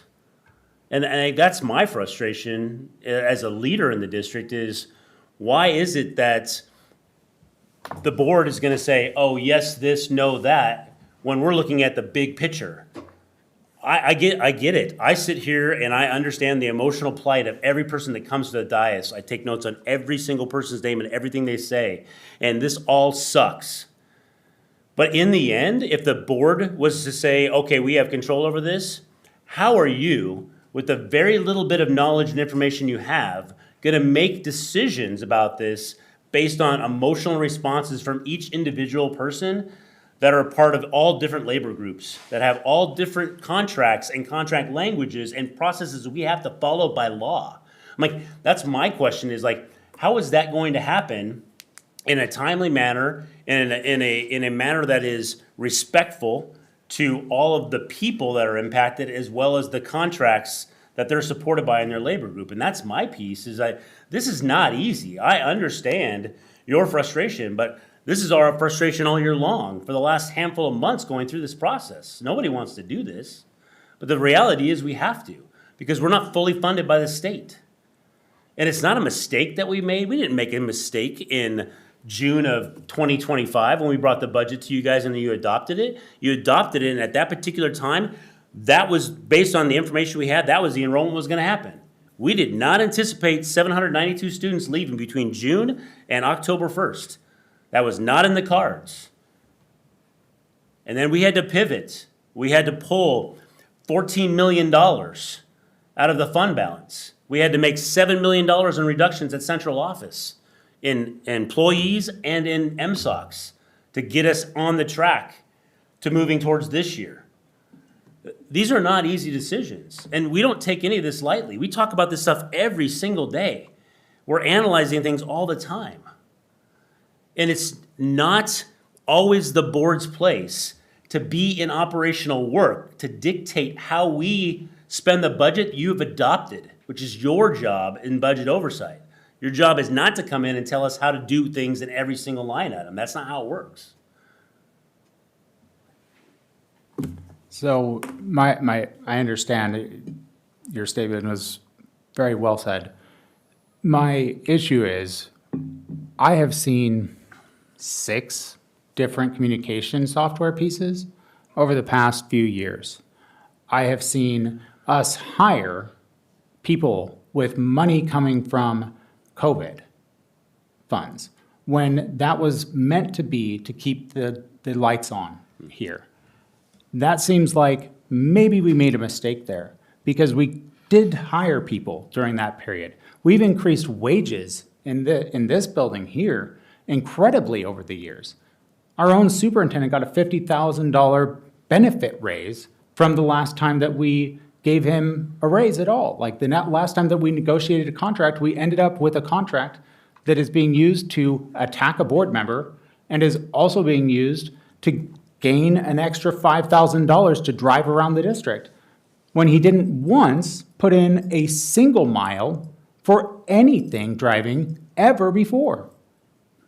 It wasn't worth it to him, but we paid him $5,000. I'm not sure that's something we should be talking about on the dais right now. It is public knowledge. I'm It not is saying it's public not. information. He chose to do that. And that is what I'm saying is when you make decisions like that, how can I trust that we are making good decisions as a district with that kind of leadership at the top? You're sitting here telling me that the leadership here is where we need to trust to make things happen. And yet I'm seeing mistake after mistake like that. And that's from the board even. So I don't trust this idea that we are actually getting anything appropriately done. I feel like it is going to cost us this levy, which is far worse than any of the stuff that we're talking about right now. And it's all because of trust, because I don't trust us. And I'm here. This is insane. And my own board is more worried about my Facebook posts than us trying to get other work done. Since you brought it up, No. I'm No, going to say this. please. I don't want you to focus on your Facebook post up here, because that's not what we're talking about.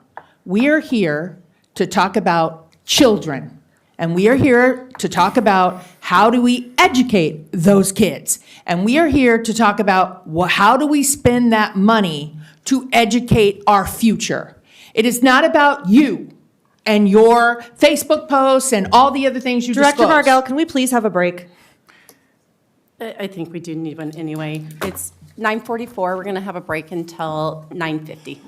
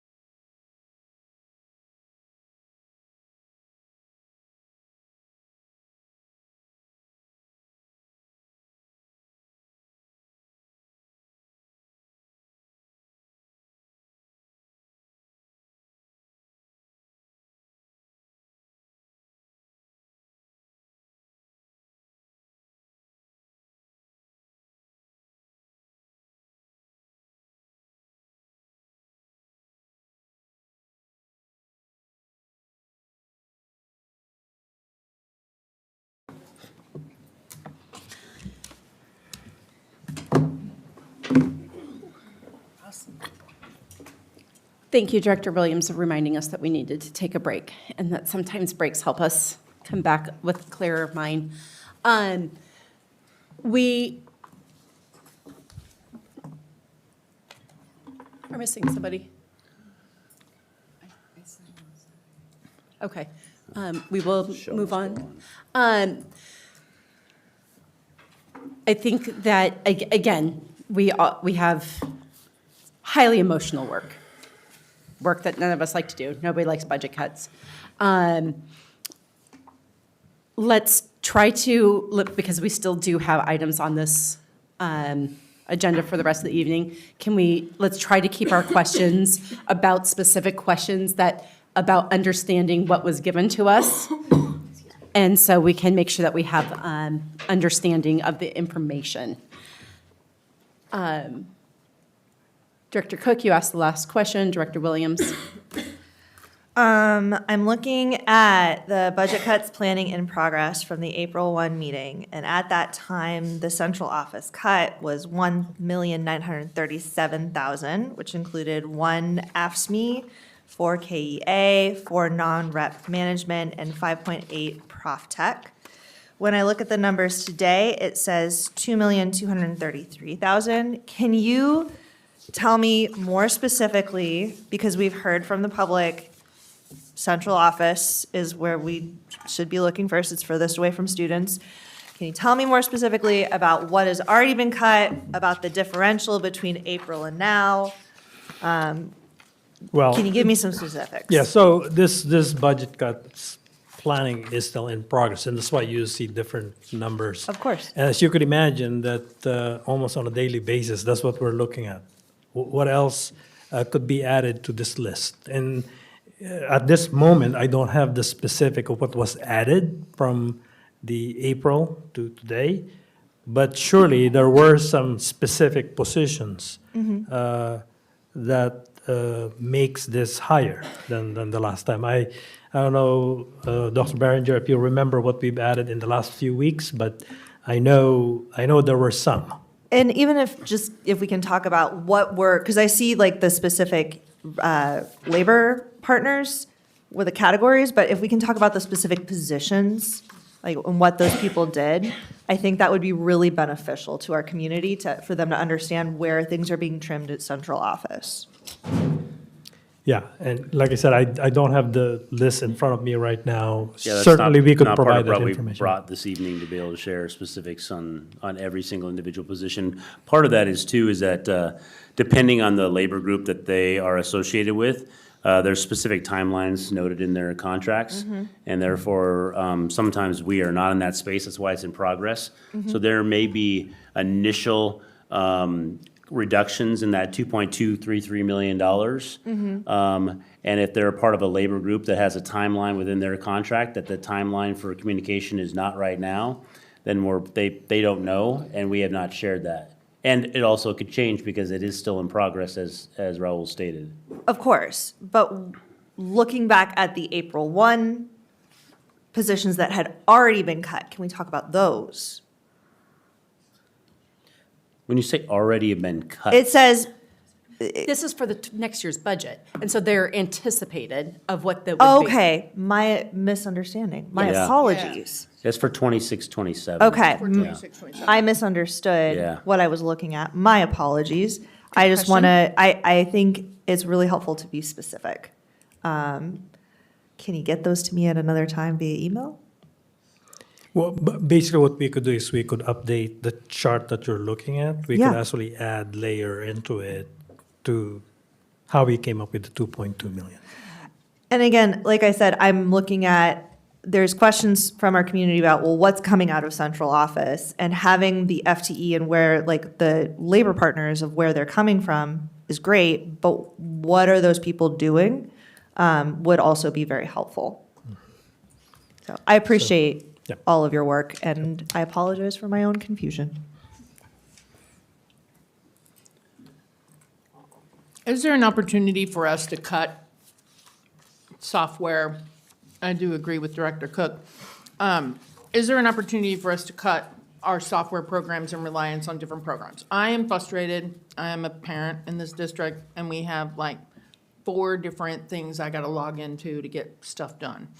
So is there a way for us to streamline, or is there a way for us, because there is valid points that we're paying a lot in subscriptions, or we're paying for subscriptions that we're not using because, you know, we have to or whatever. Is there some opportunity in that technology space? Because that is often what I call the black hole sometimes. I mean, I come from a tech industry, so I understand where we put that money for subscriptions and how they work, but is there an opportunity for us to streamline some of those or programs that we're not using? Have we surveyed teachers to say, we're spending, I think the example last month was, and I'm gonna quote the number wrong, is like $800,000 on some program books that we're not using, nobody's using them. Is it 800,000? I'm seeing head nods. It's like 600. I'm gonna call it 500 just to round it down, just to make sure I'm good. So $500,000 right now is being spent on program books that we're not using because we're printing them, right? I've heard that from my own touring around as well. So happy to speak to that really quickly. I think it's important to understand that there's probably more to the story than a person coming to a podium Yes, with a no, box of things agreed. saying it costs Agreed. this much, and no one's using it. That's a pretty bold statement for one person to represent 1,800 plus teachers to say that no one is using a specific thing. So I'm not saying that every single person is using every single thing we do to fidelity. That's a whole nother conversation that we can have. Totally get it. But having the full picture of what are those, for you as a parent or as a teachers group or whatever it is, to be able to say, hey, there are a large number of people that are not using this.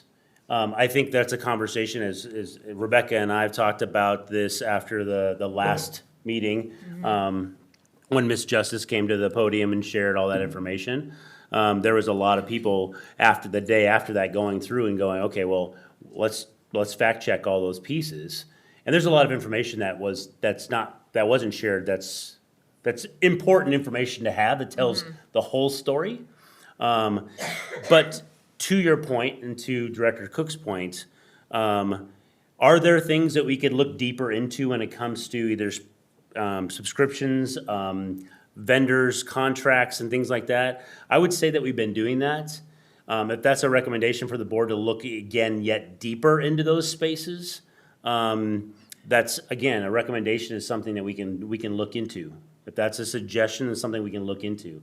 I can't say that we're gonna come back and say, oh yeah, we're gonna go find all our savings in there. Right. But that's definitely something we can look into. We all agree that that's further away from students, but we also understand that there's probably a use for those, or we wouldn't have gotten them in the first place. Hopefully, I would imagine. Hopefully. I don't think we're spending money just to spend money. But happy to look into those pieces. If there's some specific things, I know we've got a list from Jessica when she gave that to us the last time she was here, and then she shared some more this evening. If there are other things that people are hearing, I mean, again, it doesn't hurt to look through things again. That's why this is in progress. That previous one was in progress. When I I've done several school visits. I've gone out and seen, and I've talked to teachers, and she like pulled out this book and she's like, we don't use it.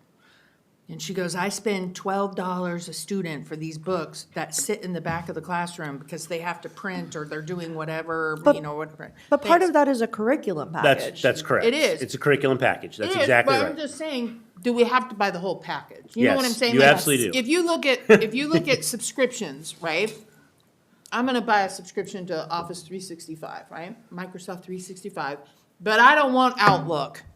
That's not available on the menu right now. You can't just piecemeal that out. You can't do that anymore. They bundle it, so That's you exactly have to right. buy. So curriculum vendors is exactly what they do. So we go and try to make sure we have digital access for our students on their one-to-one Right. devices.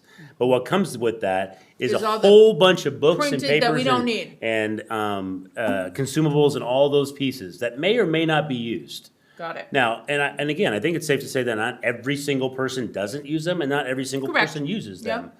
So some people find value in them, and depending on their student population, they may use them.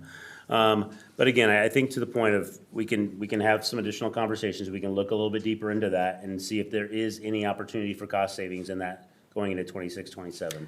Whether it So- be subscriptions and Yeah. technology or Licensing or curriculum or something. licensing. Because our tech budget, our tech levy does pay for a lot of the subscription pieces, right? So Yep, really, it's yep. not we can't really, it's not gonna be a cost savings. So we cut the subscription, but it comes out of that tech levy, and we're not allowed to use it for anything else, correct? Yeah, I was gonna say that we have already leveraged the tech levy because the voters approve, in the voters' approval, that includes some of the subscriptions, some of the software, and that is already in place. Those have been implemented.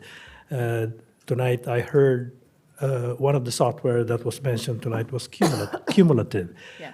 That is something that, like what Dr. Berenger said, that there are some story behind some of those. Cumulative is what we use for our financial, for our human resources, for our student information system. It's used district-wide and heavily used. While it is costing us a good amount of money, those are also paid for by tech levy. Right. And it provides, even though we transition from Skyward to cumulative, it provides significant amount of efficiencies in our processes because many of them are automated and more flexible than Skyward, so. Right. So there was some efficiency gain from Yes. making that change.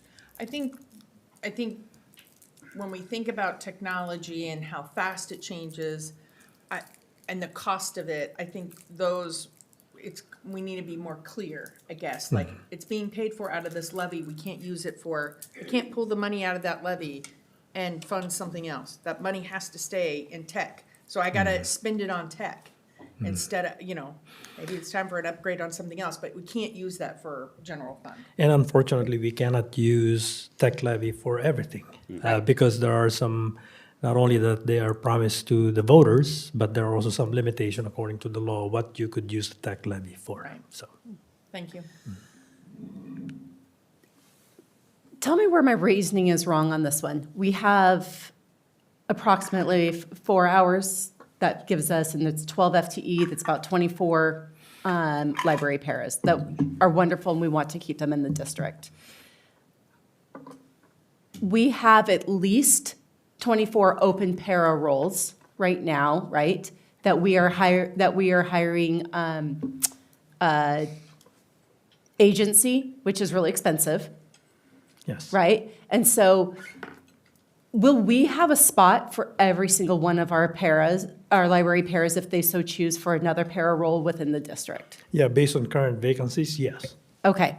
And, which would be fantastic to keep great people within the district. And so it would be a different para role, but it would still be in our schools with our students, and it's still in our school buildings. And that would be a double benefit because that would be less money that we'd be paying for agency. That is correct, yes. And we know all the benefits of when we have less agency and more in-house, the higher connection that we have with our kids, our students, our buildings. Really, it's a multiplier effect, right? Yeah, and the the hours are longer too. Many of them are 6.5 hours rather than 4 hours. Okay. Yes. Now, we also have, fortunately, our Title I remain intact, our Title I, Title II, Title III. And in those funds, we also hire paraeducators for those programs, lab included. So there's a lot of, and there's also TBEP, which is the multilingual education. So there are vacancies in all those areas also where any library para could actually join on those programs also. Different type of work, but it would be, the same level of pay and job description. And I'm sure that there's other para roles that we have open, but we do have at least that many open positions right now that we are currently paying for at agency. Yes. Or Okay. their vacancies. Or they're vacant. Mhm. Okay. Thank you. Yeah, and just for reference, you could see that when you look at the financial report, March financial report on the information item, at the very last page of them, you would see approximately how many vacancies we have. Mhm. It shows there. Wonderful. Thank you. Yeah. You're good. I am good. Good, wonderful. Mr. Parengao, thank you very much, and we look forward to seeing you at our next meeting on the 10th. Yep, thank you. Thank you, and of course, you're always available for questions. Thank you. We now move to Section 6.01, the superintendent report. So I call upon Dr. Behringer to give our superintendent report. Thank you, President Margell. It's 10:06. I'm going to try to cruise through this thing, but a lot of great things going on in the district over the last few weeks. Just quick update. Super excited about June 10th. You guys will have an opportunity to sit in a work session with potentially up to 15 of our middle school and high school student advisory students. That'll be exciting for you to be able to hear about the work that we've been doing this year and student voice. Also, congratulations to all of our employees of the year. Over the last 2 weeks, we've been spending time going around to each of the buildings or the facilities that they work in and support in, and congratulating them on being employees of the year for each of our labor groups. And so we are also inviting them to the May 27th board meeting for formal recognition. Last week, I hosted my second to my last parent forum, which wraps up my second year of parent forums. And so excited about that. We'll be moving into our third year next year, hoping to continue to add people to our group. Director Cook brought this up, and he's accurate. We are moving towards EP&O levy renewal in November of 2026. And we are going to be bringing our first levy renewal presentation to the school board at the May 27th board meeting. So it'll be our first conversation and sharing with the board around that. Again, that is a renewal of our current levy. And then this last weekend, I had an opportunity to spend about 5 hours at the Makers Market, Covington Chambers Makers Market. That was hosted in Covington, about 70 local vendors, booths, and we had probably just about 1,000 people throughout the day. It was great weather, a great opportunity to see our local artists and vendors and participate in a community event like that. Couple quick things. Hopefully all of our mothers, grandmothers, and all of the people that take the role on for mothers all around. Kent School District had a great Mother's Day this past Sunday. So happy Mother's Day late if you are a mother. Kent Ridge High School photography program for yet another year. Earned top honors, capturing the third consecutive state championship in the Washington High School photography competition. So congrats to KR photography students. Kentwood student Dia Thomas was recognized as the 2026 flag football, girls flag football player of the year, which is amazing. That's awesome. So that's a pretty big deal. It's not just like in Kent, it's like for the entire area. So, which is awesome. And then congrats to Kent Lab, those that either heard about it or read the newspaper article. This came out in the Kent Reporter. Kent Lab Academy was honored by UW Tacoma for the Distinguished PK-12 Award, highlighting their school partnerships that they have with the UW Tacoma around innovation, collaboration, and student success. I know that Kurt Anderson's not here, but congrats to Kurt Anderson, who received the Big Saver Award for Puget Sound Energy, and Laura Edmondson, who was named Fellow of the Year. So two KSD people awarded the awards by Puget Sound Energy for outstanding leadership in energy conservation. Together, their work saved the district about $150,000 in this past year, which is excellent. Kent School District was awarded the Letter of Achievement by OSPI and Washington State Patrol for the outstanding bus safety record, reflecting our ongoing commitment to safe, reliable transportations for our students. So again, congratulations to our transportation team.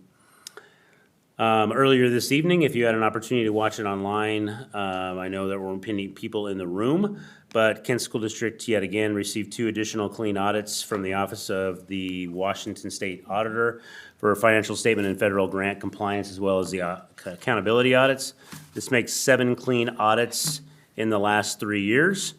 Again, thanks to the budget and finance team for working with the auditor and completing this work a month earlier than it was scheduled to be done. So great job there. Proud to announce that we have formed a cohort with for the first ever PLU, Pacific Lutheran University Multi-Endorsement Program. We got 22 teachers in the Kansas School District that will be participating in this program. And once they complete the program, they will have endorsements in both ELL or MLE and special education. So that's an awesome opportunity. Again, makes them extremely marketable. So we appreciate the partnership with PLU and this endorsement opportunity for our teachers. And then just sharing a positive news story, we got an email from a 5th grade teacher who was able to attend camp in the last week, thanking us for the amazing outdoor opportunities that we have scheduled this year at Camp Waskowitz, even though it's only an extended day. She shared, as a teacher, I attended the extended day camp 3 years ago as a 5th grade teacher with my class. Camp this year was entirely different, with so many opportunities for learning. Students interacted with nature in a meaningful way. My class was encouraged to do things outside of their comfort zone. Opportunities like this make a real difference in bringing learning to life, and your work helped spark curiosity and enthusiasm in a way that's hard to replicate in the classroom alone. So always great to hear feedback from our staff about the impact that camp is having on our kids. And then a couple quick updates as we get for the next couple weeks. This Friday, school board vacancy application for District 1 closes 5 p.m. this Friday. May 16th, this Saturday, Glen Ridge Elementary's 30th anniversary celebration. That's at Glen Ridge from 12 to 4 this Saturday. On May 19th, next Tuesday, the last Superintendent's Community Connect from 10 to 11:30 at Kent Senior Center in downtown Kent. Then next Thursday, the 21st, the Kent Community Foundation, we are in the scholarship awards time of year. Kent Community Foundation will be hosting their annual scholarship night at Kent Covenant Church on on Thursday the 21st. And then the last two pieces, May 26th, free health clinic at the admin campus from 1 to 5. Anyone and everyone is welcome to come to that. And then the last piece of May is on Saturday, May 30th is the 18th annual Kent International Festival, hosted at Showware Center. Starts at 10 o'clock. Great opportunity to see our amazing community highlighted in so many different ways at this particular festival. So I encourage everyone, if you have time, take the time to pop down there for a couple hours. They have excellent food and just amazing presentations from students and adults highlighting their culture and their heritage. So that concludes my report. Thank you, Dr. Behringer. This is where we normally have our legislative update. We do not have a legislative update today, but this is also the point in the evening where we close our public comment. So I will give a few moments if anybody wants to run back there really quickly. Seeing that there is none, we are good with that. Okay, thank you very much. We move on to discussion and approval. Is there a motion on the floor? I move to approve 8.01, resolution number 1711, limitation of liability for school board directors. Second. A motion's been made and seconded for approval of item 8.01, resolution number 1711, limitation of liability for school board directors. We're now open for discussion.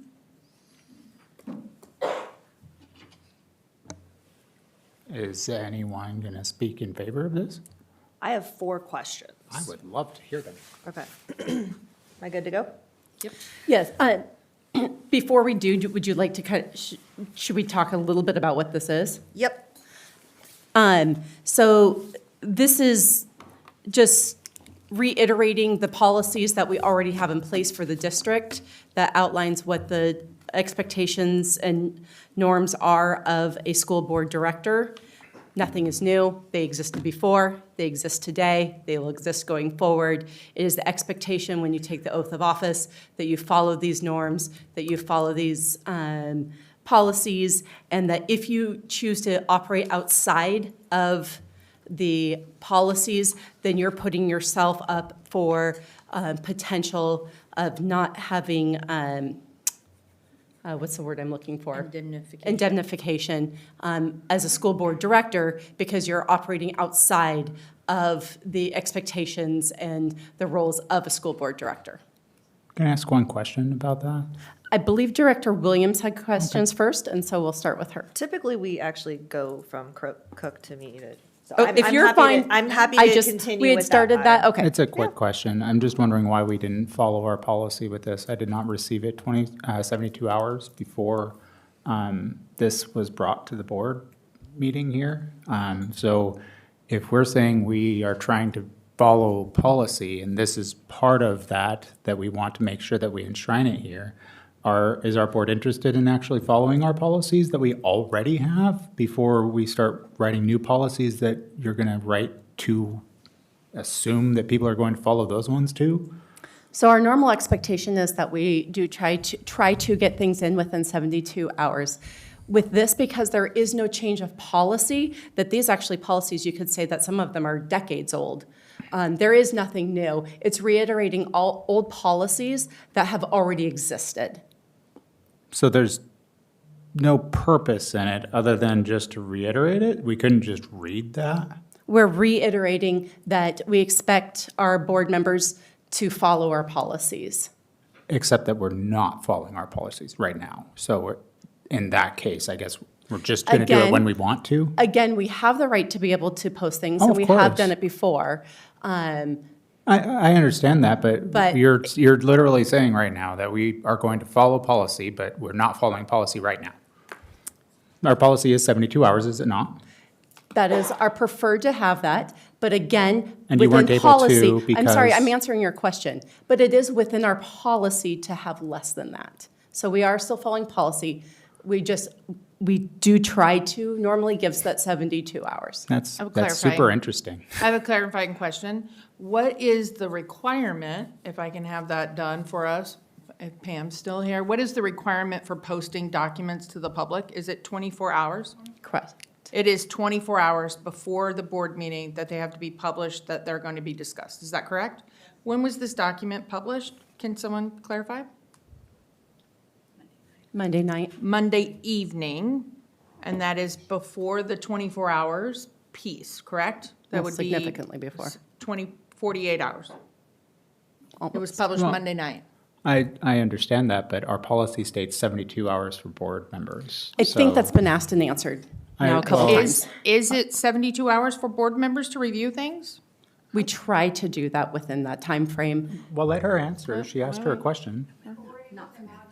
If you're going to answer a question, we need to have you on the Can you come- microphone. Sorry.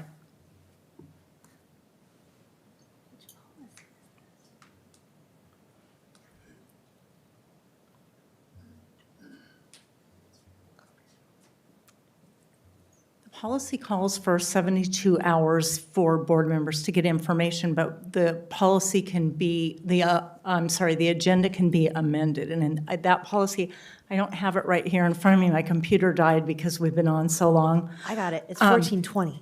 And it does talk about amending the agenda, I believe is the language in it. It reads, copies of the proposed agenda minutes of the previous meeting and relevant supplementary information will be provided to each board member at least 72 hours in advance of the meeting and will be available to any interested citizen at the superintendent's office 24 hours prior to the meeting.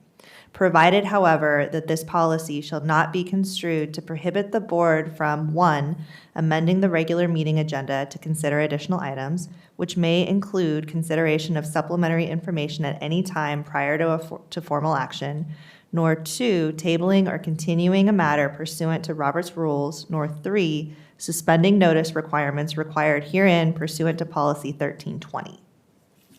Got it. Thank you. So, I mean, it still says that, and what you're claiming is that we would be able to make an amendment to our agenda. And so, do we have a record of the 3 board members, I assume it was you 3, that approved that change? Because you couldn't have done that action before this meeting, so it should have been done during this meeting because the agenda was set back on Saturday You or can Friday? amend the agenda all the way up until it posts 24 hours before. Sure. And the board president and superintendent can amend The superintendent doesn't have any input on, as far as that goes, it's the board president. Yes, so Yeah. I put that on and asked for it to be put on. So you chose to break policy? Yes, I set the agenda as the board president. So, okay, I just want to make sure we're reiterating that there's supposed to be 72 hours. You chose to go outside of that because, I'm allowed to, and that it was the most appropriate time to have it on. and, okay, so our next meeting is when? 2 weeks from now? And what's happening between now and 2 weeks from now that made this so pressing, and why didn't you know it by Saturday? Well, again, it was been by Friday, we actually had the Okay. agenda posted. Sure. Again, Well, no, because I'm not saying by that time. You could have done it by 72 hours, but you didn't know. we do business hours, so that's why we do Friday night. No, because a lot of times I've seen it posted on Saturday. Well, the agenda posts by midnight on Friday. Okay. Yeah. Every Friday by midnight. And that's fine, but still, you're saying that there was a pressing issue. Can you explain that part? To get it on the agenda for tonight. No, I'm saying why you couldn't have done it did you not know about it 72 hours ahead of time?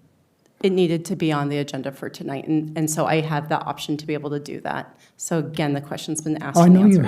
I know you have the option to do so.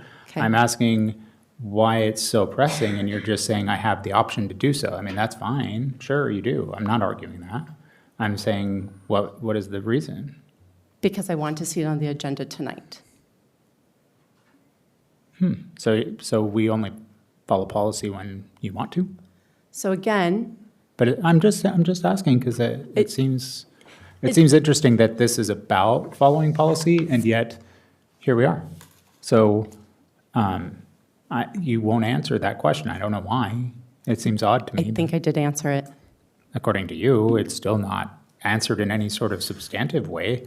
I wanted to do it, and I have the right to do it. Those aren't really answers as to why. And that's honestly something I've seen a lot of this board.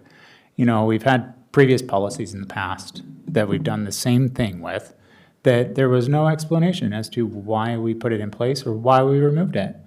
And this feels very substantially similar to that. And it's going the same exact way. Do you not see the correlation at all? Can I have a question of Mr. Leonard? I need advisement before I speak. Are we allowed to point out that we've had these discussions or similar discussions in executive session, or is that not allowed to be discussed? Hypothetically. Good evening to the board. What I would say is I would prefer, confidential conversations should remain in executive session. Correct. And I think that's extremely important, and I want to underline that fact. In regards to this policy, it applies to all board members equally. Correct. And to the extent that it reiterates policy and applies to all board members equally, I would prefer that the conversation stay there. Okay.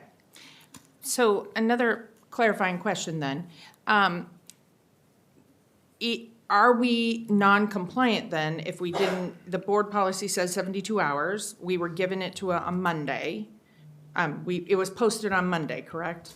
I just want to clarify, Carolyn. She's nodding yes. So it was posted Monday. We augmented the agenda on Saturday for notice, and we got the document on Monday. So your policy 1420 and also the OPMA talk about a proposed agenda. It contemplates that it's proposed. Even today, we did a modification to the agenda that was inside the 24-hour notification. So within the We OPMA. actually didn't do it. There was a motion to do it. A motion to amend. Yes. But it's very familiar that we've done amending the agenda within 24 hours or inside of 24 hours. So it's contemplated both in the OPMA, which is the 24-hour requirement, and also your 72-hour requirement, which also says proposed agenda. So it's contemplated within the policy and also in the OPMA that there can be modifications based on stated reasons, which, can be up to the board as to whether or not you want to proceed that way. We don't require justification as to why someone wants to amend an agenda. Certainly, if an individual wants to bring and walk something up and modify the agenda at the meeting, that's voted on and contemplated.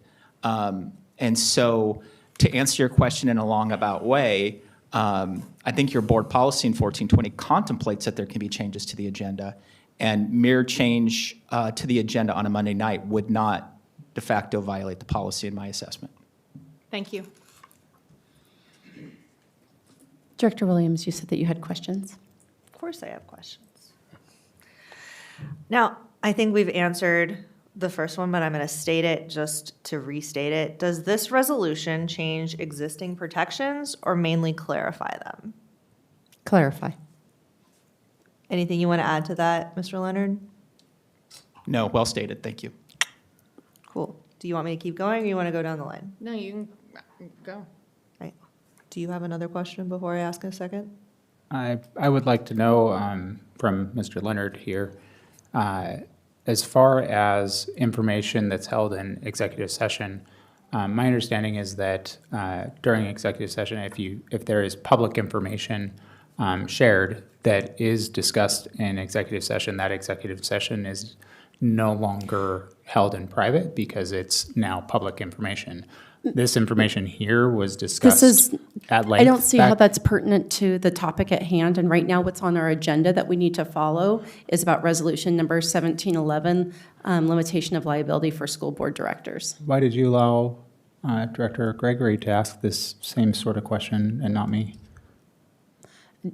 Well, one, she actually asked a question. Two, you just gave information. The next thing is that it depends on, are you actually asking a question that has to do with this one? Well, yeah, it's in the same vein as what Director Gregory was stating. I was clarifying the policy that you were questioning that we were out of compliance with, and I wanted legal requests to say that we were not, that we were compliant with board policy. That was my intention. Okay. Thank you. So my concern is Director Gregory stated that we discussed this in executive session. Hypothetically. Well, hypothetically. I don't know how it gets out here if it wasn't discussed, but as far as that goes, at what point is that deliberating in private about a policy that we're bringing out or a resolution? And what part of OPMA would protect that sort of discussion in a private setting like an executive session? What purpose would that be? Like this resolution wasn't discussed in open setting. It could have been brought to a work session, like all the rest of our resolutions and policies that we discuss, but it wasn't. Can you explain which part of the OPMA allows us to discuss a policy or procedure or a resolution such as this in private and not in public like we usually do? That's assuming a whole lot of facts that I don't have in front of me, so I don't think I can opine on that hypothetical. I don't have any reason to believe that that's the case, and I'm not aware of that being the case. Oh, and if you were aware of that being the case, would that be problematic? I'm not going to speculate, Director Cook. I don't have that information. I'm not going to deal in hypotheticals at the dais. That seems really odd. So if a board director asks a question of his lawyer, like as the district's lawyer, and he wants to know whether or not something is appropriate for him to be doing in an executive session, there's no interest in being able to provide that information. So like hypotheticals, I couldn't ask you, say, is this appropriate for us to be discussing back there? And when I do, you say, we don't discuss hypotheticals, yet there isn't a hypothetical here. We did discuss it back there. I'm stating it plainly right now. If that's breaking executive session, I don't believe it is, because I believe we made that mistake. If we discussed this in executive session, which we did, we didn't deliberated discuss- this in executive session. That's not up for debate. It's absurd that you would even try and argue that we didn't. The fact that we went back there and deliberated on this issue when it is not an appropriate item to be discussing in executive session, because there is no litigation fear or any of that sort of stuff. And we created a whole committee of 2 people to go and discuss it and figure out and write it to bring out here. All of those things happened.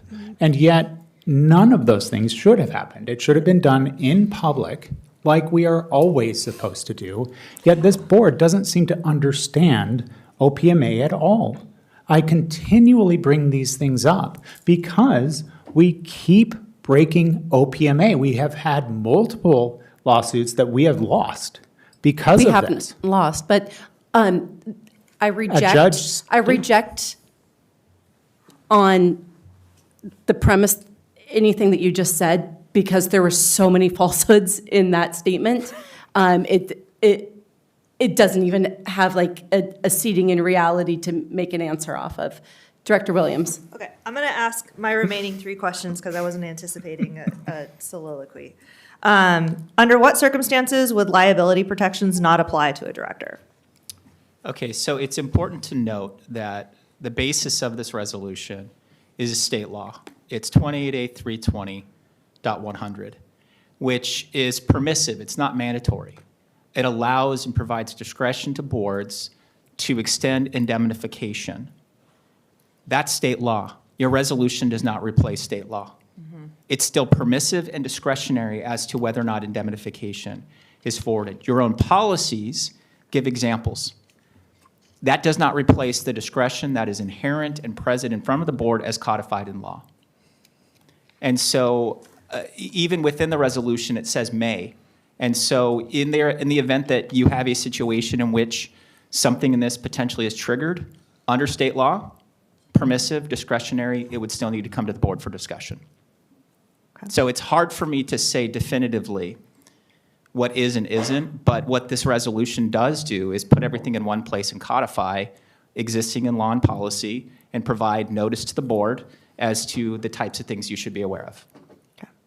But it does not take away the discretion that's codified in law. Okay. Thank you. How does this intersect with confidentiality expectations for executive session? It's embedded in it. Its confidentiality is extremely important. In what way? The executive session, the whole process of executive session is codified and based on confidentiality because of the nature of the conversation of what's happening. When attorneys are providing advice, we need to operate knowing that this information is not going to be disseminated in public. That's extremely important. We also know that there is extremely sensitive information and legal strategy that's being discussed. And attorneys can't do their jobs if confidentiality is not maintained. Why is it so important? Because failure to adhere to it can increase legal liability. I have one more question. How does this resolution protect individual directors and the district as a whole? Well, it helps, it does 2 things. One, it also protects in that you can also know when you're being safe and in a safe harbor where if you're acting in compliance with this, you will be indemnified, which is also extremely important to know that if you're within the scope of your assignment, then you will be indemnified in it, which is extremely important. How do I know if I'm within my assignment? Within the scope? Within the scope of my assignment? Partially because you're avoiding a lot of the things in this list is one good way. So this is essentially an outline of what I should not be doing. That is correct.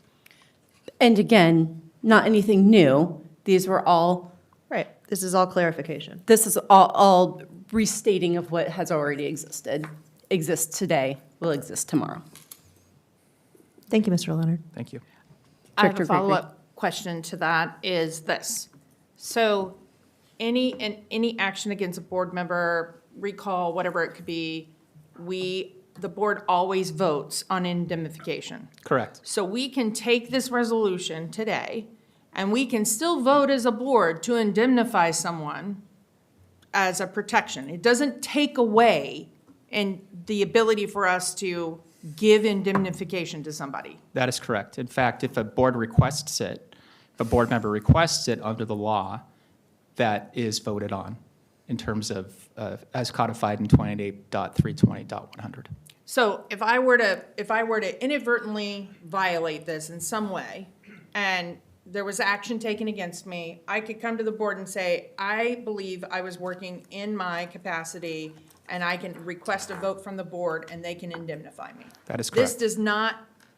this does not limit the ability of this board to indemnify any member of it. And not only does it not, it cannot, because state law cannot be superseded by a resolution. Thank you. And this doesn't change anything that's already existed. Correct. Yes, so this Yes. resolution is a restatement of everything that there already was. So if that's what it already was, this continues that. I have no more questions. So, curious, since we're just restating law, Policy What? that has law embedded in it. Gotta let him speak. thank you. I'm just curious, what's the purpose? Like, why do you feel the need for a resolution if you're not saying it's going to change anything? Because apparently it can't.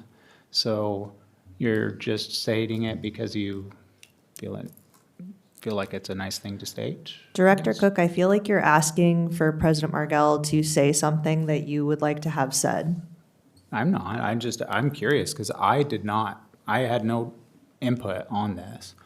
I do remember a conversation where someone stated they were going to create a committee of 2 people to create this. And so. There was not a committee. Okay. I don't know what else you'd call it. It's 2 people coming There up was with not this. 2 people that worked on this. 2 people did not work on this. I did not see this until Monday night. I believe that was discussed in executive session. I'm not sure we can talk about how the. I think you can say when you saw it. Yeah, I saw it Great. Monday night. I Okay. received it Monday night after So it was then- posted. We didn't even follow what we were stating in that session, but that's okay. In At that your session. request. Again, we are Oh, restating Lord. policy, and it seems ripe of a time to make sure that every board director is aware of the policy that exists and just make sure it's restated out there. Okay, can I ask Mr. Laird a question about how we are supposed to act when an OPMA violation has occurred and we know of that? What is the board director supposed to do in that situation? Director Cook, that's a good question. Each individual board member has a responsibility to adhere to the OPMA. And if a violation occurs, any board member attending that meeting, even if in their heart of hearts does not agree with the conversation, their mere attendance there or participation in the meeting can potentially be viewed as an OPMA violation. So it's incumbent on everyone in that room, including board counsel and individuals in that room, to verify that we are on task and not discussing items outside. Every board member. And so that responsibility and the way the law is written is anyone participating in that meeting, whether they're running the meeting or not, is responsible to adhere because of your oath of office to the OPMA. And I'm there to help you in terms of navigating those waters. And I get that we've had controversy and difficult and maybe even disagreements associated with this, but the intent is to comply with the law. And let's say a board member does come out and state that there was a violation of OPMA, that there was. My concern is that by way of not allowing that, like bringing these sorts of things up, puts a chill on anyone that wants to be a whistleblower on actions that are against the law, because the OPMA is a law that's required to be followed. And when that isn't followed, it means that there are ramifications. And it is upon every board director to address that. And yet, the only one that ever seems to do that always has pushback, right? So it's been decided in court that there were violations that have happened.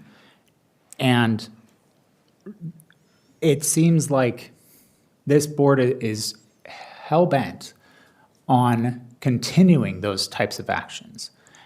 So I am very concerned with this because to me, this looks like something that is created to scare a board director. And honestly, it would scare people that might want to run for office. People would look at this and say, oh, well, they're going to choose not to indemnify.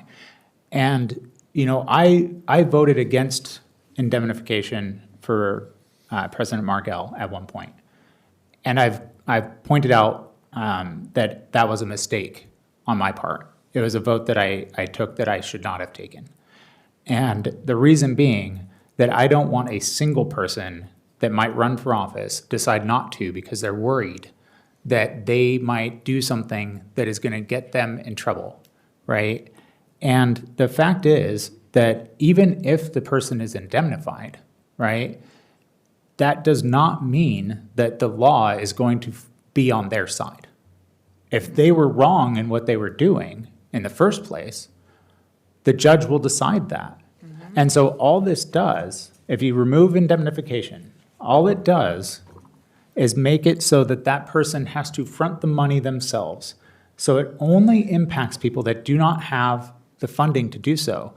But we're not changing indemnification. This is reiterating the law that already exists that is stated in policy, and we're restating the policy. So we're not arguing indemnification today. That would be a legislature question. We're restating the policy that embeds that into our, that law into our policy.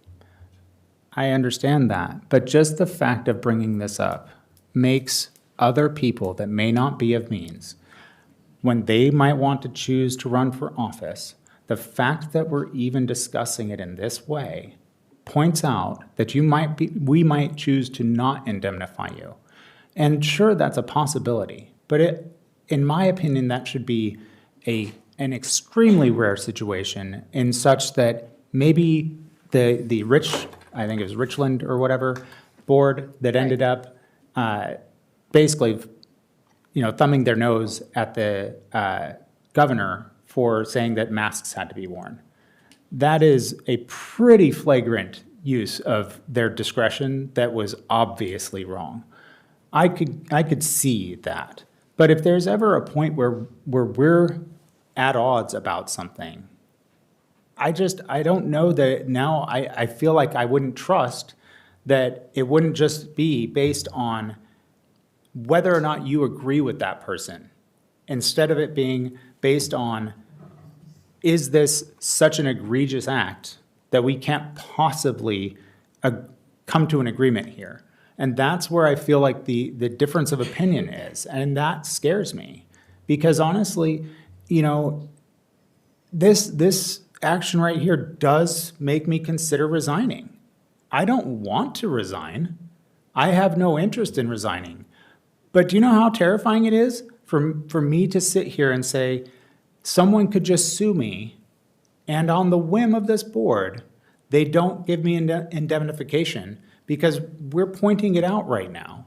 And so that is a scary thought. And we're not pointing out that we will support our board members unless it is egregious, unless we know for a fact that what they're saying is absolutely incorrect and we can prove it. If that's not the case, it just seems dangerous.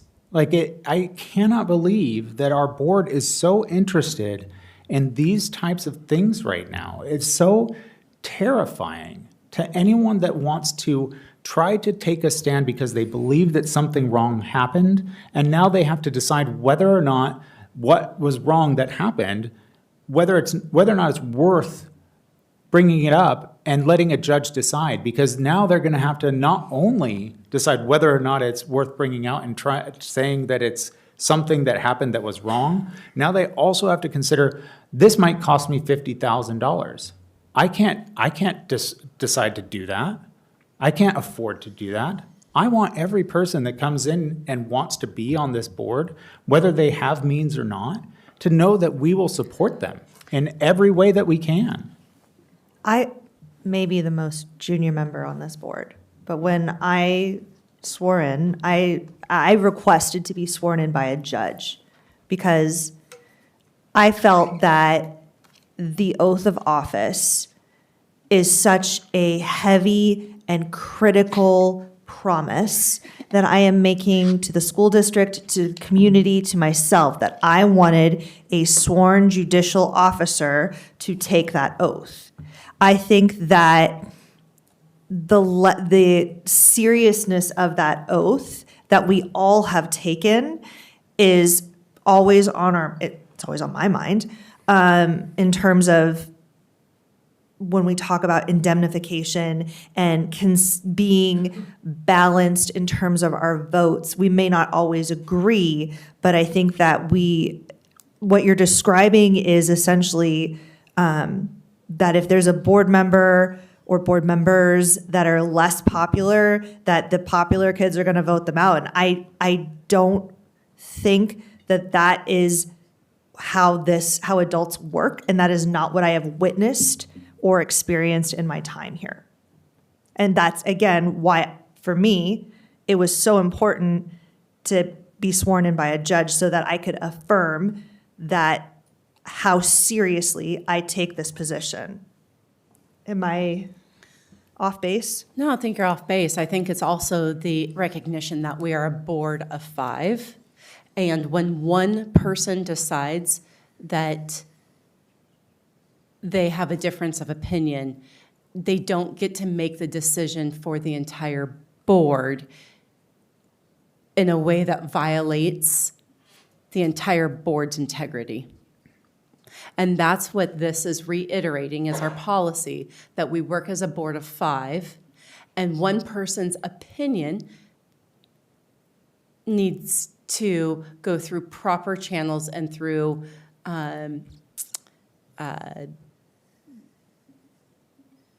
still following the processes and procedures to be able to maintain the oath of office and maintain the integrity of the different, what am I looking for? Like the channels? Yeah, the rules that we have in place. And so there is, we are set up by the state legislature in a particular way. They don't have a school board of 1. And yet, what these rules are saying is we all need to follow the rules for the integrity of the board to be maintained. And this is reiterating that that needs to happen. So can I ask this question of this board? Because this is pretty straightforward. It's not going to break OPMA for you to do it. All I'm asking is, did we evaluate a public employee or even a public officer during the meeting last, I don't know when that was, when I was last here, when we had our last meeting, that we noticed the public that we were going to be, during that meeting, for an hour and a half, evaluating a superintendent, well, not a superintendent, evaluating a public employee or evaluating a public officer. Those were the 2 options that we had available to us during that session. Did we evaluate anyone during that time? So I think you get confused with where the commas are and what the policy actually says in state law. And so what the subsection allows us to do is evaluate the qualifications of an applicant. Not this one. I'm for talking the one public before. employment or to review the performance of a public employee. I'm not talking about that one, sorry. Which meeting The one date? previous. The last 2 weeks which one? ago? Yes.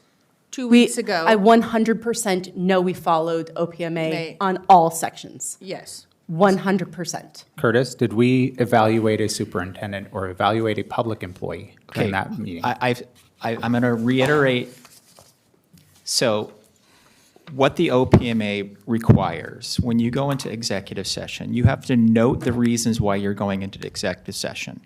If you go beyond and add items, so for example, if you just said we're going into executive session to evaluate the qualifications for public employment, and you go in and you talk about real estate. I think you're But I'm going to, stick with me, because this is what the OPMA contemplates. The OPMA contemplates that you cannot add items. What you're asking is, can we subtract items? And my advice is, It is not an OPMA violation if you do not get to items that have been appropriately noted. That's not the Meaning, meeting I'm if you talking about. Okay, maybe I'm misunderstanding the question, but I want to make this point because this question has come up before, in that if you don't get to the item, if it's not something and it's been appropriately noted, in my assessment, it is not a violation of the OPMA. That wasn't my argument. I'm not talking about that meeting in and of itself anyway. But as far as that goes, the point that I was making is that there was never a time that we were going to do that part, even though it says or. We never were going to do that. Like that second part of that session, but that's not what I'm asking about. The question that I have is during the meeting that we were going to be evaluating a public officer, which isn't a thing, or a public employee. That was what was stated for that meeting. It was the entirety of what was stated for the hour-and-a-half meeting that we had noticed to the public. During that meeting, did we evaluate anyone? I'm not going to, I know this is going to feel like I'm sidestepping. I'm not going to get into specifics about that. I'm going to reiterate what I stated before in that it is not an OPMA violation. Move to call the question.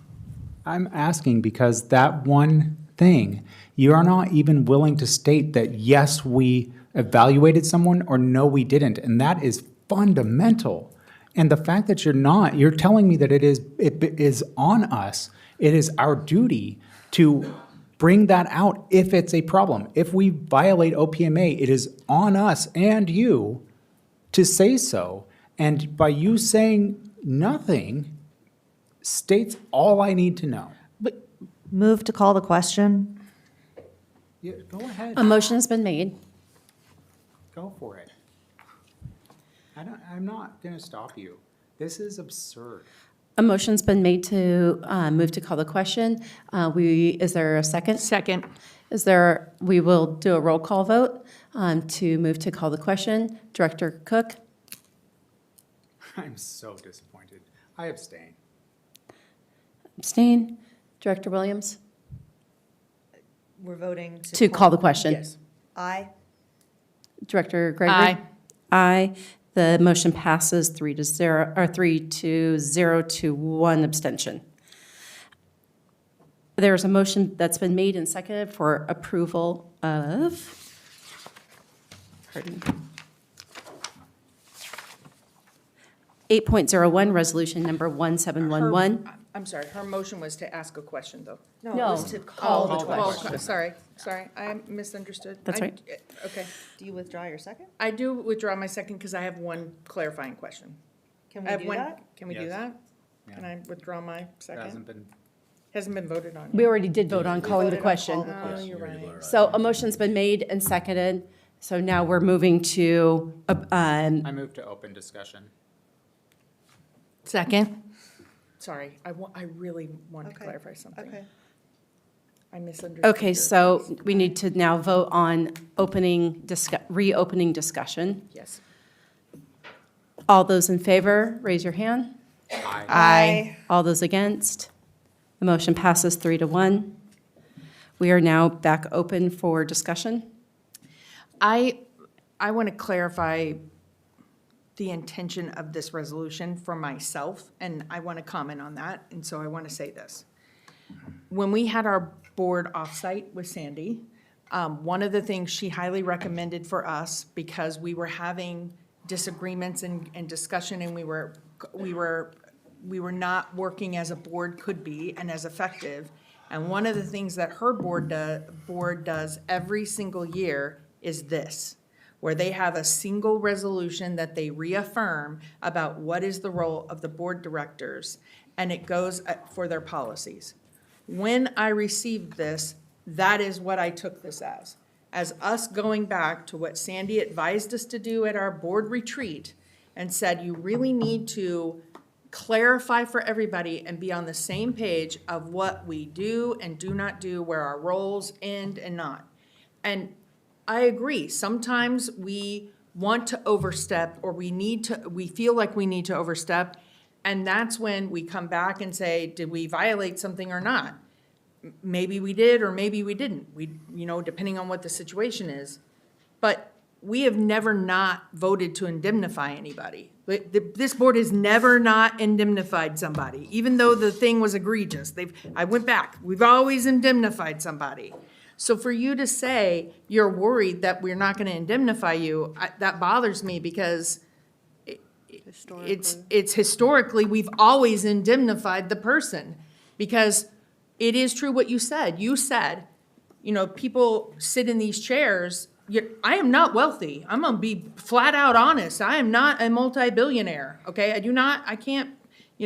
I'm not that wealthy. So I think people assume that when you sit in this role, that we are bankrolled somehow and we have all these millions of dollars, and we don't.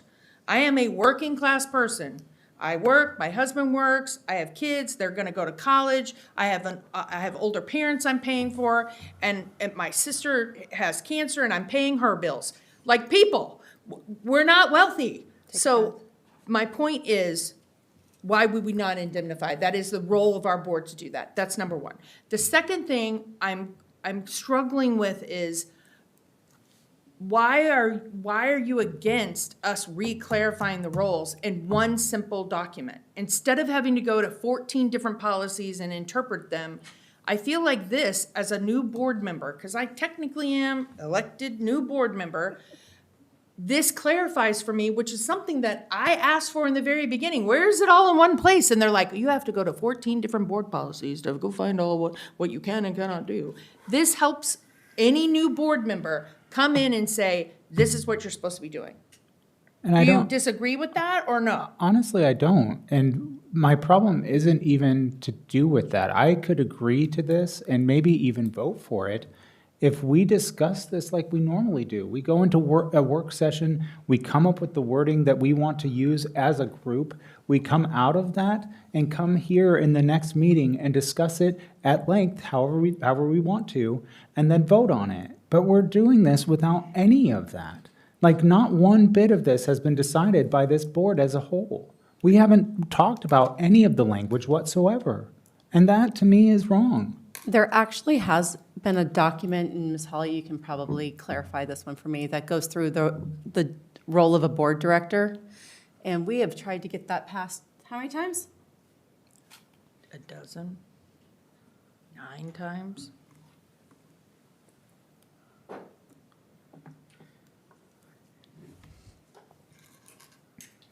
I think you're talking about the board protocol. Yes. That Yes. we've brought several times, I think at least 8 or 9. It's 9 times, Yep. if I remember correctly. So I would love to be able to get through You some have of a those things. three-person majority right now. You could pass that today if you wanted to. Like, there's no reason why you couldn't. Like, how is that a justification for us not doing it here? I don't understand that at all. If you want to do that, if you want to go and discuss that, let's go discuss that. But why is that not on here and this is then? It is on a future, Ms. Holly left. It is on a future agenda that we need to And we bring it back discussed up again. that 8 or 9 times, but this one we haven't discussed once. Again, it's reiterating the policies that already are out there. Okay. Move to call the question. A motion's been made to call the question. Is there a second? Second. A motion's been made and seconded for the question to be called. We will do a roll call vote. Director Cook? I'm staying yet again. Abstain. Director Williams? Aye. Aye. Director Gregory? Aye. I am an aye. The motion passes 3-0-1. We have a motion on the floor for approval of item 8.01, resolution number 1711, limitation of liability for school board directors. All those in favor, please raise your right hand and say aye. Can I call for a Aye. roll vote? I wanted a roll call vote, sorry. Okay. Director Cook? Nay. Director Williams? Aye. Director Gregory? Aye. I am an aye. The motion passes 3-1. We now move on to our consent agenda. Is there any items that anybody wants pulled? So I'm going to go back to that. I didn't get a copy of the paper form, so I have to go back over here. Sorry, I'll look at it here. Oh, of course. Is there a motion on the floor? Sorry, I just need to Oh, look sorry, I at couldn't it. hear what. He didn't receive a paper copy. I'm just trying to remember what we're looking through here. Can I pull 9.06? The network cabling? Yeah. Yep. Anything else for anyone else? No. I see we don't have any vouchers this time, is that right? Correct. There's no vouchers listed on the consent. Thank you. Move to approve items 9.01 through 9.05 and 9.06 through 9.11. 9.07. Sorry, my apologies, 9.07. Thank you for Could the you correction. clarify that, Director Williams, one more time? Move to approve items 9.01 through 9.05 and 9.07 through 9.11. Again, thank you for the correction. Second. A motion's been made and seconded for approval of items 9.01 through 9.05, in addition to items 9.07 through 9.11. We are now open for discussion. Seeing as there is none, a motion's been made and seconded for approval of items 9.01 through 9.05, in addition to items 9.07 through 9.11. All those in favor, please raise your right hand and say aye. Aye. The motion passes 4-0. Is there a motion on the floor? I move to approve 9.06 network cabling capacity improvement phase 2, change order number 4. Second. A motion's been made and seconded for approval of item 9.06, network cabling capacity improvement phase 2, change order number 4. We are now open for discussion. Deputy Superintendent Behringer, would it be possible for us to have IT come up? Yeah, I could ask Kyle to come up, answer any questions you might have. Thank you.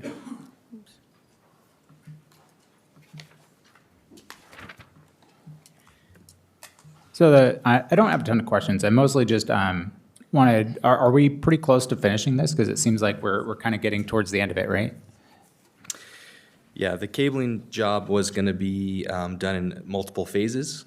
Mm-hmm. So phase 1 is very close. We're just waiting on warranty closeouts. So this is phase 2. Mm-hmm. And phase 2 is kind of in the middle of it being done. It's getting close. And then we have a phase 3, Mm-hmm. we've got a phase 4, and we've got a phase 5. The interesting thing about, and why we split up in the phases, is E-rate has a certain category 1, category 2, and category 2, which includes these cablings, has a specific budget. So we are actually very proud. We spent all but I'm gonna make this up, but it's 8 cents of our total budget for the 5-year first phase. And so now we've moved into the next phase. So we had to do that so that we maximize the amount of dollars that we'd get back from the federal government, and then it saves our community money. Yeah. And what was the E-rate amount that we pay versus the federal government again? Yep. So we pay 20%, they pay 80%, and out of that, we've gotten really close to that 80% number on most of the phases. A couple of them a little bit less. I think again, don't quote me here, but in the low 70s is the worst we've gotten so far. But another phase just got approved, funding commitment decision letter at exactly that 80%. So we're doing really well. That's fantastic, because I know how hard E-rate is to process and get it done right every time. There's a lot. It's a bit of a nightmare at times. I did have one question that maybe isn't totally related to this. I saw in the budget that there were a couple of years where we didn't have any E-rate dollar amounts listed. Can you speak to that at all, or? We should have some type of E-rate reimbursement, and there's different ways that you can do that. So you can do what's called BEAR, where you pay and then you actually get a reimbursement back. I see. Or you can do SPI, where it's actually pre-discounted invoices. So it could be based off of maybe some of the differences there. Yeah. But every year we, historically, Kent has always gotten category 1, which is the connections between the building, to get the government to pay for the connections between the building, the dark fiber or the lit fiber. Yeah. And this category 2 is where they have a budget, and it's a little bit harder, a little bit trickier, and that's what we're really digging into now and trying to maximize that part. That's fantastic. Thank you very much for your time. Thank you. Thank you. Any further discussion? No, thank you. Thanks. Seeing as there's none, a motion's been made and seconded for approval of 9.06 network cabling capacity improvement phase 2, change order number 4. All those in favor, please raise your right hand and say aye. Aye. The motion passes 4-0. We now move on to our informational section. All of that information, especially, I would suggest everybody to review the March 2026 financial report along with our gifts and donations. We thank all of our community that supports the many programs within our district. I would like to comment on 10.01. and read a statement about agenda item 10.01.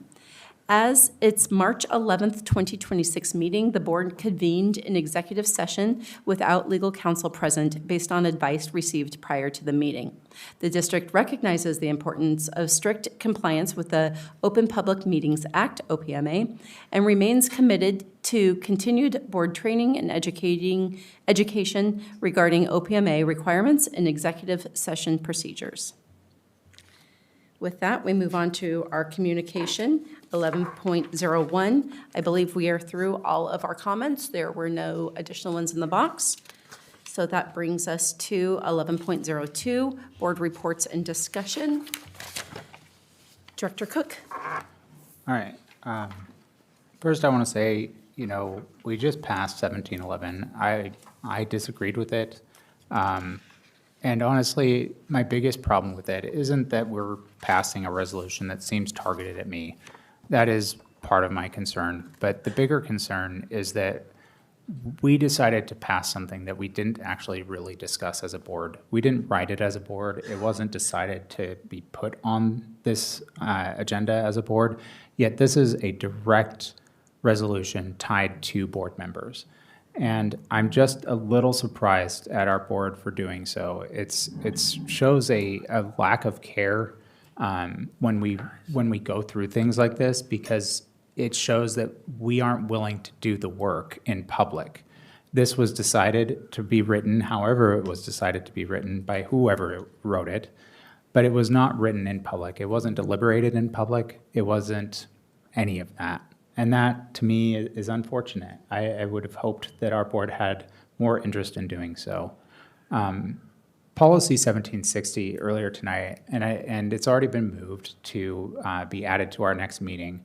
So we'll discuss it again. But that, again, is another thing that we are creating for ourselves, and yet there's no enforcement mechanism. It can't be enforced. And the board can't do anything to a board member for following it or not.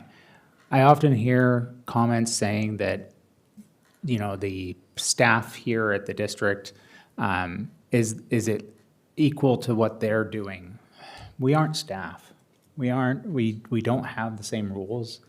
We have very different rules, and the reason for that is because community outreach is our job. It is important that we are out there. I don't see often anyone else from this board talking out in public about what we're doing. I don't see those comments, and we're trying to stop people from talking about it. The idea that we could create an OPMA problem by posting something online is such a stretch. It really doesn't have an impact. The fact that we can write on there and say whatever we want, the problem that OPMA is designed for us to not discuss things in private. That's the purpose of OPMA.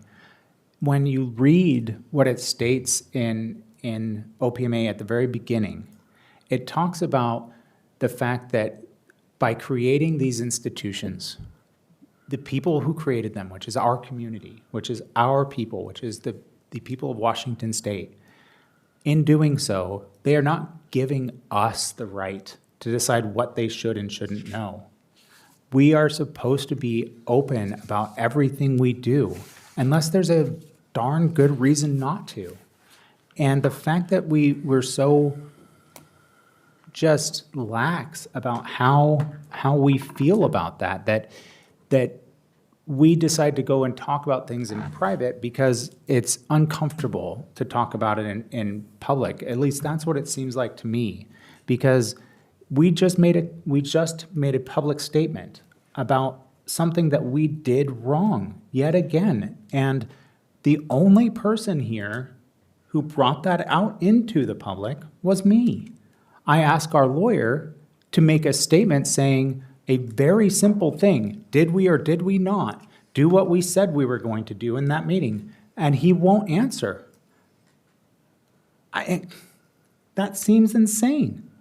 The fact that that's the case tells me that it is still something that we are not willing to address as a board.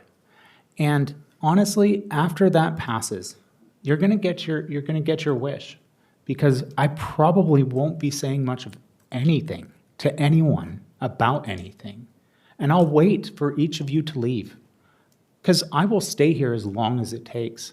And if that means I get to sit at home and join board meetings without saying a word, and I just sit back and watch you drive this district into the ground like it seems to be going, that's fine. I would prefer not to.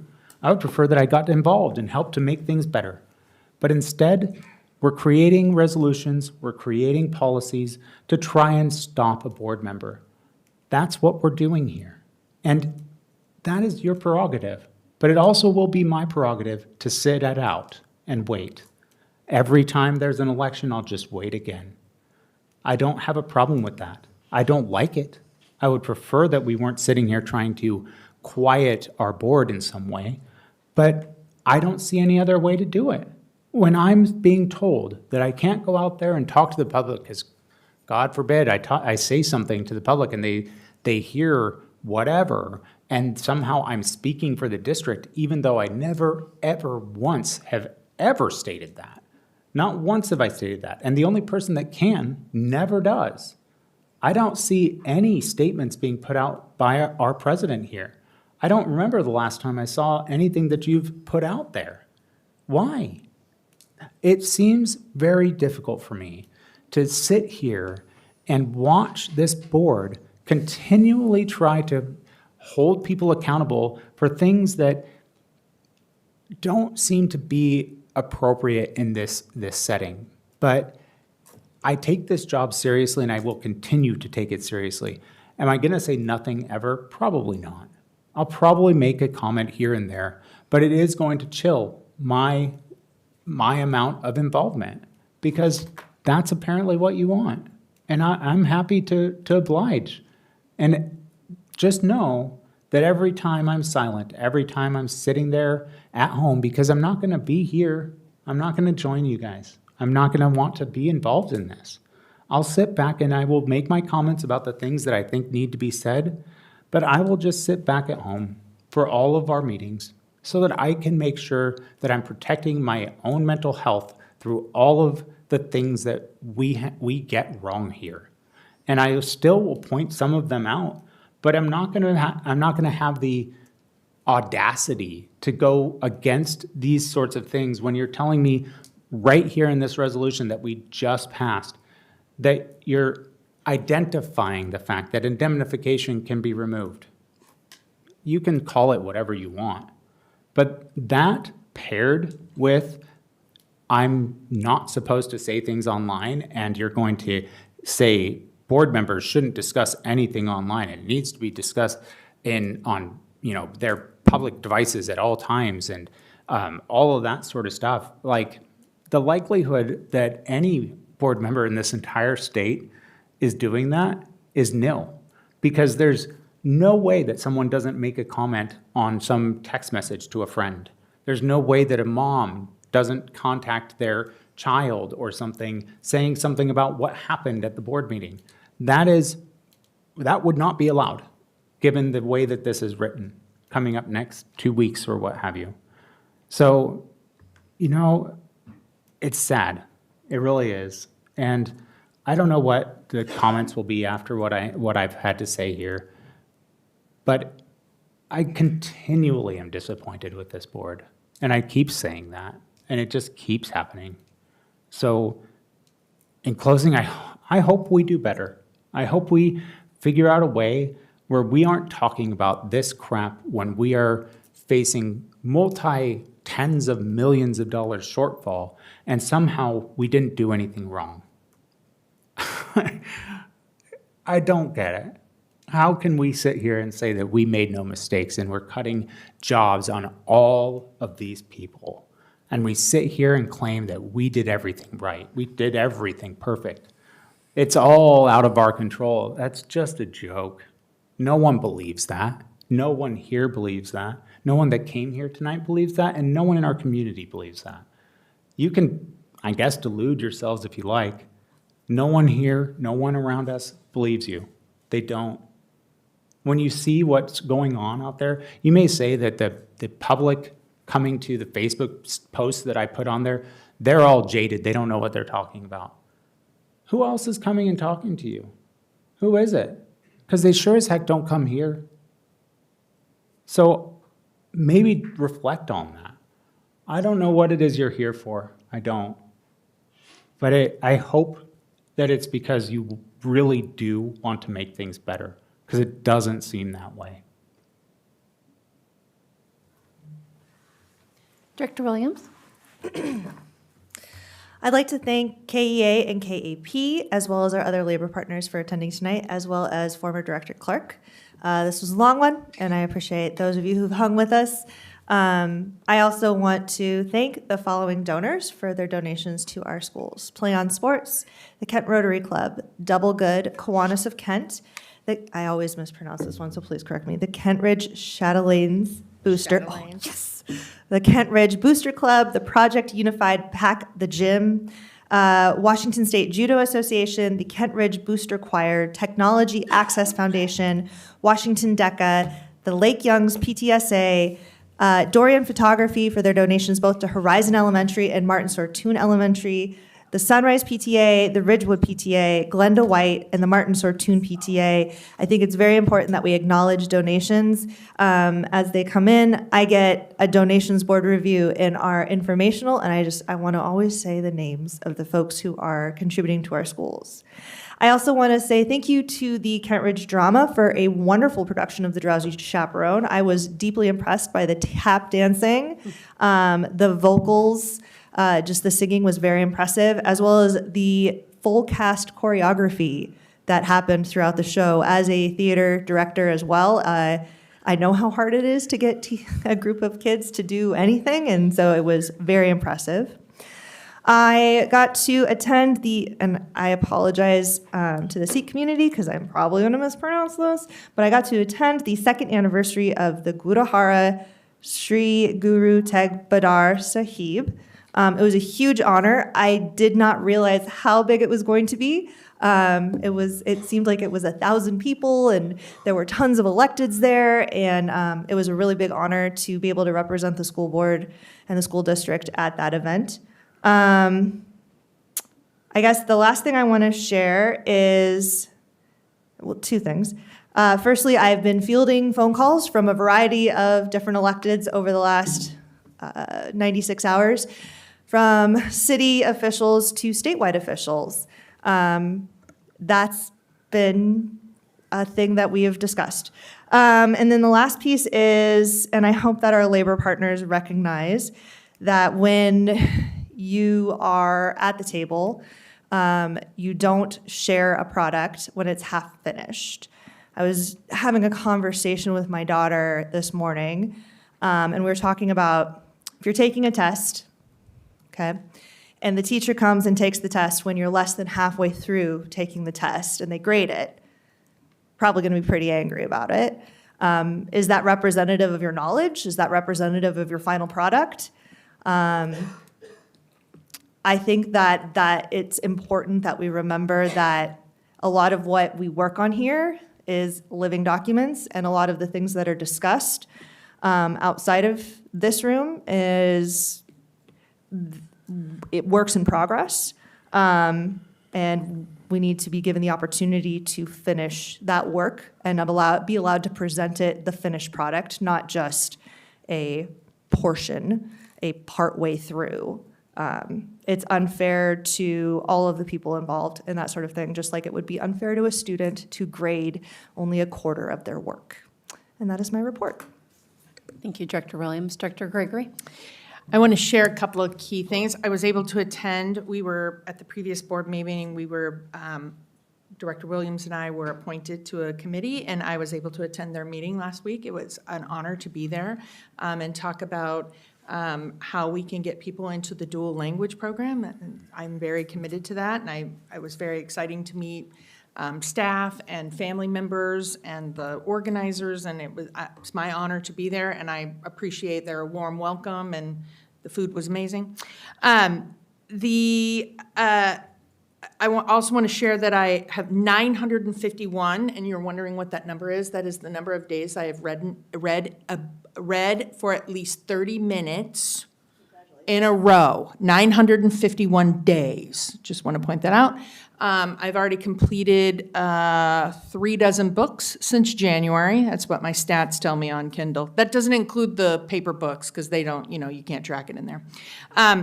I bring that up for this reason. I moved around a lot as a kid. I was bullied. I was bullied at Seuss Creek Elementary. I'm just gonna admit it. I was bullied at Seuss Creek Elementary. The solution was that I was held in for recess. I didn't get recess. I was held after school for 35 minutes, and the solution was that a teacher would walk me to the edge of school, and then I would walk home from the edge of school, and all of the kids, there were 12 of them, they would wait in the woods until I came through, and then I was yelled at and called names and pushed down, and I had a bloody nose on the way home from school. Just want to tell the reality of what I lived through. That is my truth, and that's what I lived through in this school district. I am proud to be on this board. I am on this board because I believe we can do better. We should not have bullying like that now, right? We should not have kids pushed down in the rockery and the parent come out and said, I bled on her rockery.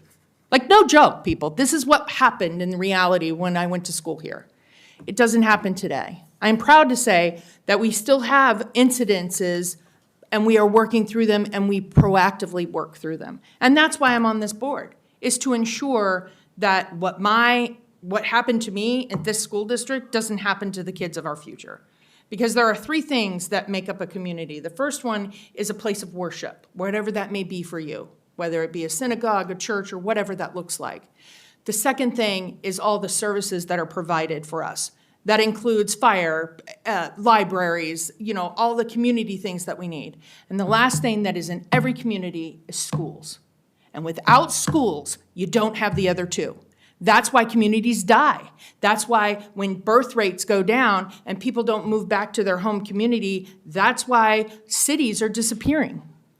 So I don't want that for this school district. That's why we're being proactive to say, hey, what are the opportunities for us to cut? I don't want to cut money. I'm going to tell you right now, I don't like cutting money. I do not like it. I do not like cutting budgets. But I got elected knowing that we were going to have to make hard decisions, and I joined this board intentionally because I think everybody has a voice on this board.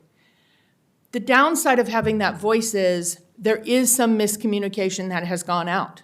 And that's why I'm totally against one board member or 2 board members having discussions or posting things that are not 100% accurate or that are still in flux, as Director Williams said. Things are still in flux. We haven't made final decisions. Yes, we've had to notice people because we don't want to wait until June 24th and go, oh, we're going to cut 700 people. It's not 700 people, that's an exaggeration.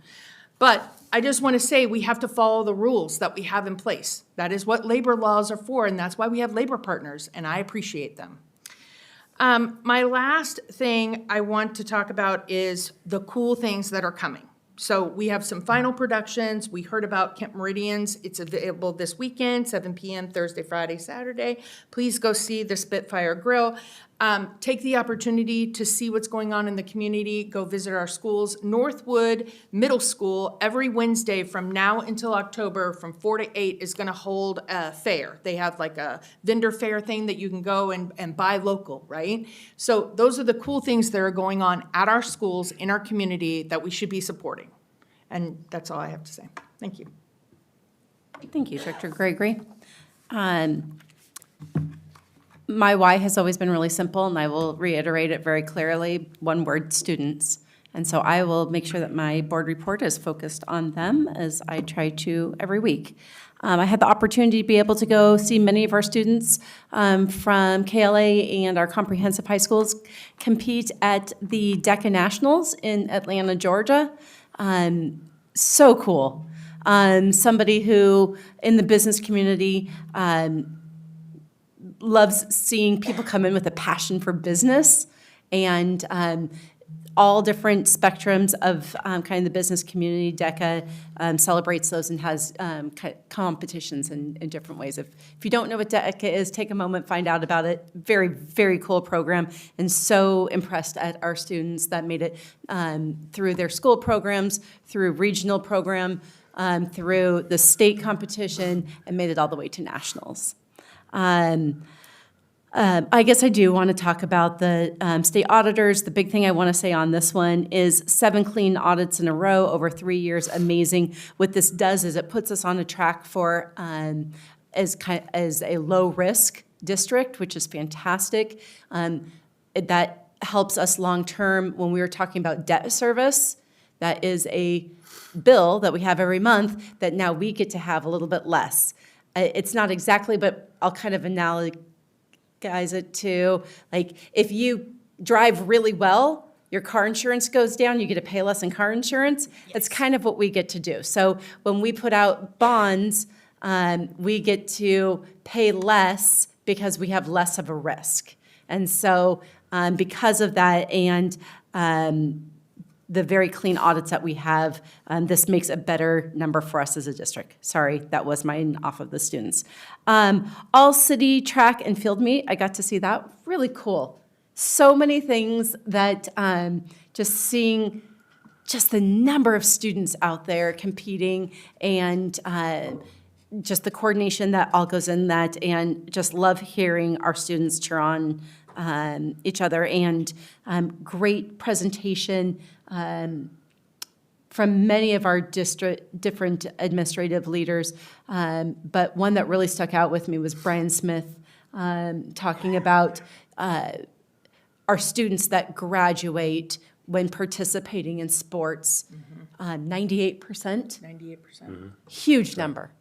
And that's a great thing to see. So whatever that sport may be, I love it because it tends to help our kids get to graduation. Also had the opportunity to see a lot of girls softball. And this week, Friday, we have, at least I know Kent Ridge girls softball is going to districts. And I am remiss to say I don't know how the rest of our girls softball, but I am sure I'm going to hear a lot about it, and I hope I do. But it makes me think about that we have students that want to play softball, and I love that because it's fun to watch. Coming up, really cool, top graduation is on June 3rd. I mentioned this to the board because we had originally had that planned for a board retreat. It did not make sense with the topics that we were having anyway, but more importantly, of course, we're going to prioritize our top program and celebrating our students that are moving out of that program. We have iGrad and KLA graduations coming up on the 12th. So excited to see those ones too. And then follow the next day on Saturday, the 13th, with our comprehensive Kent Meridian, Kent Lake, Kent Ridge, and Kentwood at Showware Center. And just excited to watch about 1,800 kids through our different graduations. So easy peasy for me any day. The reason I do this is for students. And so that's what I hope that my board report reflects, and what I hope we get to continue making more of the priority and the conversations of our nights. With that, it is 11:29, and we are adjourned.